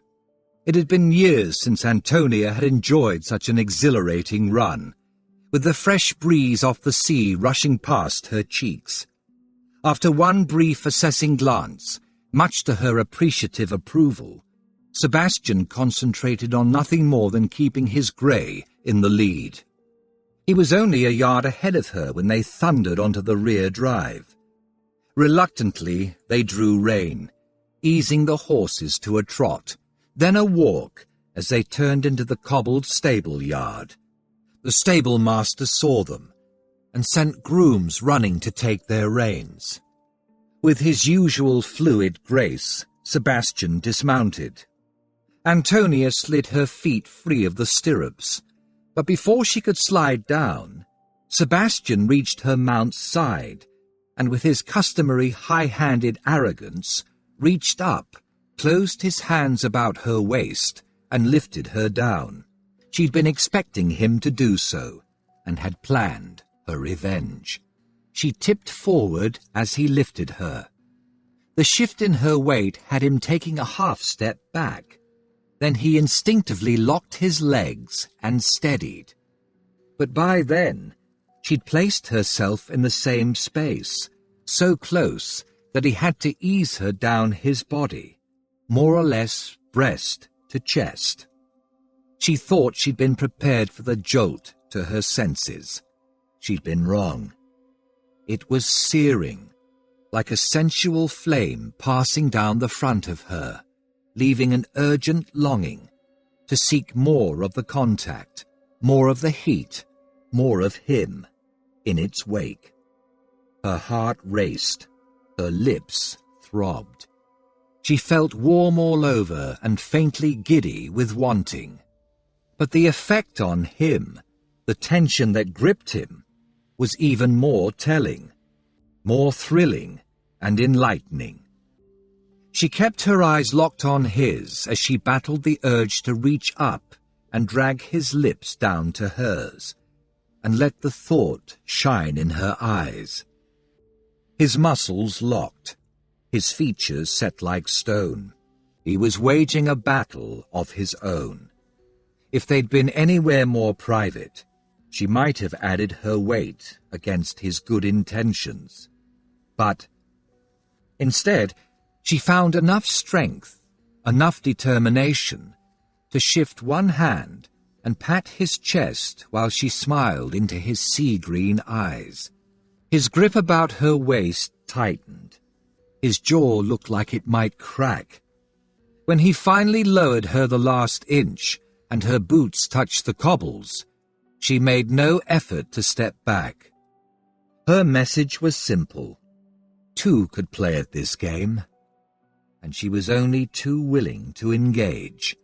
Sebastian recognized a gauntlet when he saw one at his feet, but this was one challenge he'd elected to defer. The sane part of his mind reminded him of all the good, nay, excellent reasons why. The rest of his brain was urging him to pick up her gauntlet and counter, to riposte. This was the sort of game in which that other side of him delighted. The temptation to engage was well-nigh overwhelming. But he had his own agenda, and had no intention of allowing her to divert him from it. The need for control, to remain in control, especially in this game, and even more especially with her, came to his rescue. With adamantine will, he set her down and stepped back, away. He ignored his howling demons, but the best retort he could muster, as he all but peeled his fingers from her waist, was, "We don't want to be late for luncheon." Her eyes widened. Then she looked down and obliged by turning toward the house.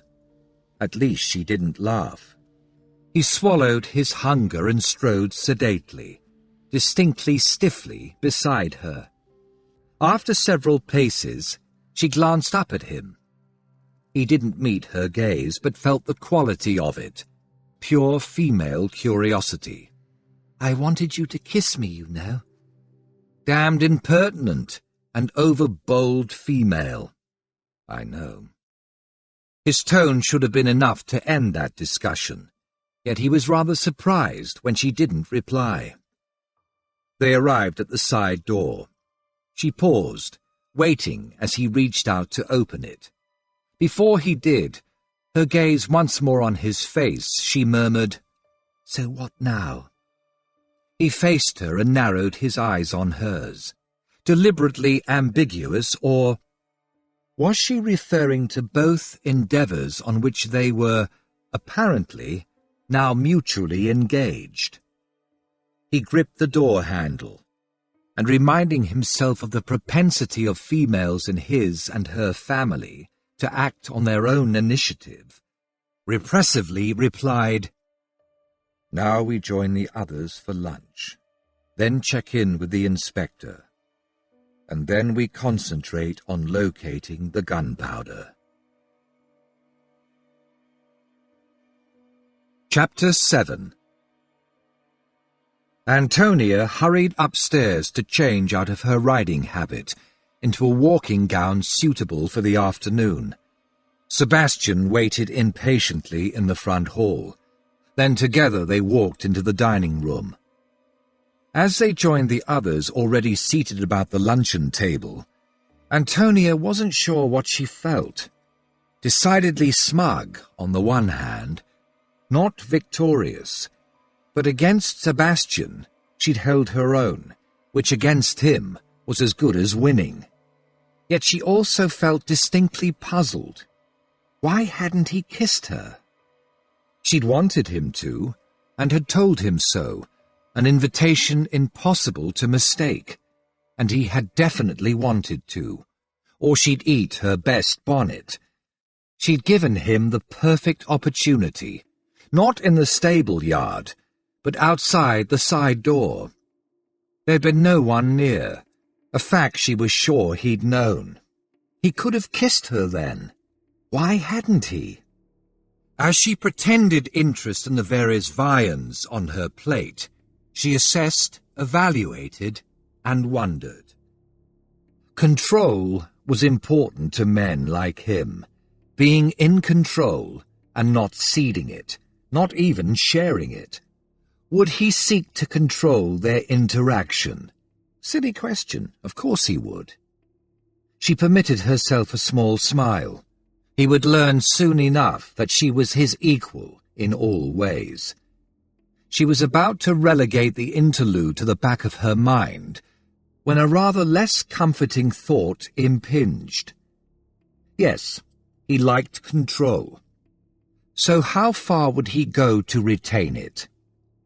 Might he, iron-willed as he was, decide she posed too much of a threat to his vaunted and much prized control, and draw back from engaging with her? What if he thought to ignore the attraction welling between them? She didn't like that prospect at all. Lucky you're being allowed out for a ride. Melissa leaned forward, peering around Filbury, who was seated between Melissa and Antonia. How far did you go? Speculation glowed in Melissa's eyes. Noting it, Antonia quashed the impulse to glance at Sebastian, and dismissively replied, Just around the grounds and surrounding fields. But with the constables watching, and having to keep close to the house, we may as well have remained indoors. Filbury humphed. Dashed inconvenient having those blighters lurking. One never knows where they might be. So what did the rest of you do with your morning? Sebastian asked. A series of rather desultory replies suggested that most of the guests had mooched about the house. After you two, Mr. Parrish said, Sir Humphrey and the inspector spoke to each of us alone. He glanced at his wife and Mrs. McGibbon, seated side by side along the board. Even the ladies. Can't see the point in it, Mr. McGibbon stated. If they have questions, why not just gather us together and ask? No need for all this rigmarole. It's not as if any of us did for Ennis. There were murmurs of agreement from all around, but Sebastian noticed several of the younger men glancing assessingly at each other, and at Parrish and McGibbon, as if they were no longer quite so certain. Sebastian wondered what questions Crawford and Sir Humphrey had asked. Clearly, something had opened the men's minds to the likelihood that, despite their hopes, the murderer walked among them. Filbury turned to Antonia. I wonder, Lady Antonia, if you would care to join us, Wilson, Miss Boyne and myself, for a round of tennis. From across the table, Worthington suggested, or perhaps a turn about the croquet course. Very ready to make up a team, what? It could be fun.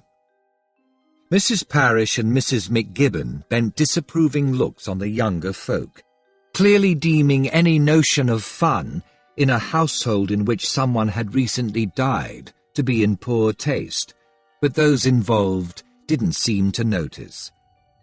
Sebastian, meanwhile, tightened his grip on his knife and clamped down on what he knew was an entirely uncalled-for and very unwise reaction. In situations such as this, Antonia could take care of herself. She certainly wouldn't thank him for stepping in and dismissing both importuning gentlemen for her. He kept his gaze fixed on his plate, but from the corner of his eye he saw her smile, a practiced social gesture, cool and distancing. Thank you for the invitations, gentlemen, but I fear neither activity calls to me at this moment. Perhaps another day. Filbury and Worthington were disappointed, but accepted their dismissals with good grace. Farther up the table, Georgia Fanshawe and Miss Savage had been chatting with Miss Bilhurst. Claire Savage turned to Melissa and Antonia. We thought we'd go back to the Folly and continue our sketches and paintings. You haven't finished yours yet, have you? No. Antonia paused, as if considering joining the group. Sebastian reached for his wine-glass. If she went sketching with the other younger ladies, surely she would be safe enough. Yet what if one or more of the men wandered up? One was a murderer, although why a murderer would focus on Antonia, who knew? He would rather have the reassurance of having her with him.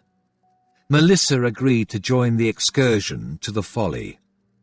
Sebastian was contemplating wasting his afternoon watching the ladies paint when, to his relief, Antonia said, "I'm not such an enthusiastic artist as all of you, and after the exertion of the morning, I believe I'll spend a quiet afternoon about the house, perhaps in the library."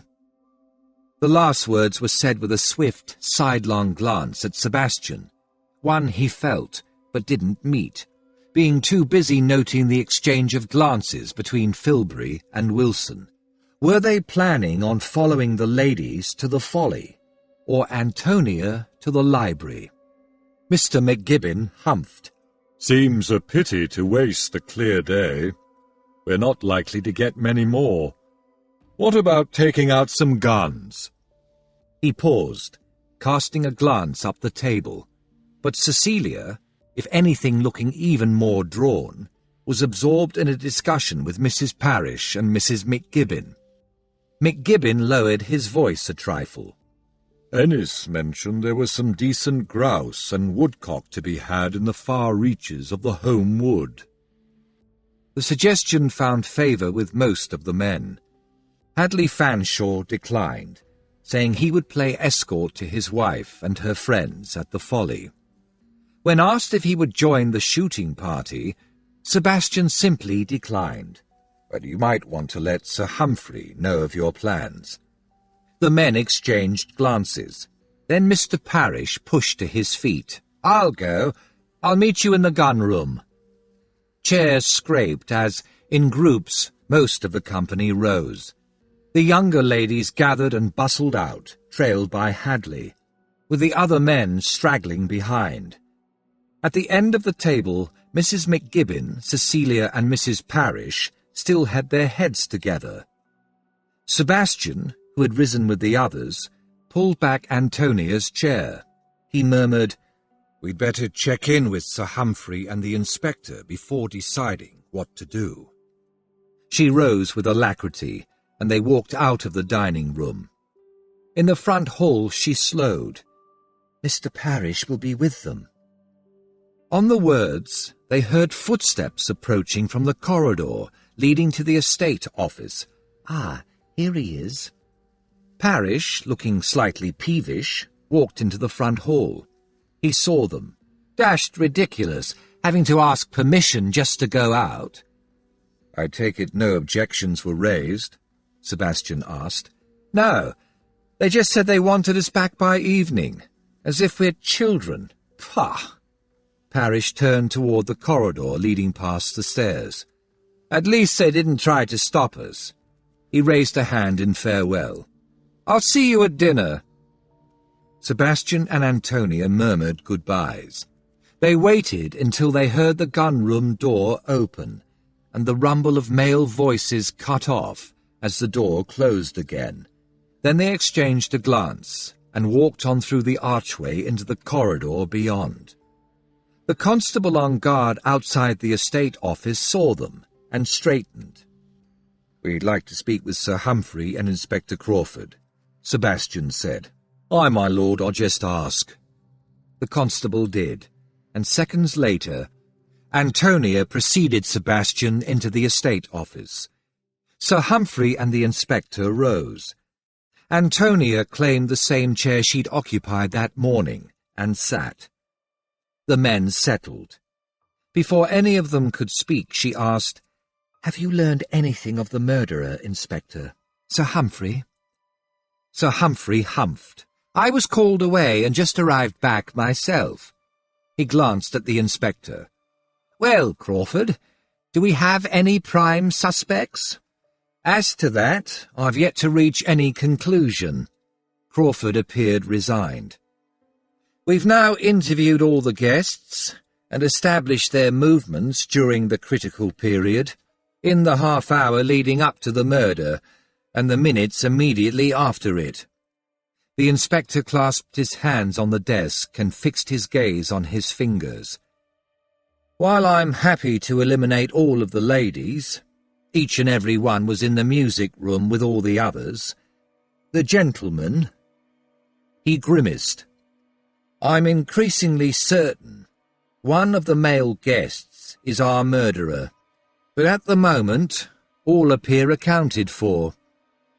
Concisely, he listed each of the gentlemen and where they said they had been, plus who else had seen them, or what other observation corroborated their whereabouts during that time. "Each of them is vouched for by at least one of the other guests, in such a way that makes it difficult to see how they might have stabbed his lordship. And although some form of conspiracy might be possible, given those involved in each alibi, it seems unlikely." Sir Humphrey shifted in his chair. "There must be some hole in someone's tale, some gap in the evidence we haven't yet stumbled over." Sebastian nodded.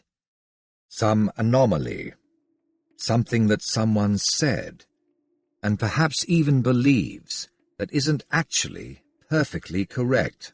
"Well," Sir Humphrey said, "we can rule out any vagrants or gypsies. I checked with the bailiffs. There aren't any in the district at the moment, and as the bailiffs pointed out, we don't usually get vagrants out this way, so close to the coast, this late in the year." After a second, he added, "That doesn't mean it couldn't have been some unusual vagrant, but it does make the prospect much less likely." Crawford snorted. "Despite the fond hopes of those attending this house party, I think we can discount any vagrant or gypsy. Aside from all else, I had Lady Ennis check, and the butler and parlour-maid too, and none of them could say that anything was missing from the study."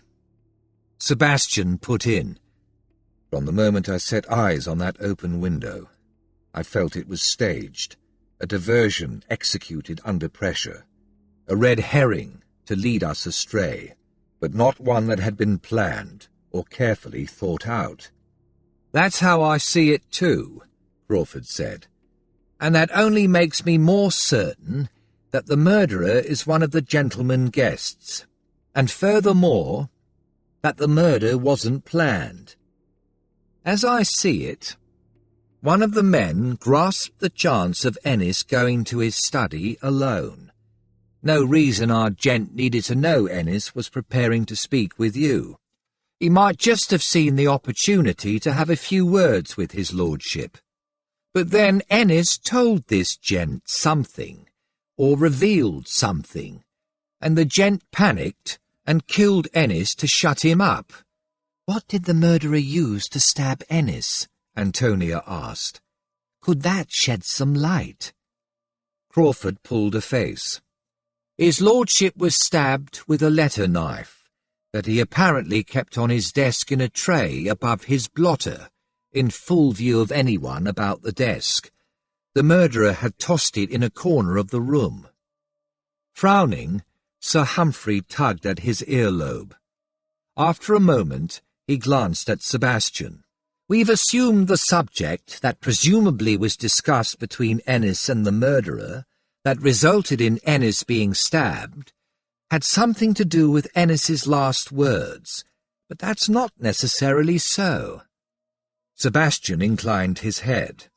"Logically, there's no reason it has to be, but—" He grimaced. "Ennis, with such a secret, in such company, is murdered. It's hard to look past this putative Irish plot as the motive behind it. Not unless Ennis knew other secrets that affected one or more of these men." Sir Humphrey grunted. "Possible, certainly.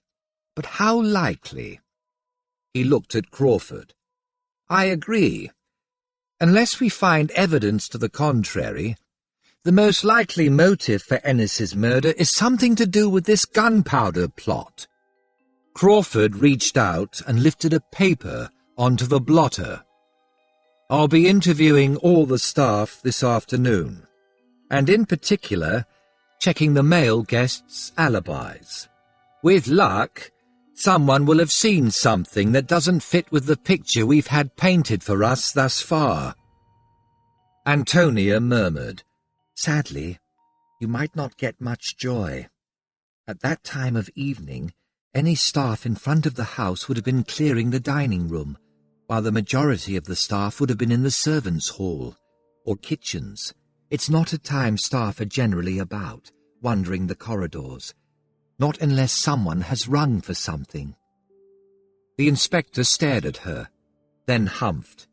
"We'll see." He looked at Sebastian. "So how did you two get on with your old gentleman?" "He was in and spoke with us." Sebastian reached into his coat pocket for the letter from Wellington.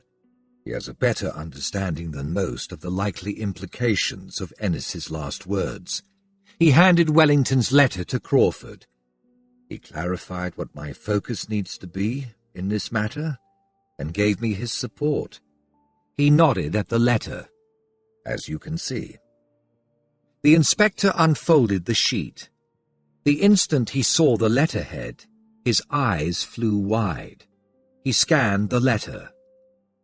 Peering across, Sir Humphrey glanced over the document, which amounted to a thinly veiled blanket order to whoever was presented with the letter to render all assistance to Lord Sebastian Cynster, Marquis of Erith, in whatever manner he required. Sir Humphrey humphed. "I wondered if that was whom you had in mind. Clearly, His Grace views the matter seriously." Sebastian nodded. He recommended that I...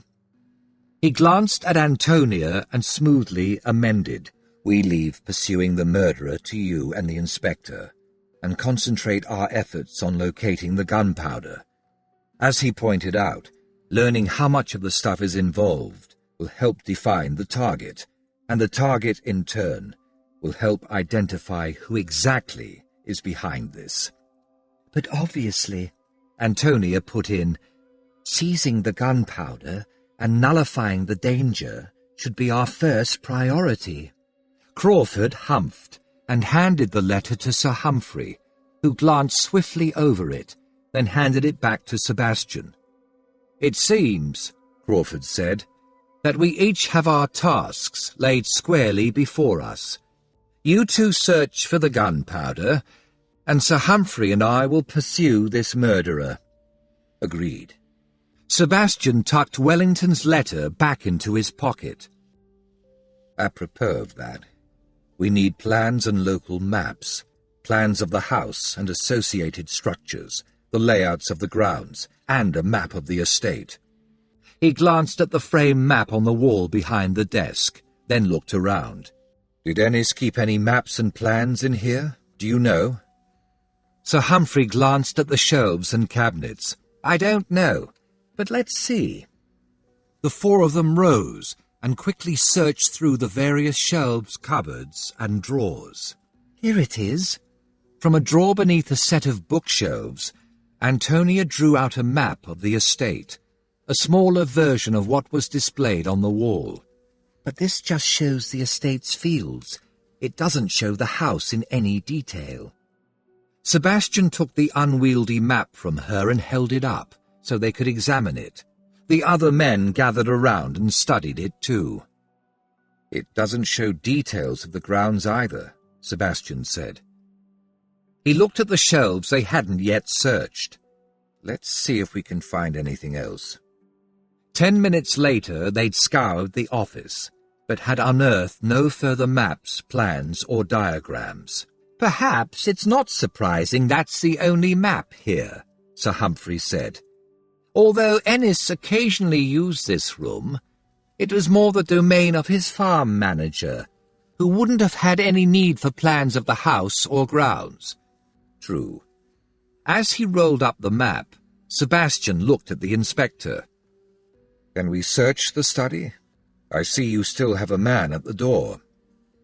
"More a precaution in case there's anything there we've missed." The inspector waved to the door. "Come, and I'll have a word with the constable. I don't mind you two going in and searching, but I don't want him thinking that it's therefore all right to let anyone else in. But while you're looking for your plans, you could do me a favour. and search again for anything that might point to the murderer. 2 minutes later, Sebastian followed Antonia into the study and closed the door on the interested constable. Antonia halted in the middle of the room. Her gaze had gone to the desk, and there it remained.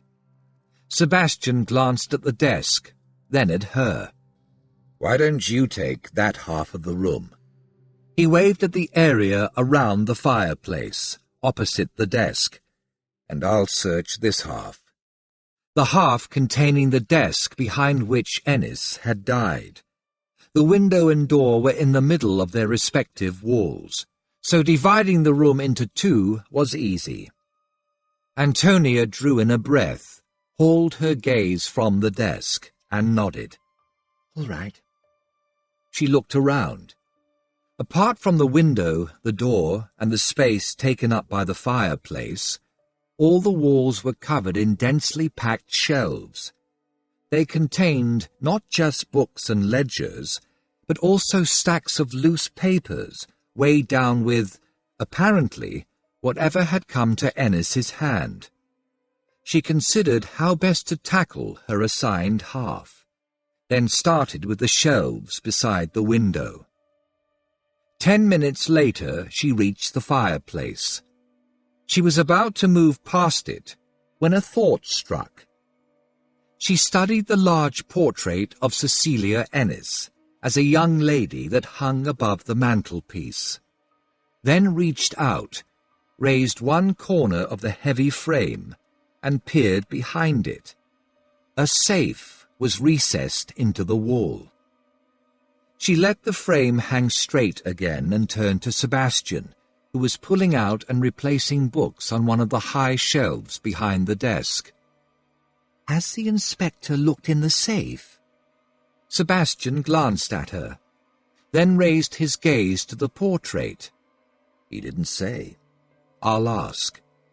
He went to the door, opened it, and left. Antonia progressed to searching the shelves on the other side of the fireplace. Several minutes later, Sebastian returned. He closed the door. "There's nothing in there but Cecilia's better jewellery and £200 in cash." Exactly what one might expect, and nothing more. Antonia continued to search through the ledgers, but more to be thorough than in any real hope of finding any plans. Sebastian returned to the shelves behind the desk. Eventually she asked, "How long do you think there's been a house on this spot?" She felt Sebastian's sharp green gaze, but didn't bother meeting it. "Why do you ask?" "Because at Chillingworth, and I'm sure at Somersham too, because the house is so old, the plans are kept in the library." "Precisely. The plans of the house are bound in one large volume, and the landscaping plans are kept in a separate folio, because they keep being updated." "So we're looking in the wrong place." "Perhaps." She glanced at him, a wryly questioning look in her eyes. "But we wanted to search here anyway, didn't we?" Fleetingly he grinned. "Indeed." He turned to a shelf by the door. "And I'm almost finished on this side, and I haven't found anything." She replaced the last stack of loose papers on their shelf, then stepped back and visually checked. "I finished here." She turned to survey her side of the room one last time. Her gaze swung over the grate, and she froze. Then she went forward, and crouching, carefully teased a paper, the left half of an envelope, free of the ashes that had almost obscured it. She rose with the remnant in her hand. Frowning, she angled it so the light from the window fell on the words scrawled across the envelope's face. "What is it?" Sebastian came to see. "It's part of an envelope. The writing on it says £300 for... and the rest has burned away." He halted by her side, close, and leaned closer still to examine the black scrawl. She fought to keep her hand, and her breathing steady. "Damn," he murmured. "Indeed." She glanced sideways at his face. Firmly quashing her unhelpful reaction, she managed, "The fire was burning when you came in to see Ennis, wasn't it?" "Yes, just crackling away. Nothing out of the ordinary."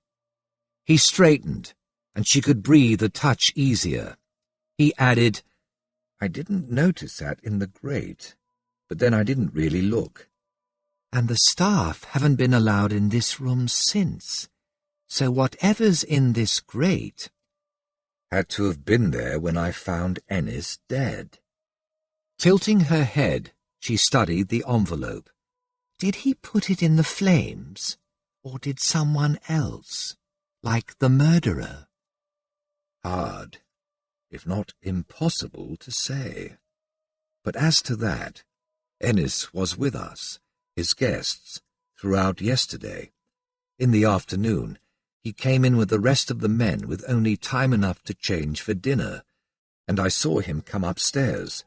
So he didn't come in here during the day, not for more than a minute at most. So the fire in here, which would have been laid earlier in the day, almost certainly wouldn't have been lit until dinner time. As accustomed to the ways of large houses as he, she nodded. Blanchard would have ordered it lit while dinner was being served. "Exactly. So that envelope couldn't have been fed to the flames until after dinner, which means by either Ennis or his murderer." By which, I take it, we can infer that the name of the person for whom the £300 was intended was, in fact, the murderer. Sebastian stared at the envelope for a second more, then met Antonia's grey eyes. "We should take this to Crawford and Sir Humphrey immediately. £300 is a large amount for any man to carry in notes." Her lips firmed. "Thinking himself safe, the murderer might still have the money on him, or have hidden it in his bags." They found Sir Humphrey and the inspector just finishing their interview of one of the footmen. On seeing their faces, Crawford wound up the interview, got to his feet, and sent the footman on his way. The instant the door closed, Sir Humphrey, who had also risen, said, "You found something?" Sebastian waved Antonia forward. He let her explain how she'd found the envelope and its significance, and what he and she thought the inspector's next step ought to be. Crawford was eager, but he turned to Sir Humphrey. "A search will cause a ruckus." Sir Humphrey glanced inquiringly at Sebastian. "Only if they know." Sebastian's smile was intent. "They've all gone shooting. You can search their rooms now." "And if you don't find anything," Antonia said, all the hauteur at her command on show, "make them turn out their pockets when they come in the gun room, before any of them have a chance to go upstairs." Again, Crawford glanced at Sir Humphrey. "They'll squeal." "Not." Antonia slanted a glance at Sebastian. "If you tell them it's to eliminate them as suspects, and that Erith has already complied." Sebastian promptly started emptying his pockets onto the desk's blotter, starting with the 3 very important letters he was carrying. "And you have my permission to search my room. And indeed, You should also search the rooms of all the visiting staff, maids as well as valets." "Yes, and you have my permission to search my room too." Antonia held her arms out to either side. "As is obvious, I have no pockets in this gown that could hold £300. The bodice of her walking dress was a very snug fit. Instinctively, Crawford had run his gaze down her figure. Abruptly, he realized what he'd done, and looked down at the desk as a wash of colour crept into his cheeks.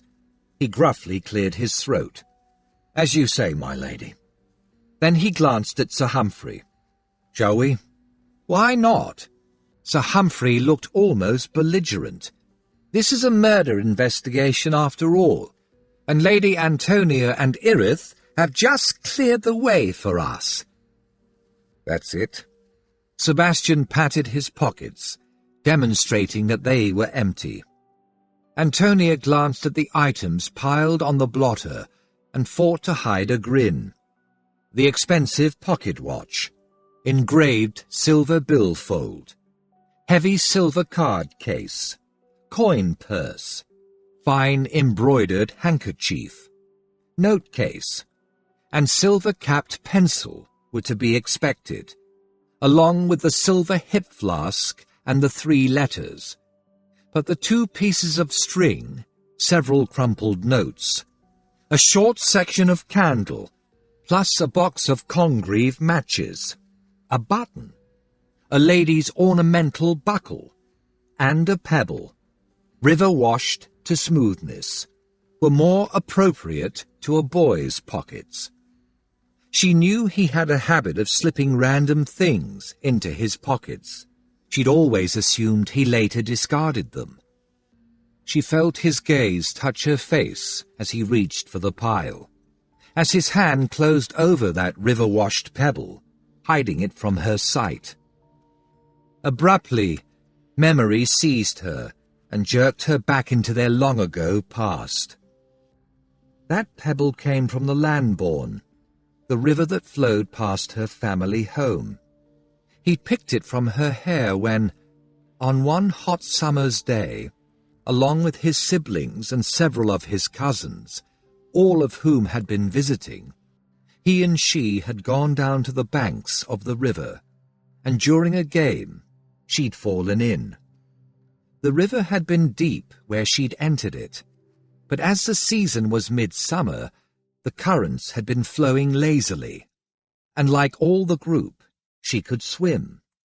She hadn't been in any danger, yet Sebastian had immediately dived in, swum to her, seized her and hauled her to shore. They'd come to the bank farther along the river, screened from the others by an outcrop. She'd waded out alongside him, but once they'd reached solid ground, he'd narrowed his green eyes at her and lambasted her for her carelessness. During his tirade, he'd reached out and plucked that pebble from her hair. Her memories were so vivid, she felt a phantom tug.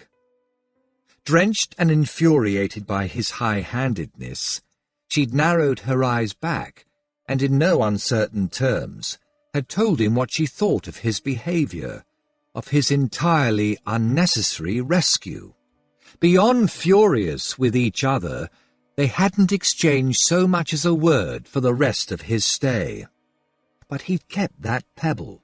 It had to be the same pebble. She blinked, then glanced at his face, but he was stuffing all his belongings back into his pockets and didn't look at her. Crawford waved Sir Humphrey to the door. "We should start our search immediately. Speaking to the rest of the staff can wait." Sir Humphrey glanced at Antonia and Sebastian.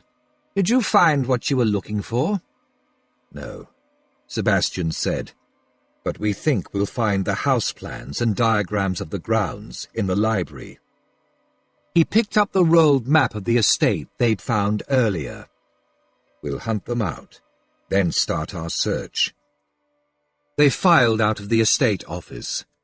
Crawford, followed by Sir Humphrey, strode off up the corridor and into the front hall, taking his constables with him. To Sebastian's surprise, Antonia turned in the opposite direction. For an instant, he thought she was heading back to the study for some reason. Instead, she opened a door, a secondary door more or less concealed in the wall the corridor shared with the library, and led the way into the large room. He followed and closed the door, which clicked shut, fitting neatly into the wall in a way that rendered it not readily discernible. He walked deeper into the room, then halted and surveyed the shelves lining the walls. Interrupted only by gaps for the doors, windows, and the large fireplace, the open shelves were packed with leather-bound tomes of every description. Luckily, Antonia murmured, we're looking for folio-sized books, and there aren't so many of them. He set the map of the estate on a small circular table. I see some. He walked to the wall shared with the corridor and crouched to scan the tall volumes filling the bottom shelf. Antonia trailed after him and halted beside him. He forced his mind to remain on track, to take in what his eyes were seeing in terms of the words etched on the spines, and not drift. Ah, this might be it. Thank God. He hauled out a large, heavy volume covered in maroon leather, with Pressingstoke Hall inscribed on the spine. He hefted it into his arms, rose, and carried it to the central library table. Antonia followed eagerly, her attention plainly diverted by the find. They opened the book, and saw a copy of an early plan of the house when it had been a medieval hall. Like many large houses, Pressingstoke Hall had gone through various iterations, with new versions built onto or over earlier structures. This book looks like it was compiled early this century. We need the latest plan. Antonia turned the pages until they were looking at an exquisite rendering of what was obviously the current Pressingstoke Hall. Antonia studied the plan. There are too many rooms to remember, especially on the lower level and in the attics. We'll need to make a copy. She looked around. There's a writing desk. She crossed to the desk, sat in the chair behind it, and searched in the shallow drawers, eventually unearthing several sheets of paper and a handful of pencils. He carried the large book over and placed it open on the desk. You're unquestionably better at drawing than I am. True, but before I start on this, let's see if we can find the plans of the grounds. They hunted through the folio-sized volumes and finally found a box stuffed with loose sheets. He carried the box to the library table, and she quickly sorted through the pages. This is the one, done in 1827. She studied it for a moment, then handed it to him. You can manage a reasonable copy of that, I'm sure. So while she settled at the desk to make a copy of the plan of the house, he sat at the library table and did his best, his distinctly poor best, to draw what was at least a passable representation of the grounds, noting the location of the various buildings and structures that dotted the cultivated area around the house. Antonia diligently copied line after line, an activity that required attention, but not a great deal of active thought. Her mind, unsurprisingly, reverted to contemplation of what was fast becoming her dominant obsession.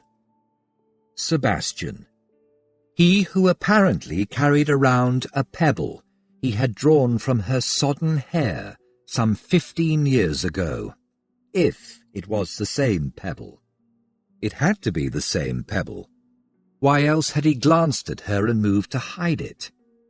So why had he kept it? Why did he carry it in his pocket to this day? She knew all about his protectiveness. It was something that had always been there, that had simply come to be the way he related to her, unchanging and absolute. She'd grown so accustomed to it, that overbearing protectiveness, that she'd long ago stopped being surprised by it, or by anything he did while in its throes. What she hadn't previously realized was that he was as aware of his reaction to her as she now was, as aware of the longevity of those feelings, as demonstrated by that pebble. It meant something to him. something definite, something important, something very real. That longevity, that constancy, the fact that his protectiveness toward her had never ever faltered, and it certainly hadn't waned, wasn't something she should have been so cavalier in taking for granted. Given what she now knew, all that she'd seen and felt, put that obsessive protectiveness together with all that had flared between them since they'd left their normal world behind. And what did that add up to? It was tempting, oh so tempting, to leap to conclusions, but she wasn't about to do that. This was too important, far too important. Yet whatever the reality was, she needed to know and was determined to find out. But if she left further exploration of that topic until after they returned to town, she would never learn what she needed to know. She understood him well enough to be 100% certain of that. No matter whatever happened in the future, if she wanted a clear and unequivocal declaration of what drove him, she would have to push for one now, while they were there, away from their families and the world they usually inhabited. The simple truth was, once they returned to London, any further interaction between them would be at his discretion, not hers. She could refuse to engage with him, but she couldn't make him engage with her. She wouldn't have any opportunity to initiate anything he wasn't prepared to allow. That prospect thrilled her not at all. If she was reading the signs correctly, them being thrust into this situation, one neither of them of their own accord would have instigated, had stripped away the veils and screens they both normally kept in place, especially with regard to the other. Whether intentionally or unintentionally, wittingly or unwittingly, until now, neither of them had faced, much less focused on, what was, in truth, between them. But courtesy of the hours they'd spent there, in each other's company, they now recognized what that potentially was. Both of them knew that much. But he liked control. More, he insisted on control remaining in his hands. Ergo, he would put off dealing with what lay between them, at the very least until they returned to town, and possibly even after that. She had no idea how he saw the lady he would wed, but it was perfectly possible he had some entrenched notion of eventually marrying some meek and mild miss he could easily control. That was not just possible, but likely. She hadn't ever thought about being the Marchioness of Erith. Knowing him as she had, it had simply not occurred to her. Much as a prize, she wasn't at all sure she would want to win. Marrying Sebastian hadn't ever featured on her list of things to do because, carefully drawing in the final lines on her copy of the plan of the basement, she realized that she'd always known that marrying him would be a challenge, one she hadn't been sure she could win. She still didn't know if she could win. If she could win the one thing that, according to all those ladies who knew, was the only viable guarantee when marrying a nobleman. She knew how he felt about her protectiveness-wise. She had no idea about his heart. Holding up her copy, which she knew to be exact, she pretended to compare it to the original, while her heart thudded, slow and certain, and her mind raced. Would she attempt it? Would she open Pandora's box and find out what their truth really was? Or would she cling to safety and let the moment, the next few days, pass without risking it. She stared unseeing at her copy for several silent seconds. Then she compressed her lips, picked up the 4 sheets she'd prepared, 1 for each level of the house, rose, and shut the heavy volume with a thump. She looked at Sebastian, seated at the nearer end of the long library table. As he looked up, she met his eyes. "I'm ready." He pushed back his chair, picked up the single sheet on which he'd sketched the grounds, tucked it into his pocket, and rose. "Let me put these away." He lifted the box, came and fetched the volume of house plans, and carried both to the shelves. She followed.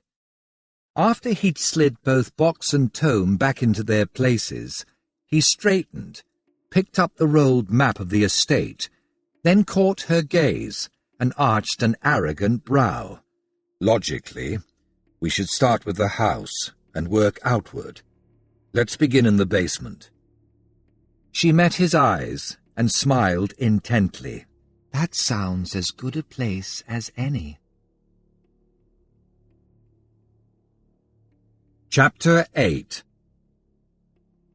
Armed with Antonia's copy of the house plans, they consulted Blanchard, and under his aegis ventured through the green baize-covered door and down a set of stairs into the servants' hall, beyond which lay the kitchen and a warren of other rooms. "We'd like to start at the lowest level of the house." Sebastian looked at Blanchard. "I assume the cellars are in use?" "Indeed, my lord, if you will come this way." They followed Blanchard into the kitchen, where preparations for the evening meal were in full swing. The cook and her helpers saw them and froze, then downed tools and bobbed curtsies.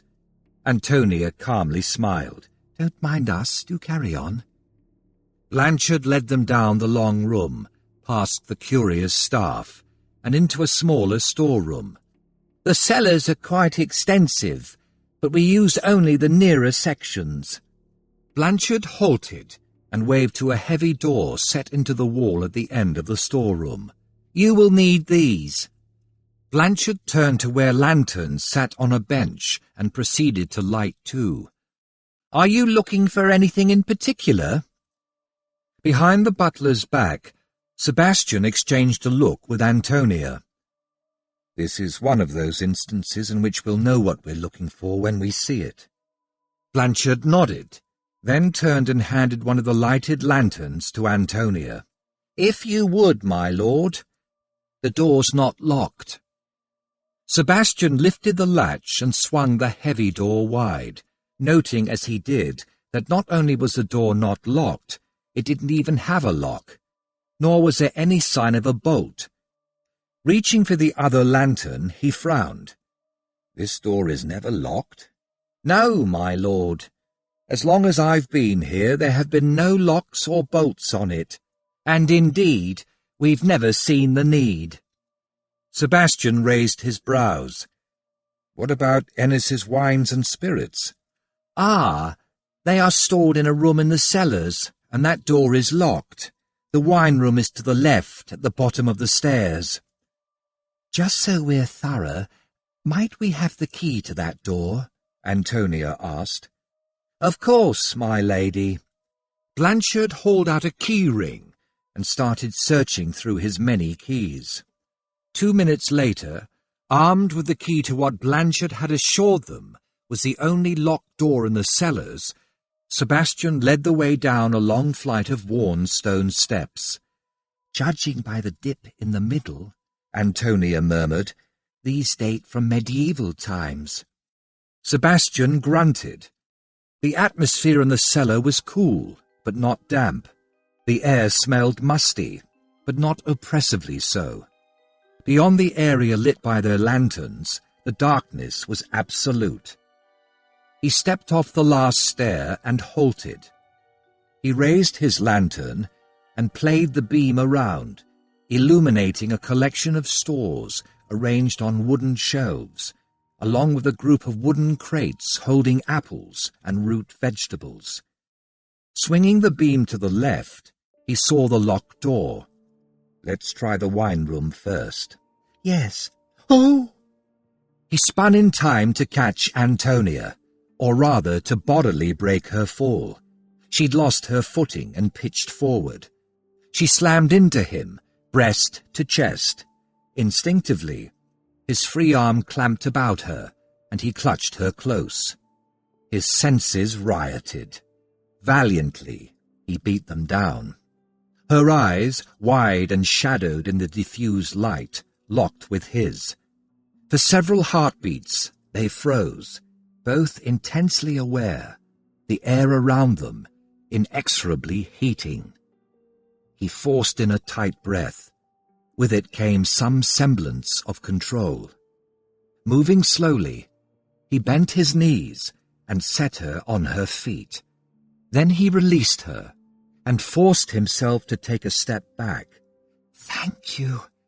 She sounded breathless. She smiled apologetically at him.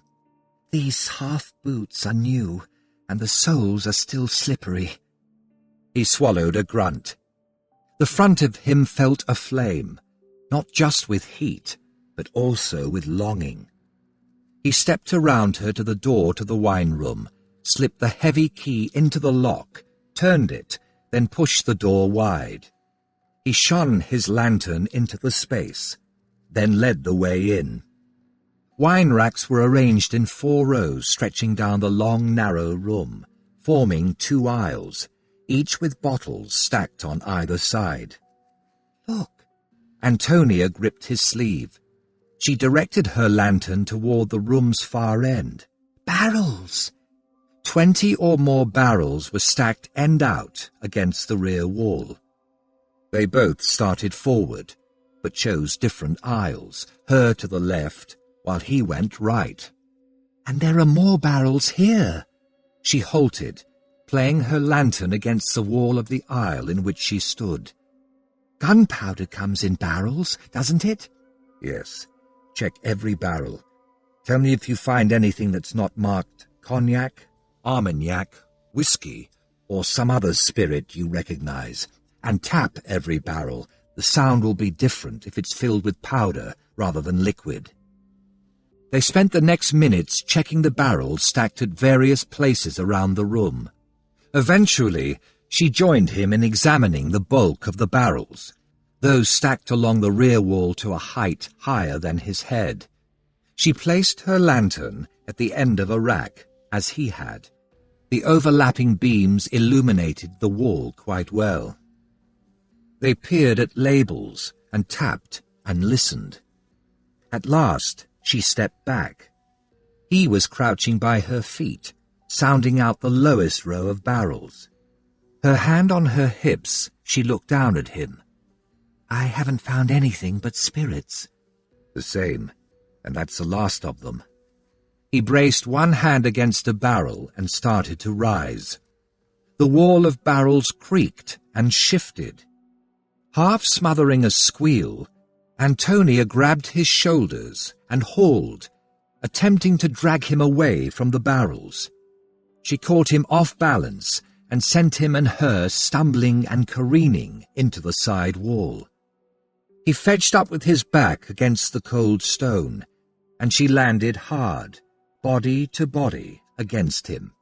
And again, he fell victim to his slavering senses and reacted as those senses decreed.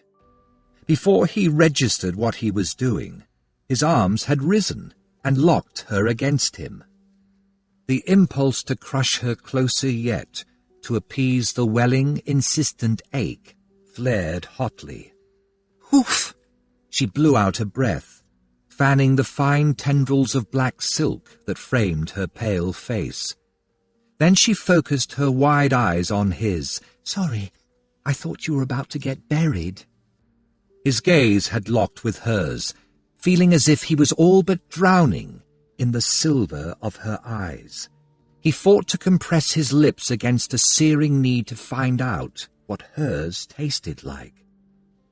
After a fraught second, he managed to reply, "No, the barrel I leaned against shifted a trifle. that's all. The stack's stable. Even to his ears, his voice sounded rough, deeper and more gravelly. The battle to set her away from him was significantly more difficult to win than before. He succeeded. Just. He eased past her and turned to look up the room. He set his hands on his hips, drew in a tight breath, and pretended to survey the area as if searching for anywhere they'd overlooked, while inside he wrestled his demons back into their cage. He was supposed to be protecting her, even from himself, at least for now. She too had fallen to studying the room's contents again. We haven't found anything here, but regardless, might they have disguised the gunpowder? Perhaps put it into old brandy casks, for instance. He drew in another breath, forced his wits to function, then shook his head. I don't think so. That would increase the risk that someone, thinking it was brandy or whatever else, might steal it or open it, find gunpowder, and raise the alarm. He reached for his lantern, and whoever brought the gunpowder here had no reason to imagine anyone would start actively searching for it. Better to just hide the gunpowder barrels somewhere, either somewhere sufficiently secret or among other barrels. By the latter theory, this is the most likely place the gunpowder would have been hidden, but it's not here. She retrieved her lantern, and side by side they started up the room toward the door. He glanced back. There's no sign of any barrels being recently brought in or removed, either. Well, the door is locked, and it's a heavy old lock, so they, whoever they are, would have had to have access to the key. If Ennis was directly involved, then they would have had no problem getting the key. He held the door, then followed her through. If by here Ennis meant inside the house, then this was the most likely place to hide any barrels. He hauled the door closed and relocked it. After pocketing the key, he raised his lantern and played the beam into the surrounding darkness. It's possible they didn't bother trying to hide the barrels among others, but simply hid them around some corner down here. We'll have to search the entire area. Even if you don't see barrels, look for any sign that they might have been here, any sign of recent activity. They spread out and courted the cellars, which, once they moved away from the storage areas immediately around the bottom of the steps, proved to be largely empty. The floor was paved with stone flags throughout, and their footsteps echoed hollowly. The beams from their lanterns marked their progress, but between them silence reigned, until they met once more at the bottom of the cellar stairs. Sebastian looked into Antonia's eyes, steel grey in the lantern light. Where else in a house are barrels found? She pulled a face. No doubt there'll be one or two in the storerooms around the kitchen, but unless we're looking for just one barrel, I can't think where more could be hidden above this level. He considered, then said, I can't imagine an amount smaller than several medium-sized barrels being threat enough for Ennis to have felt compelled to report it. In that case... Antonia raised her skirts and started up the stairs. Let's check the kitchen storerooms just in case, then take a closer look at the house plan and see if there are any other places in which several medium-sized barrels might be concealed. With a grunt of agreement, Sebastian followed her up the stairs. Antonia took the lead in examining the barrels in the various storerooms, but found nothing beyond 2 barrels of herrings, 1 of vinegar, and a large vat of cider. She was glad of the minutes of being in charge. The exercise demanded she keep her mind focused on their search, allowing her senses time to recover from the jolts she'd given them. In deciding to batter through Sebastian's armour-plated control, she hadn't considered how such an endeavour would affect her. In truth, the thrill of those moments, the anticipation of when exactly he would break and what would happen next, was distinctly addictive. Deciding she needed a little more recovery time, and she needed to be careful he didn't realize her actions were deliberate, so a longer period of perfectly innocent behavior on her part wouldn't go astray. As they emerged through the green baize covered door into the front hall and found it empty, she glanced at him. "There's a morning room that no one seems to use." She pointed to the closed door at the front of the hall, opposite the drawing room. "Why don't we go there and study the house plans for anywhere else we should search?" Good idea. He walked at her shoulder down the front hall, reached past her and opened the door, then followed her inside and shut the door. Although no one was using the room, the curtains had been opened and a small fire was burning. A well-padded sofa faced the fireplace with a low table before it. Antonia sat on the damask and spread the 4 sheets of her copy of the house plan on the table. The cushion next to her depressed as Sebastian sat beside her. "I really can't see anyone carting several medium-sized barrels upstairs." He leaned forward to study the plan, then reached out and drew the sheet representing the ground floor closer. "Is there anywhere on this level that would make any sense as a place to store gunpowder?" "The gun room?"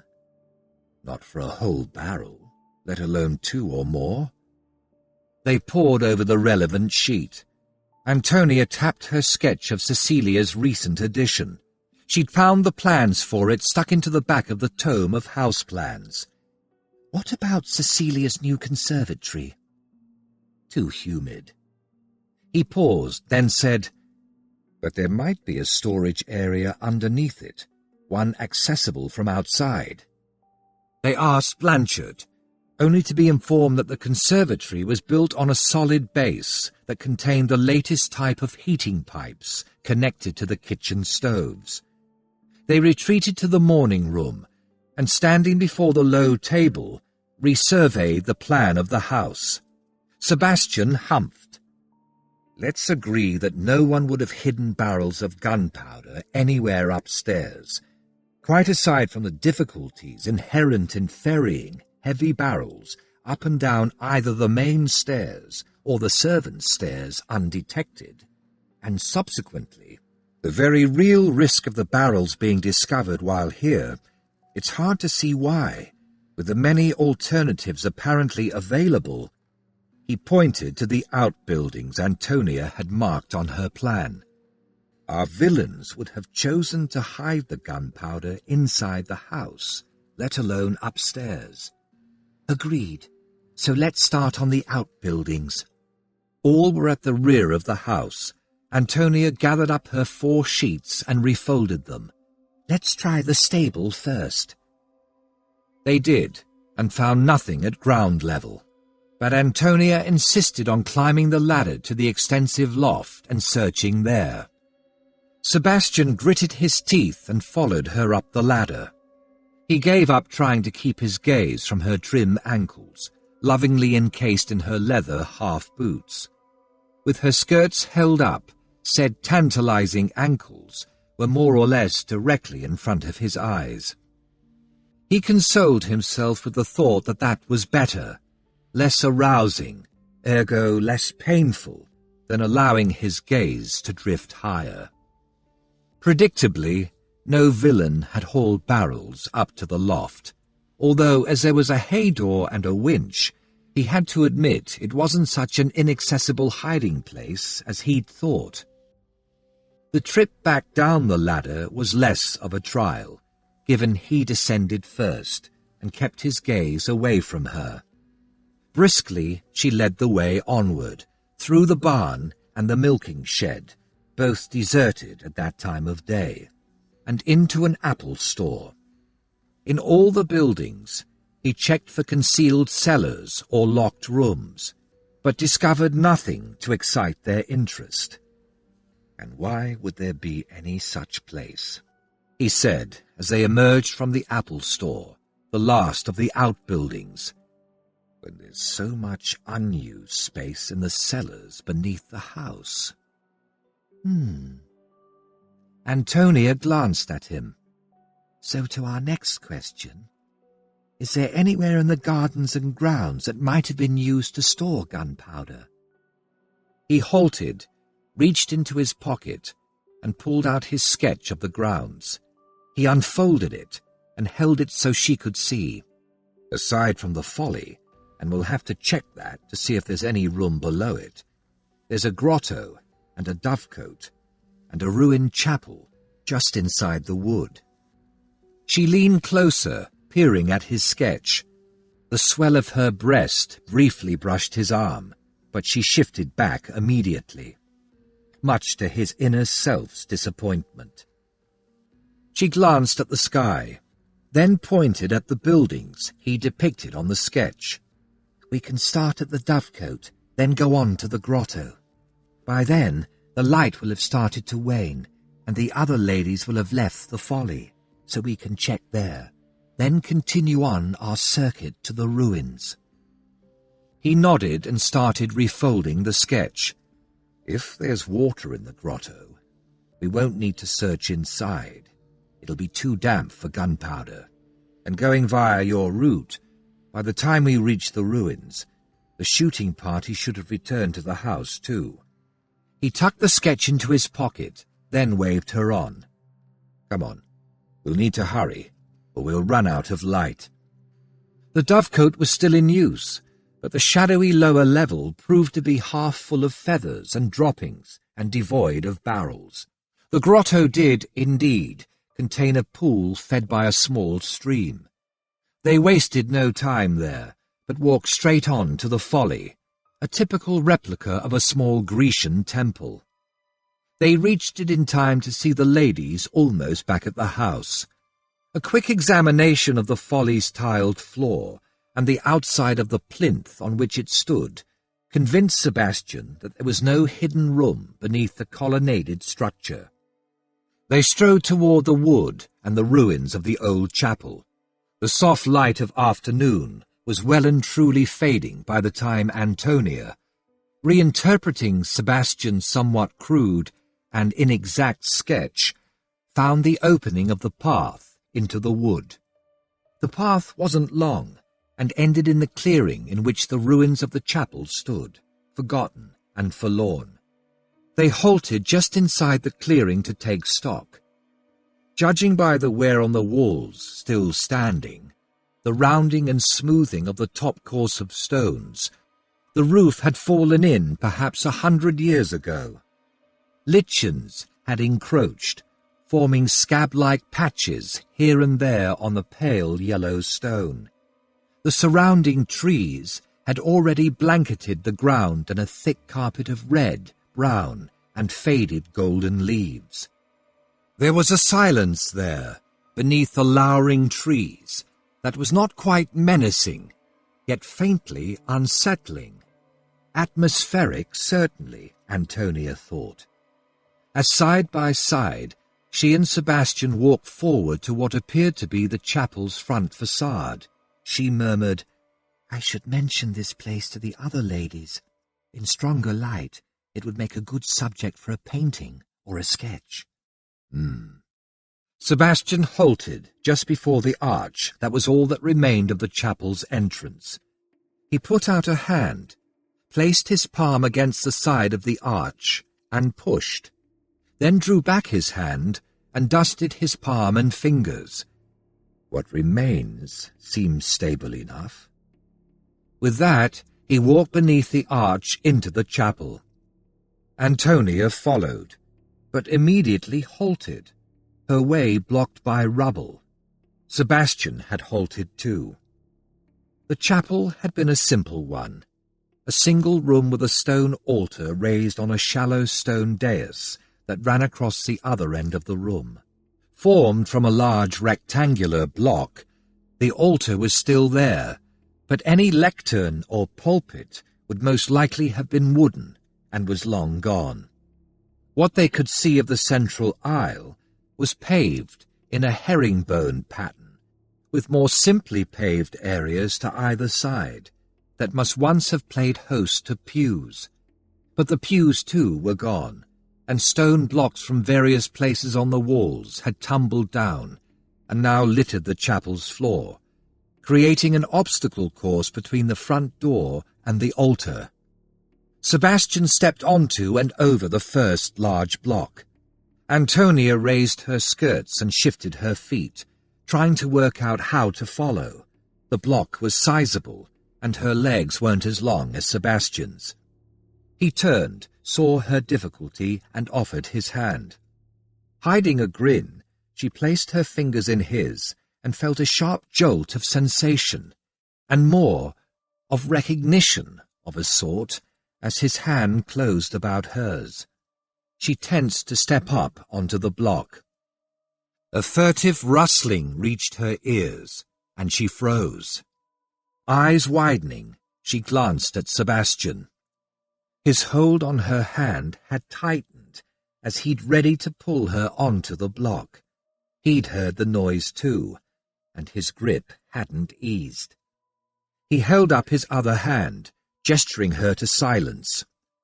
They both glanced around, straining their ears. The noise came again. This time, they both placed it, outside and close to the chapel's rear wall. Was someone following them, perhaps spying on them? She turned back to the front archway as Sebastian stepped silently back over the block and joined her. With him still holding her hand, she leaned into him and whispered, "Could it be rats?" She hated all rodents. He bent his head and breathed in her ear. "Rats look for food. There's no food here. So it might be a person." They crept back under the archway. She stuck close to Sebastian's side, and he seemed in no hurry to release her hand as he led the way, stealthily stalking around the outside of the chapel's ancient walls. For a large man, he moved silently, but she knew he hunted in Scotland with his cousins and was considered an expert deer stalker. She was a fair hand at stealthy creeping herself. They made very little sound as they steadily progressed along the side wall. Sebastian slowed even more as they neared the rear corner. Even with his senses open wide, he couldn't detect any hint of another person. Yet there was something there, hunkered at the rear of the chapel. Carefully, he released Antonia's hand. Tensed to react, to defend against any attack, he stepped past the corner and looked. A vixen stood over the entrance to a den and bared her teeth at him. In stepping forward, he'd left a gap between him and the wall. Antonia filled it, leaning forward to look, startling the fox.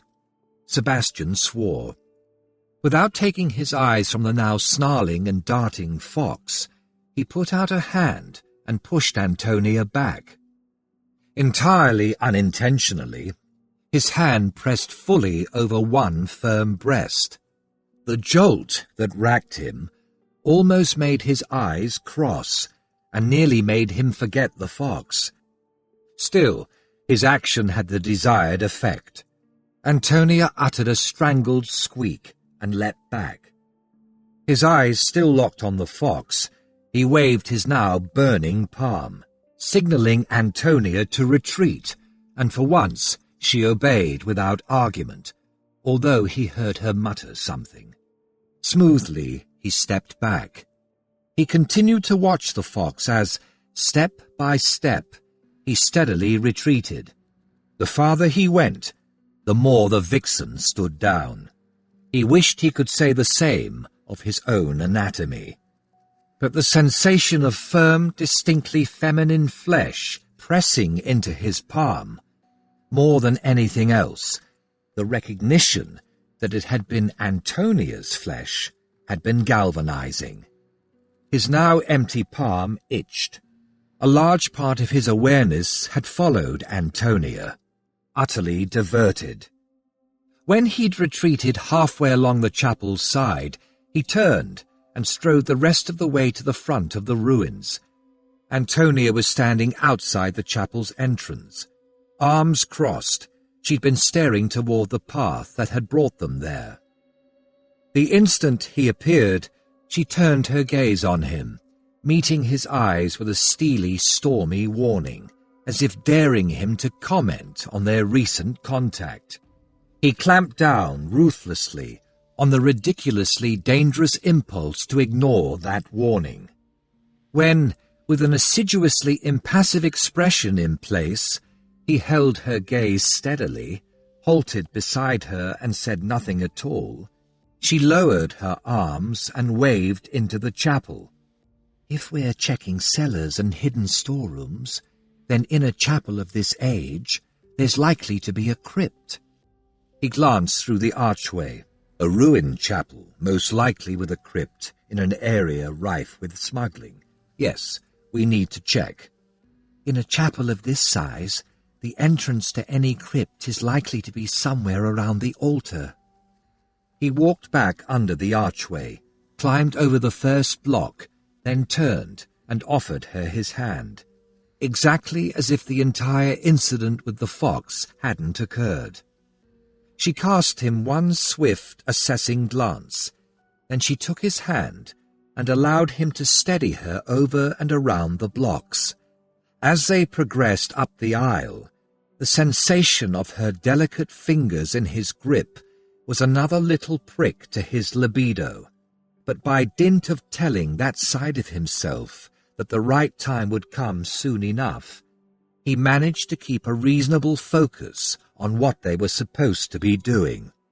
Antonia struggled to cope with the new and even more potently distracting plane of awareness of Sebastian, onto which the unexpected contact at the rear of the chapel had catapulted her senses. Thank the heavens she'd had a moment to gather her wits before he'd rejoined her. As she'd fled back around the chapel, her breasts had positively ached. But he'd elected to play the gentleman and had kept his mouth shut and his thoughts shielded behind that impassive mask of his, and she'd managed to bludgeon her witless senses into submission, only to have them flaring again. Not this time at the sensation of his hand gripping her fingers. It seemed she was finally growing accustomed to that, but at the unwitting demonstration of the innate power in his body, of its steely strength, as he effortlessly supported her weight here, there, as she clambered over the stones in his wake. She had never ever been as aware of a man's body as she now was of his. Purely on the grounds of self-preservation, she was going to have to bring their ever-intensifying interactions to a head, but sadly not now, and definitely not there. By the time they'd gained the clearer space about the altar, the light was almost gone. "We'll need to search quickly." She slipped her fingers free of Sebastian's and started walking slowly around the altar, peering closely at the floor as she went. This area was largely free of rubble. He paced in the opposite direction, his gaze trained on the worn flagstones. Several times she kicked aside leaves and twigs to examine one of the flags. She'd reached the rear left corner of the altar when a darker piece of what looked like iron among the detritus, closer to the side wall, caught her eye. She crossed to it, with her boot swept the litter aside, to reveal a heavy iron ring set in the floor. "Sebastian! This must be it, the entrance." He strode over, looked at the ring, then at the litter she'd swept to the side. "If it was covered by that, I doubt this slab has been lifted recently." "Never mind that. There might be another way in." She all but jigged with impatience. "The light's almost gone. We need to go down and check regardless." Sebastian grimaced, but obediently reached for the ring, braced himself, then hauled. He was rather shocked when, albeit with a deep groan and the expected scraping noises, the slab pulled up relatively smoothly. As it swung and settled in place, he leaned around it and studied the mechanism. Very neat. It's perfectly balanced and pivots. "Yes, well, excellent." Antonia waved him to precede her. The trapdoor had revealed a steep set of stone steps leading into darkness. Now, as eager as she, he went down the first steps, bent, and peered inside, but the shaft of weak light provided little illumination. Antonia prodded his back. "Wait a minute," he said. He searched in his pockets and found the candle stub and his matchbox. He crouched, set the candle on the step, and quickly lit the wick. There was virtually no breeze. The candle flame flared, then settled. Slipping the matchbox back into his pocket, he picked up the candle, straightened, then holding the candle before him, he went down the rest of the steps. Antonia peered down, then quickly followed. As she joined him on the dusty floor, he held the candle high, almost brushing the low ceiling, and turned slowly, taking in all he could see. It was a typical small crypt, with stone tombs lining the walls, with burial niches above them. There's nowhere I can see where any tunnel might come in. The niches are in every wall, and the tombs block anything lower. "Look!" Antonia gripped his arm. "There are barrels in that corner." She pointed, then released him and hurried forward, only to recoil and bat her hands in the air before her face. "Ah, cobwebs!" He hid a grin and followed her, holding up the candle. The faint light fell on 4 barrels, dark with age and covered in dust and cobwebs, stacked 2 by 2 in front of the tombs in the far corner. Somewhat gingerly peeling aside cobwebs, Antonia bent over the barrels. She brushed down the end of one. "I can't see any writing." It might have faded with age. He studied the barrels, then held out the candle. "Here, hold this." She took the candle. He bent, gripped the upper edge at each end of one barrel, and lifted it. He swung the barrel slightly, and felt the weight of liquid shifting inside. They both heard the faint sloshing. He set the barrel down. Brandy, at a guess. It might well be over 100 years old. She glanced around. "I suppose this crypt must have been used by smugglers once upon a time." "On this coast? That's a certainty. A gang must have delivered this, most likely for whoever was living at Pressingstoke Hall at the time, and then whoever was to retrieve it either forgot or perhaps died." She held the candle high and looked back along the crypt toward the steps. He followed her gaze. From this spot, they could just make out the far wall of the crypt. Regardless, there's no gunpowder here. And given the cobwebs and the dust, no one's been down here recently. She sighed. She reached for her skirts and was about to start back for the steps when a faint skittering, scurrying noise reached his ears. Then she screeched, and the candle went flying, plunging them into darkness. Before he could blink, she turned and flung herself into his arms. Full body-to-body contact in the dark. For a moment, his inner self gloried and gloated, imagining the time had finally come. After all, she was clutching him frantically, and his arms had locked around her. But he could sense her heart beating wildly, could hear her suddenly quickened breaths. "It's all right," he soothed. "It's nothing." "It's not nothing," she wailed. "Some horrible beast ran over my foot." He felt her lift her face, even through the darkness, felt her accusing glare. "I thought you said there wouldn't be any rats if there wasn't any food." He could hardly point out that there had been food, but by now the rats would be long gone. Trust me, there aren't any rats down here. "What was it then?" She had him there. Tentatively he offered. It might have been a mouse. "A mouse?" Apparently mice were worse than rats. Or maybe a vole. Or a mole. Or even a bat. "Bats?" He pressed his lips tight against a laugh. He'd forgotten about her aversion to rodents, but he was definitely enjoying the result. She was still pressed against him, still holding on to him, a warm bundle of distinctly feminine curves, with her arms looped around his neck. For several long moments, he simply stood there with her, held fast against him, telling himself he was merely waiting for his eyes to adjust well enough to guide her toward the lighter oblong that was the opening above the steps. Even as temptation welled, he remembered his sane and undoubtedly wise resolution. This, and all that flowed from it, would be best left until later. He bent his head and murmured, "I'm going to let you go. Then I'll take your hand and lead you back to the steps and up. All right? Are there any more bats, or whatever that was?" I think you probably scared them away. After a second, he felt her nod. Then her arms eased from about his neck. She stepped back. He felt the loss keenly, but he'd expected that.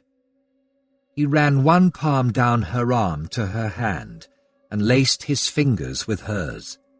Come on. Without further incident, he led her back along the crypt, up the steps, and helped her through the trap-door and back into the chapel. She stood and watched as he lowered the trap-door back into place. "We should tell Blanchard about that brandy." He nodded and reached for her hand. She surrendered it without a word. Her fingers clutched his as he helped her over the shattered blocks and up the aisle. By the time they reached the arched entrance, night was closing in.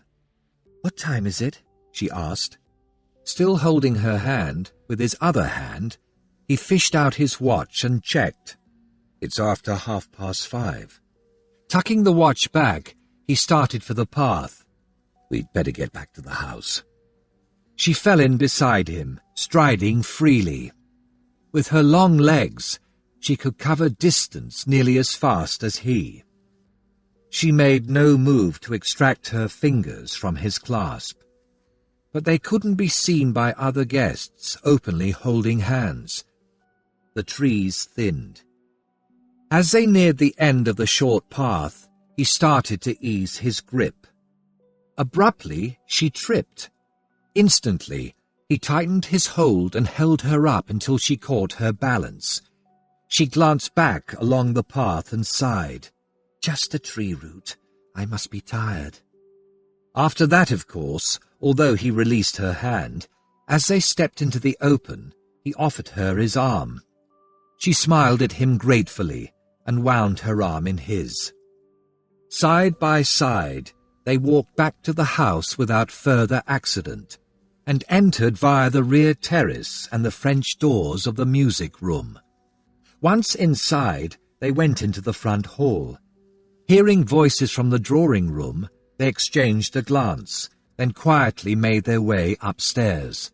They reached the corridor outside their rooms, just as the dressing gong sounded.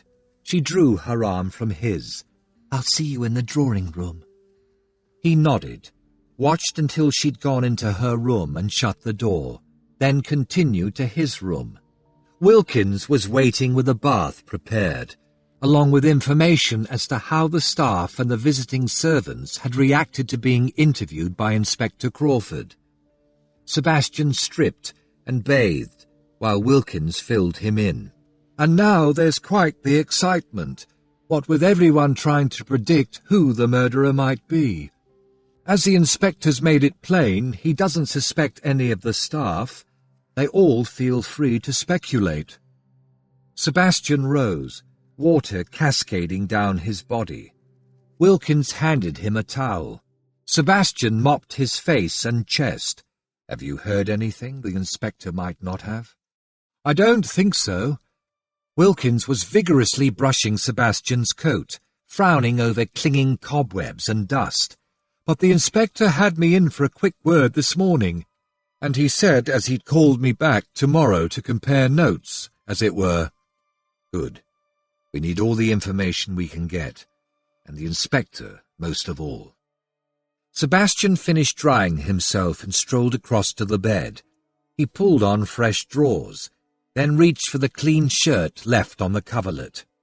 Given he and Antonia had covered the house and grounds and seen no hint of any gunpowder, not even any indication of where barrels might recently have been stored, he was increasingly convinced that no matter where they searched, the only way they would find the gunpowder was to find Ennis's killer.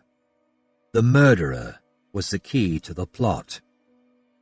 He was standing before the mirror, tying his cravat, when his thoughts of the plot and the murderer temporarily suspended as he concentrated on getting the linen folds just so.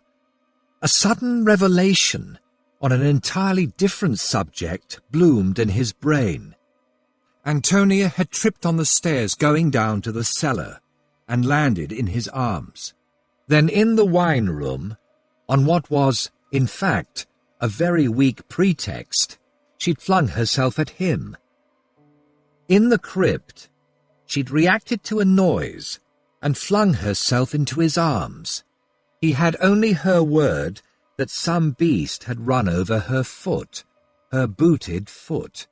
Then, just as he'd been about to let go of her hand and create distance between them, she tripped on a root on the woodland path.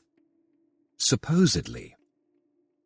And this was Antonia, who before today he would have described as innately sure-footed, light on her feet, and never ever clumsy.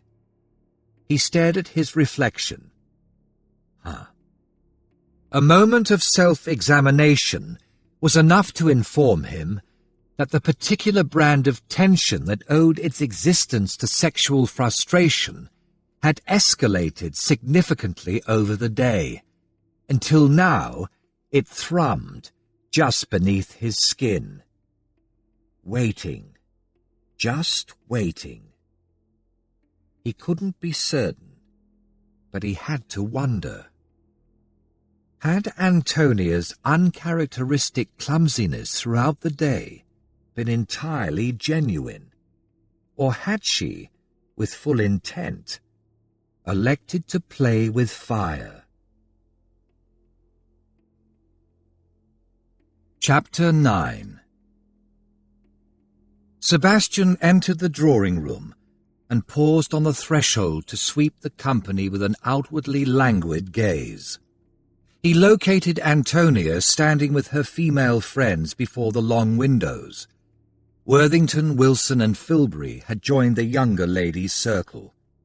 Unhurriedly, Sebastian crossed the room, pausing to exchange greetings with Parrish and McGibbon, before fetching up by Antonia's side. She'd seen him approaching, and shifted to make space for him beside her, much to Wilson's poorly concealed annoyance. Sebastian smiled genially at the ladies and exchanged nods with the men, then asked Wilson whether he'd had any luck with his gun that afternoon, effectively distracting the man from his sulk.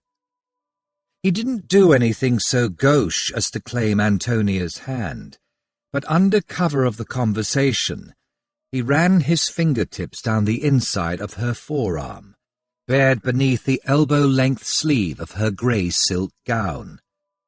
She didn't start, but he sensed the jolt she fought to suppress. She stiffened, and from the corner of his eye, He saw her eyes widen fractionally. His easy smile deepened just a touch. This was a game at which he excelled.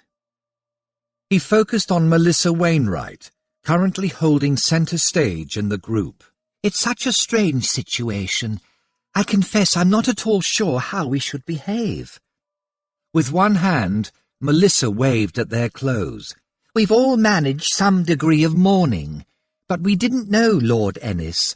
We're not connected to the family, and overdoing things seems hypocritical and rather disrespectful. Filbury nodded. Ennis was our host, but we really didn't know him. It's Connell we know, so it's mourning at one remove, so to speak. Georgia and Hadley Fanshawe walked up and joined the circle. On being informed by Claire Savage of the topic under discussion, Georgia said, Hadley and I were just talking about the very same issue with Mrs. Parish and Cecilia. Consider, if one is at a house party at which the host dies, we all know what we would do. We'd pay our respects and leave the next morning, Hadley put in. Exactly, Georgia said. But Ennis didn't just die, he was murdered. And although we all feel as if we should leave, I gather Sir Humphrey and the inspector are adamant we must remain until the murderer is caught, or at least until the day the house party was supposed to end. Cecilia, Mrs. McGibbon, and Mrs. Parish have been discussing what's best to be done, Hadley revealed. I gather Cecilia is thinking of making an announcement at dinner. Good, Claire said. It's the uncertainty of not knowing if one is doing the right thing that's so discombobulating. The conversation swung to what sort of group outings, if any, might be acceptable, both socially and to the inspector. Sebastian bent his head toward Antonia's and murmured, "Stroll with me. We need to discuss strategy." She glanced at him, curious but wary. He made sure no hint of any predatory smile showed as he ignored her wariness and offered his arm. She hesitated for a second, then with a tiny inclination of her head, she set her hand on his sleeve. Glancing at the others, she murmured an excuse, and together they stepped away from the circle. Slowly strolling across the room, he said, "Before we get to strategy, apropos of the Fanshawe's recent remarks earlier, you told me Cecilia had wanted to invite you and your friends to this event. I assume that some friendship with Cecilia was involved, but that doesn't appear to be the case." No. Antonia paused, then went on, "As I understand it, Cecilia and Ennis were expecting the Parishes and the McGibbons, and had arranged for their visit to coincide with Connell's stay and Cecilia's annual house party. From what I've now gathered, I suspect Cecilia wanted to underscore her and Ennis's position in English society for their visitors. Cecilia and Georgia are connected, albeit distantly, and it's well known the four of us, me, Claire, Melissa, and Georgia, are old friends and often pay visits together. And as our group consists of the daughter of an earl, the daughters of 2 viscounts, and the granddaughter of a duke, now married to the grandson of an earl, we're seen as highly desirable guests, precisely the sort of guests Cecilia wished to flaunt." He'd steered her to a spot sufficiently distant from the other guests to be able to converse without being overheard. As he drew Antonia to a halt and shifted to face her, she lightly shrugged. "So Cecilia invited us, and Georgia's mother urged Georgia to help Cecilia out, and as the rest of us had nothing else on, we all accepted, and here we are." She raised her eyes to his and cynically arched a brow. "So what about our strategy?" He met her gaze. "There's nothing more we can do to advance our search for the gunpowder tonight. I suggest that instead we should concentrate on seeing if we can narrow the candidates for the role of murderer." She agreed with a dip of her lashes and a graceful inclination of her head. Calmly, she surveyed the gentlemen scattered about the room.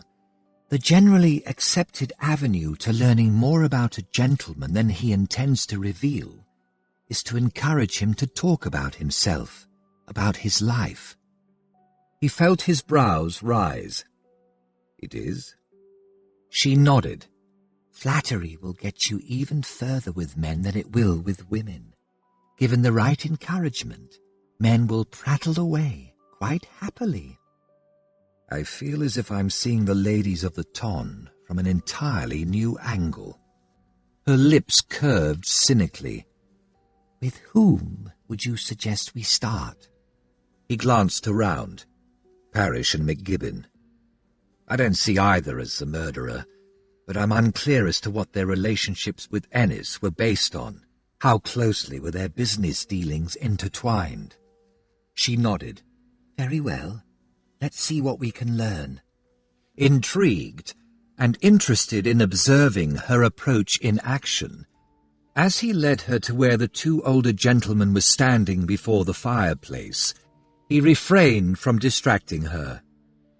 Antonia was relieved that Sebastian's focus on identifying the murderer had trumped his rakish inclinations. She'd never been the target of his roving eye, never been his prey, for which she gave thanks. At least that was what she told herself. She knew his reputation, and could imagine that, if he put his mind to it, he would be utterly diabolical in driving a lady to distraction. She was quite sure he knew all the ways. That earlier, thoroughly unnerving caress of his had proved that. What she wasn't sure about was what that sudden, unprecedented action of his presaged. Did it signal intent on his part, or had it been more instinctive? Or had he done it in revenge for all the jolts she'd given him over the long afternoon?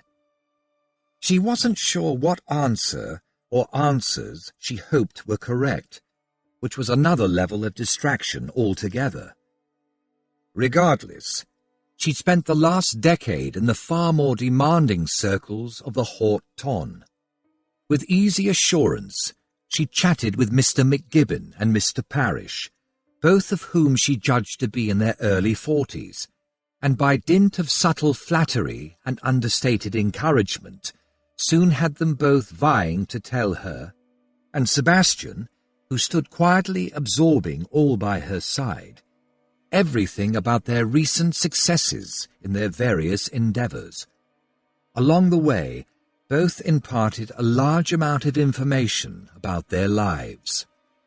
Nevertheless, it took more than 20 minutes before she managed to winkle from them the basis of their friendship with Ennis. We formed a landowners' association, you see, way back. McGibbon looked at Parrish. Well, must be nearly 20 years ago now. Parrish nodded. Although McGibbon here and I now live elsewhere in Ireland, we still retain our holdings north of Limerick. Our origins, so to speak. It's those holdings and the Landowners' Association that made Ennis and us friends, and kept us in touch over the years. McGibbon pulled a face. Shared interests. He glanced at Parrish. I suppose Boyne over there will continue to run the Ennis estate. He has for the last 8 or so years. But we should tell Cecilia that we'll be happy to help out with teaching Ennis's boys the ropes. Early days yet, Parrish replied. But when the boys reach an appropriate age, it'd be a blessing to be able to do that for Ennis. He was a good friend. Antonia exchanged a glance with Sebastian. McGibbon and Parrish were wearing black cravats and black armbands, and seemed to have sunk into their memories of Ennis. Before Sebastian could respond, the dinner gong sounded, and Blanchard appeared in the doorway to summon them to the table. Cecilia, tonight dressed in unrelieved black crepe, rose from the sofa. Pale and drawn, she pressed her hands together and said, If you would, I suggest we keep the seating informal. She gestured vaguely. There seems little reason to impose unnecessary strictures on ourselves, not in these circumstances. Sebastian, who, had they been adhering to formality, would have led Cecilia in, half bowed to her. "Whatever you wish, Cecilia. I'm sure all of us here are happy to do whatever we can to make this stressful time as easy as possible, for you especially." Smiling a touch wanly, Cecilia inclined her head. "Thank you, my lord." The company rose, and in twos and threes made their way into the dining room. Antonia rested her hand on Sebastian's sleeve. As they joined Melissa and Wilson, and Claire and Filbury, Sebastian closed his free hand over hers, abruptly jerking her attention from everything and everyone else. She managed to keep her expression relaxed and unconcerned, but that touch, it was overbearingly, domineeringly, ridiculously possessive, and set her nerves jangling. Worse was to come. Releasing her to guide her to a chair, his hand settled at the small of her back, burning through 3 layers of silk. Scrambling to tamp down her reaction, feeling as if her until then easy smile was pasted on her lips, she managed to subside onto the chair he held for her with reasonable grace. Finally free of his touch, while he claimed the seat beside her, she seized the moment to draw in a deep, calming breath. She didn't immediately meet his eyes, but instead engaged Hadley, opposite, with a smile. Then Cecilia, about to take her seat at the foot of the table, waved her brother-in-law, who had escorted her in, to the empty carver at the head of the table. "Connell, if you wish." Already pale and thoroughly overset in the wake of his brother's unexpected death, Connell paled even further. He shook his head. "No, I can't." He glanced at Cecilia. "It wouldn't be right. That's—" Connell blinked, then drew in a tight breath and went on. "James's place." Cecilia smiled weakly. "Of course, as you wish." Sebastian placed 2 fingertips on the back of Antonia's wrist. Although the touch sent sensation streaking through her, she tipped her head his way and murmured, "James is Ennis's oldest son and heir." Sebastian nodded, and the disturbing touch vanished. Contrarily, she immediately wanted it back. Connell claimed the empty place between Georgia and Miss Bilhurst, both of whom murmured their support for his decision, an approval shared by all. The ladies endeavoured to entertain Connell, and after drawing in another breath, he made an effort to respond. Seeing nothing in Connell's attitudes or behaviour to raise anyone's suspicions, Antonia shifted her attention to Filbury, intending to further her and Sebastian's acquaintance with him and his background. Somewhat to her surprise, while Sebastian did nothing to undermine her efforts directly, indirectly, every time an opportunity to discompose her, to capture her senses and derail her wits presented itself, he was quick to seize it. At first, she battled to keep her mental feet, but as his surreptitious actions continued, she discovered she could indeed successfully split her attention.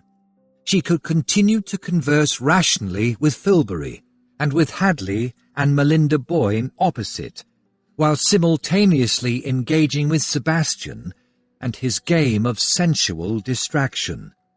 She no longer harboured the slightest doubt that he was retaliating for her behaviour of the afternoon. But having realised that his new direction played directly into, indeed, aligned perfectly with her own plans, she was only too delighted to not just respond, but encourage him. In terms of touching, of artfully caressing without appearing to do so, he had the advantage. He could touch her by accident much more easily than she could innocently touch him. But this was a game she couldn't lose. She found herself smiling rather more delightedly than the conversation called for, while inwardly thrilling to the way her nerves leapt and her senses sizzled at his covert caresses. When he handed her a serving spoon for the trifle, she reciprocated by sliding her fingers over the back of his hand, and sensed him still, freezing in that way she now recognized as him jerking his own reins taut. A minute later, under cover of shifting and reaching past her to hand a heavy cream bowl to Filbury, Sebastian skated his palm up her side, from her hip to the outer curve of her breast. She nearly choked on the trifle. Understanding that tit for tat was an unwritten rule in this game, she bided her time. When Blanchard and the footman started clearing the dessert plates, Cecilia tapped her glass with a spoon. The tinkling sound drew everyone's attention to the foot of the table. Cecilia directed a weak but commiserating smile around the company. "It seems we are trapped in one of those situations that our customary social prescriptions, the accepted patterns of behavior we normally adhere to, fail to cover. If Ennis had simply passed on, then you would have offered your condolences and departed this morning, leaving me and Connell to arrange the funeral.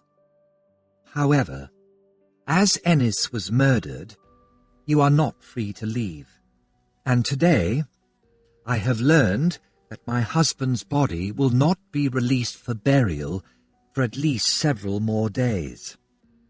Cecilia clasped her hands tightly and glanced at Mrs. Parrish, who nodded encouragingly. After glancing at Mrs. McGibbon on her other side and receiving a similar nod, Cecilia looked down the table. "We, several of us," she waved vaguely, "have discussed how best to go on. What will be acceptable and also most comfortable for us all. We are, in effect, in a social limbo. We are cut off from all other society. I doubt there are any of our number who feel we must eschew all form of entertainment in the name of being respectful to the dead, to Ennis. I can assure you he would not see us sitting around being mournful as being in any way desirable." Cecilia paused, and down the table met Connell Boyne's eyes. She smiled faintly. "As Connell will testify, and the Parishes and McGibbons as well, Ennis was, at his core, an Irishman, and the Irish have a tradition of celebrating a person's life with a wake, with music, singing, and dancing." Cecilia glanced to right and left, meeting many gazes. "While a good half of us are English, I would ask you all to join with the Irish among us to celebrate Ennis's life tonight, not wildly, but with joy in our memories, as there is no one but us to view what might, in other circles, be taken as inappropriate levity. There is no barrier to us making of the evening what we choose." "Hear, hear!" came from several male throats up and down the board. "Excellent." Cecilia managed a more convincing smile. "I've asked for the piano to be moved into the drawing-room. Melinda and Miss Bilhurst have both agreed to play for the company. Might I suggest we adjourn there?" With newfound alacrity, the company rose. Cecilia's suggestion had breathed fresh life into the house party. And Antonia seized the moment. In that instant, before Sebastian pushed back his chair, she reached across beneath the table, laid her hand on his thigh, just above his knee, and squeezed lightly. Not that her fingers made the slightest impression in taut muscles that, at her touch, had turned to iron. Then, easing her grip, she trailed her fingers upward in a blatant caress before drawing her hand away. She'd kept her head turned away from him and her gaze fixed down the table. For what felt like long moments, stillness seemed to have engulfed him. Then, from the corner of her eye, she saw him push to his feet. He leaned over her, closer than necessary. "Allow me." The dark whisper shivered over her senses. Then he drew her chair out. Clinging to wholly spurious serenity, she stood, then turned to follow the others as they filed out of the room. Sebastian appeared beside her and offered his arm. Drawing breath into lungs constricted and still tightening, she placed her hand on his sleeve and looked up, a smile on her lips. Her eyes met his, and she caught her breath. She'd never before seen his pale green eyes burn, not with that particular flame. His face appeared graven, all hard edges and sharp angles, but those eyes, they were molten. Feminine satisfaction of a quality she'd never felt before bubbled up inside her. She fought to keep it from infusing her smile, but in that she knew she failed. The slight narrowing of those gorgeously revealing eyes, the increasing intentness she sensed emanating from him, confirmed that. Glancing forward and finding the other guests now ahead of them, she waved. "Shall we?" He glanced at the departing backs and seemed to suddenly recall where they were. With a sound like a growling grunt, he steered her toward the door.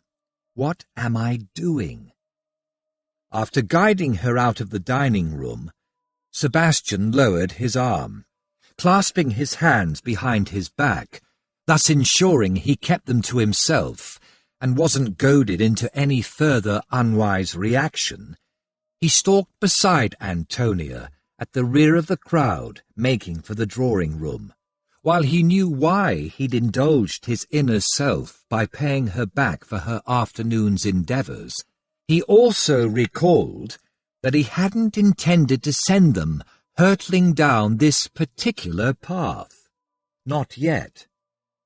Yes, he'd intended to play on her senses, to prick and spark them, but he hadn't allowed for her reaction, or rather the effect her reactions would have on him, spurring him on to more explicit touches, which had only encouraged her to even more daring, more blatantly sexual responses. He felt as if they were on a runaway carriage, rocketing along with no reins. Temporarily thrilling, yes, but ultimately destructive. This, their interaction, had got out of hand, entirely unintentionally. But control lay in his hands, no matter what she might imagine. As they entered the drawing room, he swore to himself that no matter what the vixen did, he was not going to follow her lead. He was going to retreat to his previous line and hold firm against any actions that would escalate that telltale mutual awareness to any greater heights. No more touching, no more suggestive remarks, no more playing at all. With that resolution ringing in his mind, he glanced around. Melinda Boyne had already settled at the piano. She started playing a pleasant Irish tune. Filbury came to stand beside the instrument. Melinda smiled up at him. Then he started to sing. After the first verse, Wilson joined him, their voices blending in a soothing harmony. Sebastian approved, nothing remotely encouraging to his inner self or Antonia. He touched her arm briefly, just enough to get her attention, and when she glanced at him, with his head, he directed her gaze to a nearby sofa on which Georgia Fanshawe and Claire Savage had already taken up residence. There was space enough for Antonia, but not for him, which he deemed wise.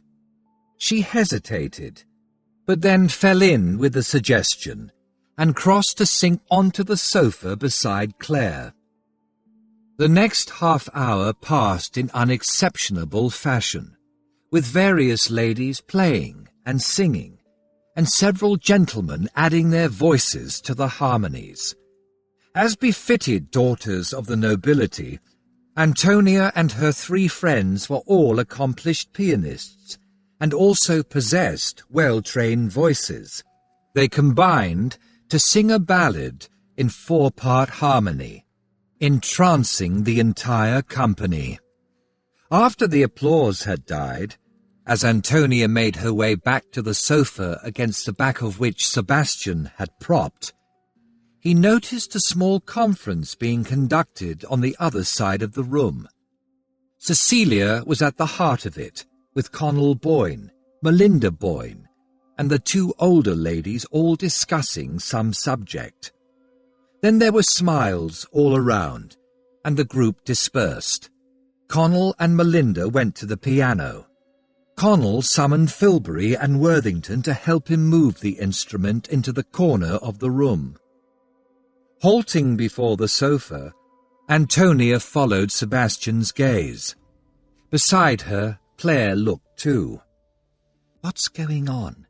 Antonia murmured. At the same time, Claire asked, "Why are they moving the piano?" Then Connell directed Wilson to move the low table that stood on the Aubusson rug before the other sofa, then called Hadley to help him as he rolled up the carpet. "Dancing?" Georgia murmured as she joined Antonia and Claire. As if in reply, Cecilia rose from the other sofa and clapped her hands. "No Irish wake would be complete without dancing, as I'm sure you're all aware. However, as too few of us are familiar with the usual jigs and reels, we thought to make do with waltzes, rather more sedate, which should suit us better. Indeed—" Cecilia broke off, as if to master an upswell of emotion. When she continued, her smile wobbled, and her voice shook slightly. "Ennis loved to waltz. I'm sure he would approve." With that, she sat down rather abruptly. But her words had made certain no one would argue the propriety of waltzing, and as they'd already agreed, there was no one to play censor. Once again seated before the piano, Melinda Boyne sounded out the introductory chords of a traditional waltz. Sebastian glanced at Antonia. She was still looking toward the piano. Hadley, smiling, was already on his way to claim his wife. Filbury was crossing the room, his eye on Claire. In the time it took to blink, Sebastian foresaw the problem. Having to watch Antonia whirl about the room in some other gentleman's arms, evaluated the danger of him being goaded to the point of breaking his firm resolution and striding across the floor to claim her in front of the entire company, and decided on his best and indeed only way forward. He straightened and stepped around the sofa. Antonia glanced at him, and he held out his hand, commandingly, because in truth it really wasn't a request. My dance, I believe. Her brows rose, haughtily quizzing him. Your name is not on my dance card. You don't have a dance card. Thank Christ. He reached out, trapped her hand, and closed his fingers around hers, and tried not to register the feel of her slender digits within his grasp, or the instinctive response that leapt within him. You're not going to argue, are you? Her eyes laughed up at him. Her lips weren't straight. Would it do any good? No. Well then. With her free hand, she gestured to the dance floor where other couples were already revolving. Then she stepped toward him, and he smoothly drew her nearer, and she placed her hand on his shoulder. In perfect synchrony, they stepped into the dance. He reminded himself that he should keep her at a distance, with the regulation however many inches between their bodies. Not so easy when she swayed so enticingly, when the fluid flow of her slender form drew him on, and urged him to hold her tighter, closer. In the end, he told himself it was simply easier to draw her more firmly within his arm, so that their long legs interleaved as they whirled through the turns. Being who they were accomplished dancers. They'd waltzed since their early teens. The activity required very little of their minds. They could carry on a complex conversation if they so chose, but conversation, he judged, looking down at her face, a perfect pale oval, with those strikingly dark brows and long lashes, and that lush, ripe, oh so tempting mouth, would be entirely superfluous. Her expression was serene, composed. Her lids were at half-mast, screening her eyes from his gaze, leaving him free to study her face as he wished. If she was aware of his scrutiny, she didn't let it show. He should ask if she'd heard anything that might point to their elusive murderer, but couldn't summon sufficient interest to do so, not while she was in his arms. Melinda Boyne segued smoothly from one waltz to the next. The dancing couples were, in the main, not changing partners. After several measures, Amelie Bilhurst spelled Melinda at the piano. The dancers stood smiling, relaxed, some chatting, waiting for the music to resume. When it did, they stepped out once more. Outwardly, it appeared to be a soothing interlude, yet beneath his skin, beneath Antonia's, Sebastian could sense the fires building, could feel the insistent compulsion to act, to do something about the flaring attraction that even now seemed to flex its claws, preparing to sink them deep. Rise. And rise. Being this close, even without any suggestive, seductive caresses, without any further incitement at all, was playing on them both, escalating the hunger their earlier touches had irrevocably awoken. Like a hunting cat desire, a very different desire to anything previously between them, prowled through them, and he was sufficiently attuned to her, and sufficiently experienced to know that those increasingly powerful impulses were only going to get harder to restrain, and they weren't affecting only him. And therein lay a very real danger. She was no meek and mild miss. She was no stranger to instigating action, to leading, and not simply waiting to follow. Maintaining control, as he very well knew, often lay in ensuring others didn't seize it. But was the danger she posed so real, so immediate, Or would he still be able to leave dealing with her until after they returned to town, as he'd intended, and had assumed he could and would do? They were circling fluidly, revolving down the room. His attention had drawn in to lock on her, on them. He couldn't tell where her attention was, but she didn't seem aware of the others around them, any more than he was. He mentally paused, then lowered his shields and opened his senses to all the impacts he'd been holding at bay, and the lure of her, the physical reality of the sensuous woman she had grown to be, flooded his mind. The whirlpool of temptation swirled to the circling of their feet, and nearly pulled him under. He slammed shut his mental doors at the very last moment, then slowly drew breath and steadied his giddy head. Good Lord! Their burgeoning attraction had grown even more powerful, infinitely more compelling than he'd realized. As the current measure drew to a whirling close, he accepted that talking to her directly about what lay between them had become imperative. He couldn't afford to delay and risk her seizing their reins. Given the reality of what he'd just glimpsed, if she tried to seize control, she might well succeed, and he had no idea what would happen then. He steered their circling feet toward the open doors. When the music ended, he halted and released her, but changed his grip on the hand he'd held and tipped his head toward the front hall. "We need to talk."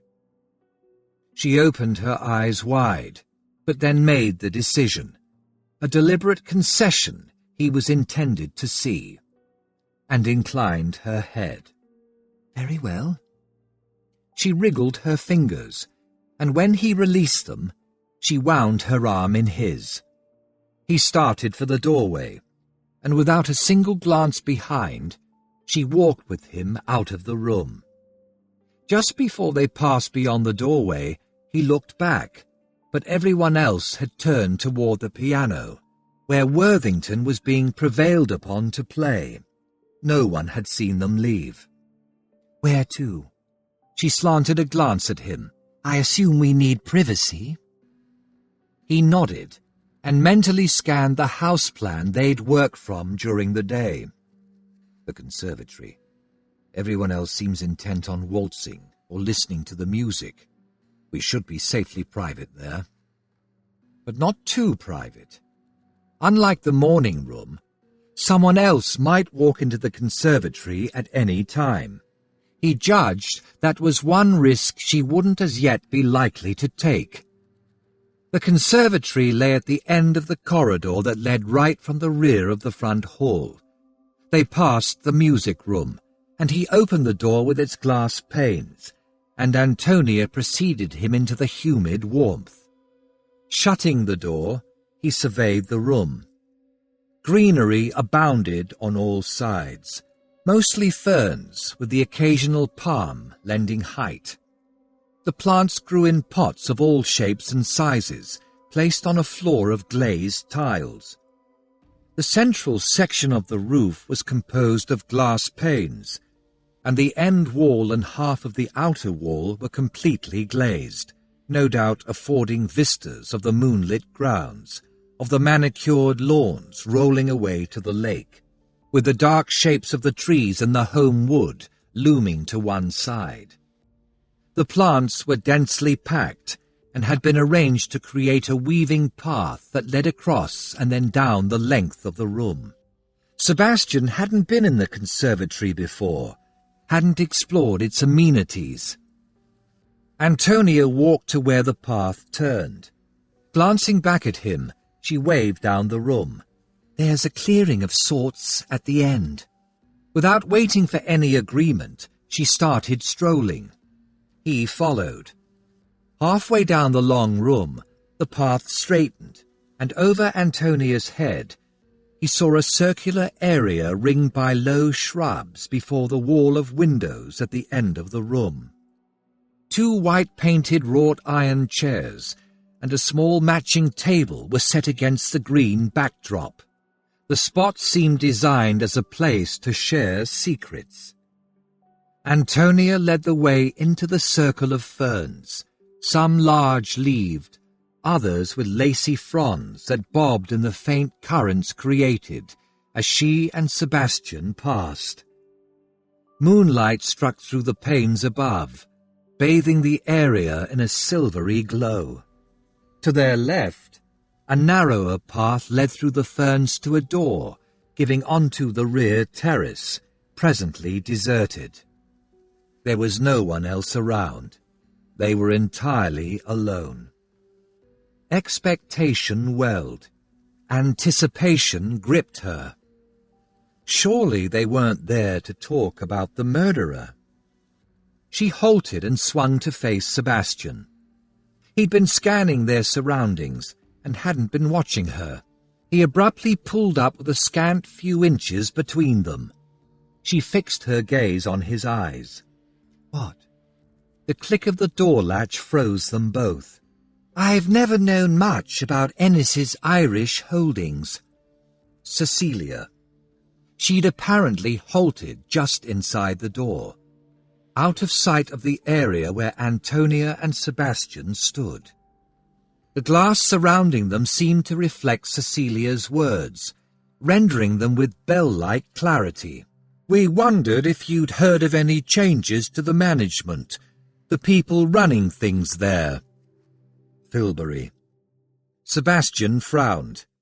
They heard the click of the door as it shut. There's still a bit of unrest over there, you see. That was Wilson. Her eyes locked with Sebastian's. Antonia's mind raced. What did the men know? What did Cecilia know? What were the men trying to learn? And why? As far as I know, there have been no changes, at least not to the senior staff, Cecilia said. But why not ask Connell? He's rather overset by Ennis's death, don't you know? And we thought you might know, Filbury continued. We're just a touch concerned. We're Connell's friends, Wilson put in, and we wouldn't want to see the estate get caught up in anything, well, untoward. Untoward? Cecilia said. By their voices, the trio had been moving slowly away from the door. Any minute, they would reach the central path. There was nowhere Antonia and Sebastian could hide and continue to listen. If they moved onto the path to the terrace door, they would remain shielded for only a short time, and if they opened the door and tried to slip out, the cold air from outside would give them away. She evaluated their options at frantic speed, knowing Sebastian would be doing the same. They'd already heard too much. They needed some excuse, better, some screen that would suggest that they hadn't heard a word. They both knew their world. There was only one way. She hauled in a breath and stepped forward, boldly closing the distance between them, reached up, framed the long planes of his face between her hands, stretched up on her toes, and pressed her lips to his.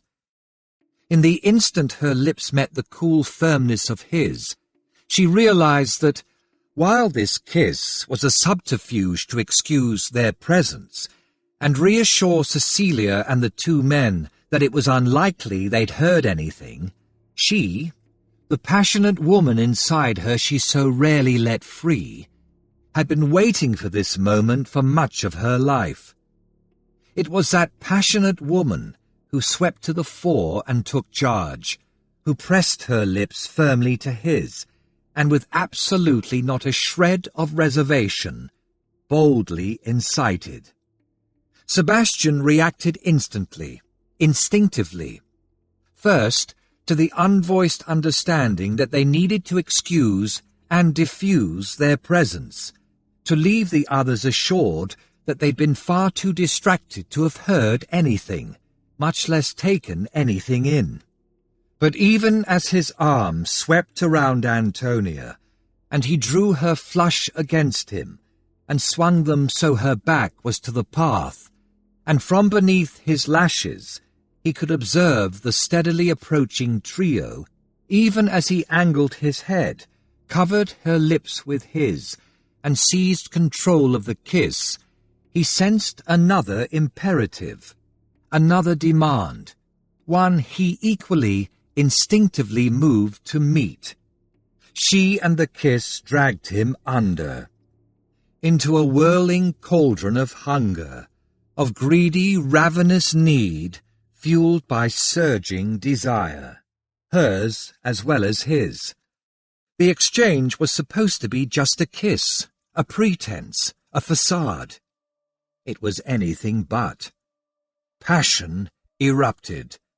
Too long denied, it geysered between them, drowning them in a raging tide of wanting. Hunger drove them. She parted her lips on a gasp, and he dove into the honeyed warmth of her mouth, plundering, claiming, needing to do so with an intensity that overwhelmed him, that seized him, shook him, and enslaved him. She pressed nearer.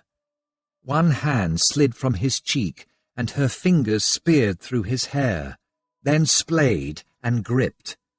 He tasted her joy, her effervescent delight, her enthusiasm and unbridled desire. She'd set herself free and ensnared him. She threw caution to the winds and effortlessly drew him with her. They strove to get closer, to taste more, to devour. Their mouths merged, lips melded, tongues tangling, stroking and inciting, and blatantly claiming. He and she lost all touch with the world. The entire company could have been standing, gawping, on the path, and he wouldn't have known and wouldn't have cared. In that instant, the only thing that mattered was her, the fiery, feisty woman she truly was, the woman he'd always instinctively known lived beneath her cool, composed exterior. The only imperative remaining in his mind was to appease her demands, to lure her and capture her, just as she had already captured him. It was tit for tat, a natural search for balance between them, and this time she was leading the dance, forging the way, and for once he didn't mind. Her lips were ambrosia, her mouth a dark paradise. The pressure of her body against his completed the lure, one that, for him, was utterly irresistible. Not that he had any wish to resist. Yet protectiveness remained, alert and watchful. Some distant part of his brain informed him that the trio had come farther along the path and seen them. But the intruders had halted, no doubt transfixed by the sight of him and the woman held tightly in his arms, standing in the clearing and bathed by moonlight. A soft male chuckle reached him. Half his luck. Then Cecilia murmured something, and the sound of footsteps creeping away faded. Good. The need for their charade had passed. They could end the kiss. But the man he was when she, the woman she truly was in his arms, had no intention of doing anything so senseless. This, her as she was, in his arms, with her lips under his, her hands in his hair, and her mouth and her pliant body surrendered, was exactly what his inner self craved. Now he had her where he needed her, he was in no hurry to let her go. No more than he did, she evinced any desire to break from the engagement. Instead, she pressed more firmly, into his embrace. Antonia had given up all hope of rational thought, all notion of following any plan. Feelings, impulses, and compulsions battered at her and drove her. Recognizing and appeasing them made her wits spin. But of one thing she was ineradicably certain. She wanted more. More of everything. In that instant, she needed more of the sensation of Sebastian's muscled body riding against her heated curves. Deliberately, blatantly provocatively, she pressed her breasts to his chest and shifted, needing to ease the ache that had spread over her skin and sunk into her flesh, into her very bones. An urgent ache, one some primitive side of her recognized, an ache she yearned to ease. With her hands clutching his head, the soft feathery caress of his silky locks on the backs of her hands, another temptation, she held him to the kiss, held herself open to it, and gloried in the exchange, in the fiery flow of desire between them.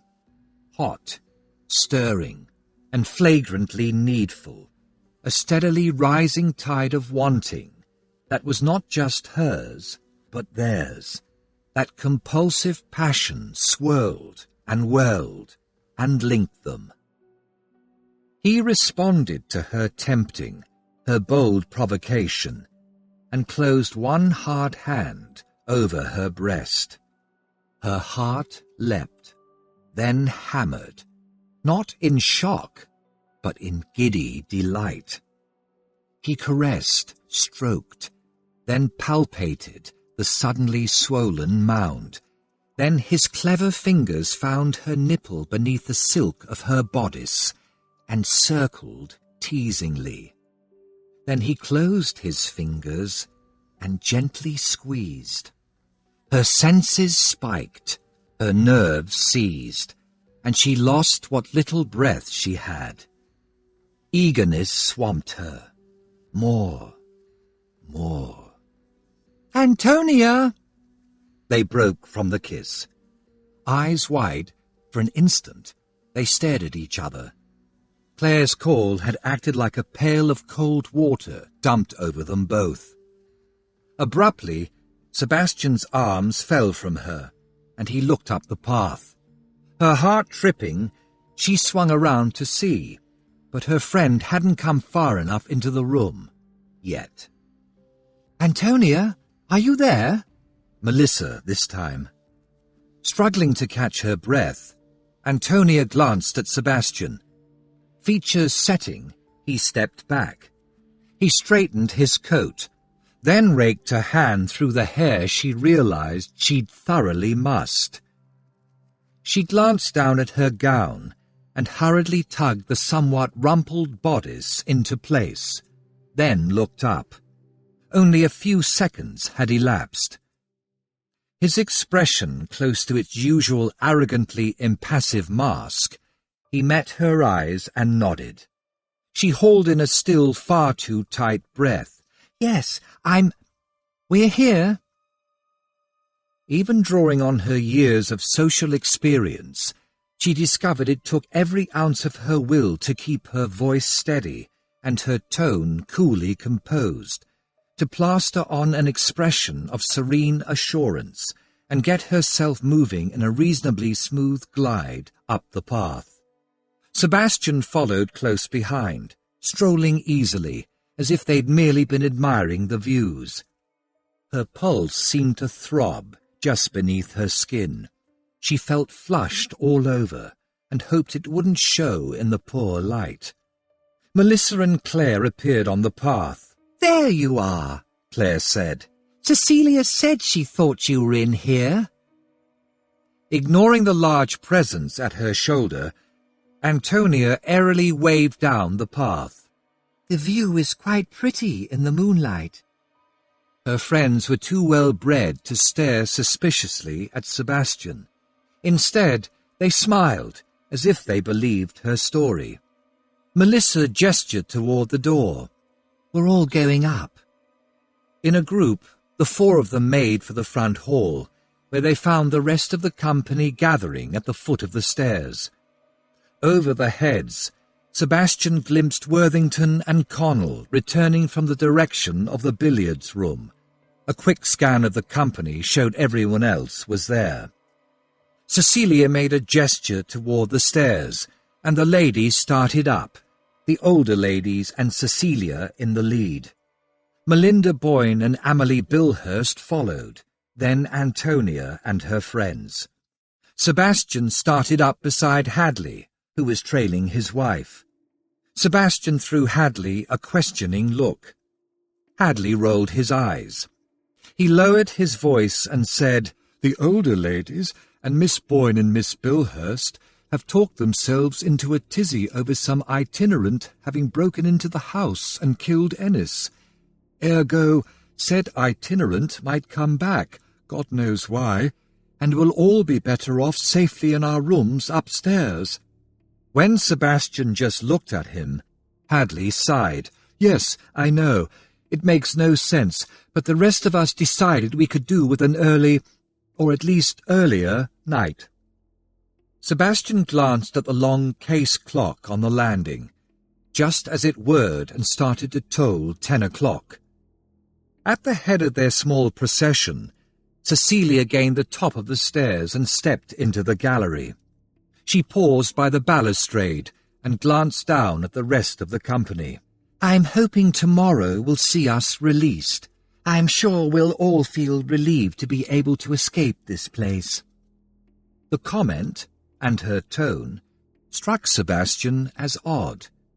Still slowly climbing, he focused on her. "Will you be returning to London?" She shrugged and didn't meet his eyes. It's the atmosphere here. She gestured vaguely.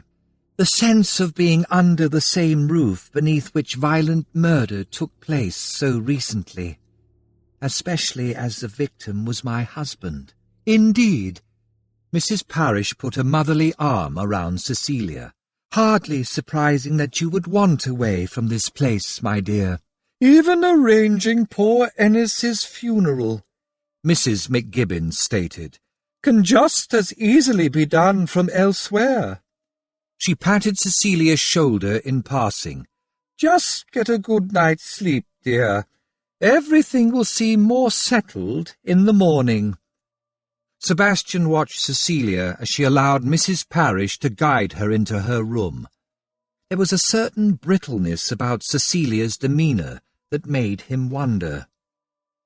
Directing his gaze at the floor, he blindly followed Antonia, Georgia, and Hadley to the east wing. He'd been Cecilia's lover once upon a time. He knew her well enough to be certain she was nervous or acting a part, or both. Experience, and what he'd overheard of that conversation in the conservatory, suggested it might well be both. He was fairly certain that neither Sir Humphrey nor the inspector would have pressed Cecilia, the grieving widow, and her grief was real enough, over whether she knew anything, or suspected anything, which was rather more likely. Both Sir Humphrey and the inspector would have assumed that Cecilia knew nothing about her husband's dealings. That was most likely true. But in this case, when those dealings involved plots and betrayal... They reached the corridor leading to their rooms. The others called good night, and he raised a hand in acknowledgement. He felt the very pointed look Antonia directed his way, but didn't meet it. With a distant nod in her direction, he went into his room and firmly shut the door. He wasn't ready to even think about what had erupted between them in the conservatory, what genie they'd released. He definitely wasn't ready to take their interaction any further that night. On that score, he needed to think long and hard about how best to proceed. As he shrugged out of his coat, his mind swung back to Cecilia. She wasn't stupid. Despite their various affairs, she and Ennis had still lived as a couple. He might have mentioned something over the breakfast cups that Cecilia remembered, and that Ennis's murder might have recast as having some deeper significance. Or she might have sensed something between Ennis and someone else, some man at the house party. He didn't bother to ring for Wilkins, but draped his coat over a chair. He stripped, tossed aside the silk pyjama jacket, but donned the trousers, then slid between the sheets, turned down the lamp, slumped back, and stared at the ceiling. Courtesy of that incendiary kiss, he wasn't going to find sleep any time soon. He was still half aroused, and desire thrummed through his veins, tensing his muscles and leaving his skin taut. Making a mental note to suggest to the inspector that questioning Cecilia more forcefully might bear fruit, he closed his eyes, willed his mind away from Antonia, from anything to do with her, and valiantly tried to think of something else. Chapter 10.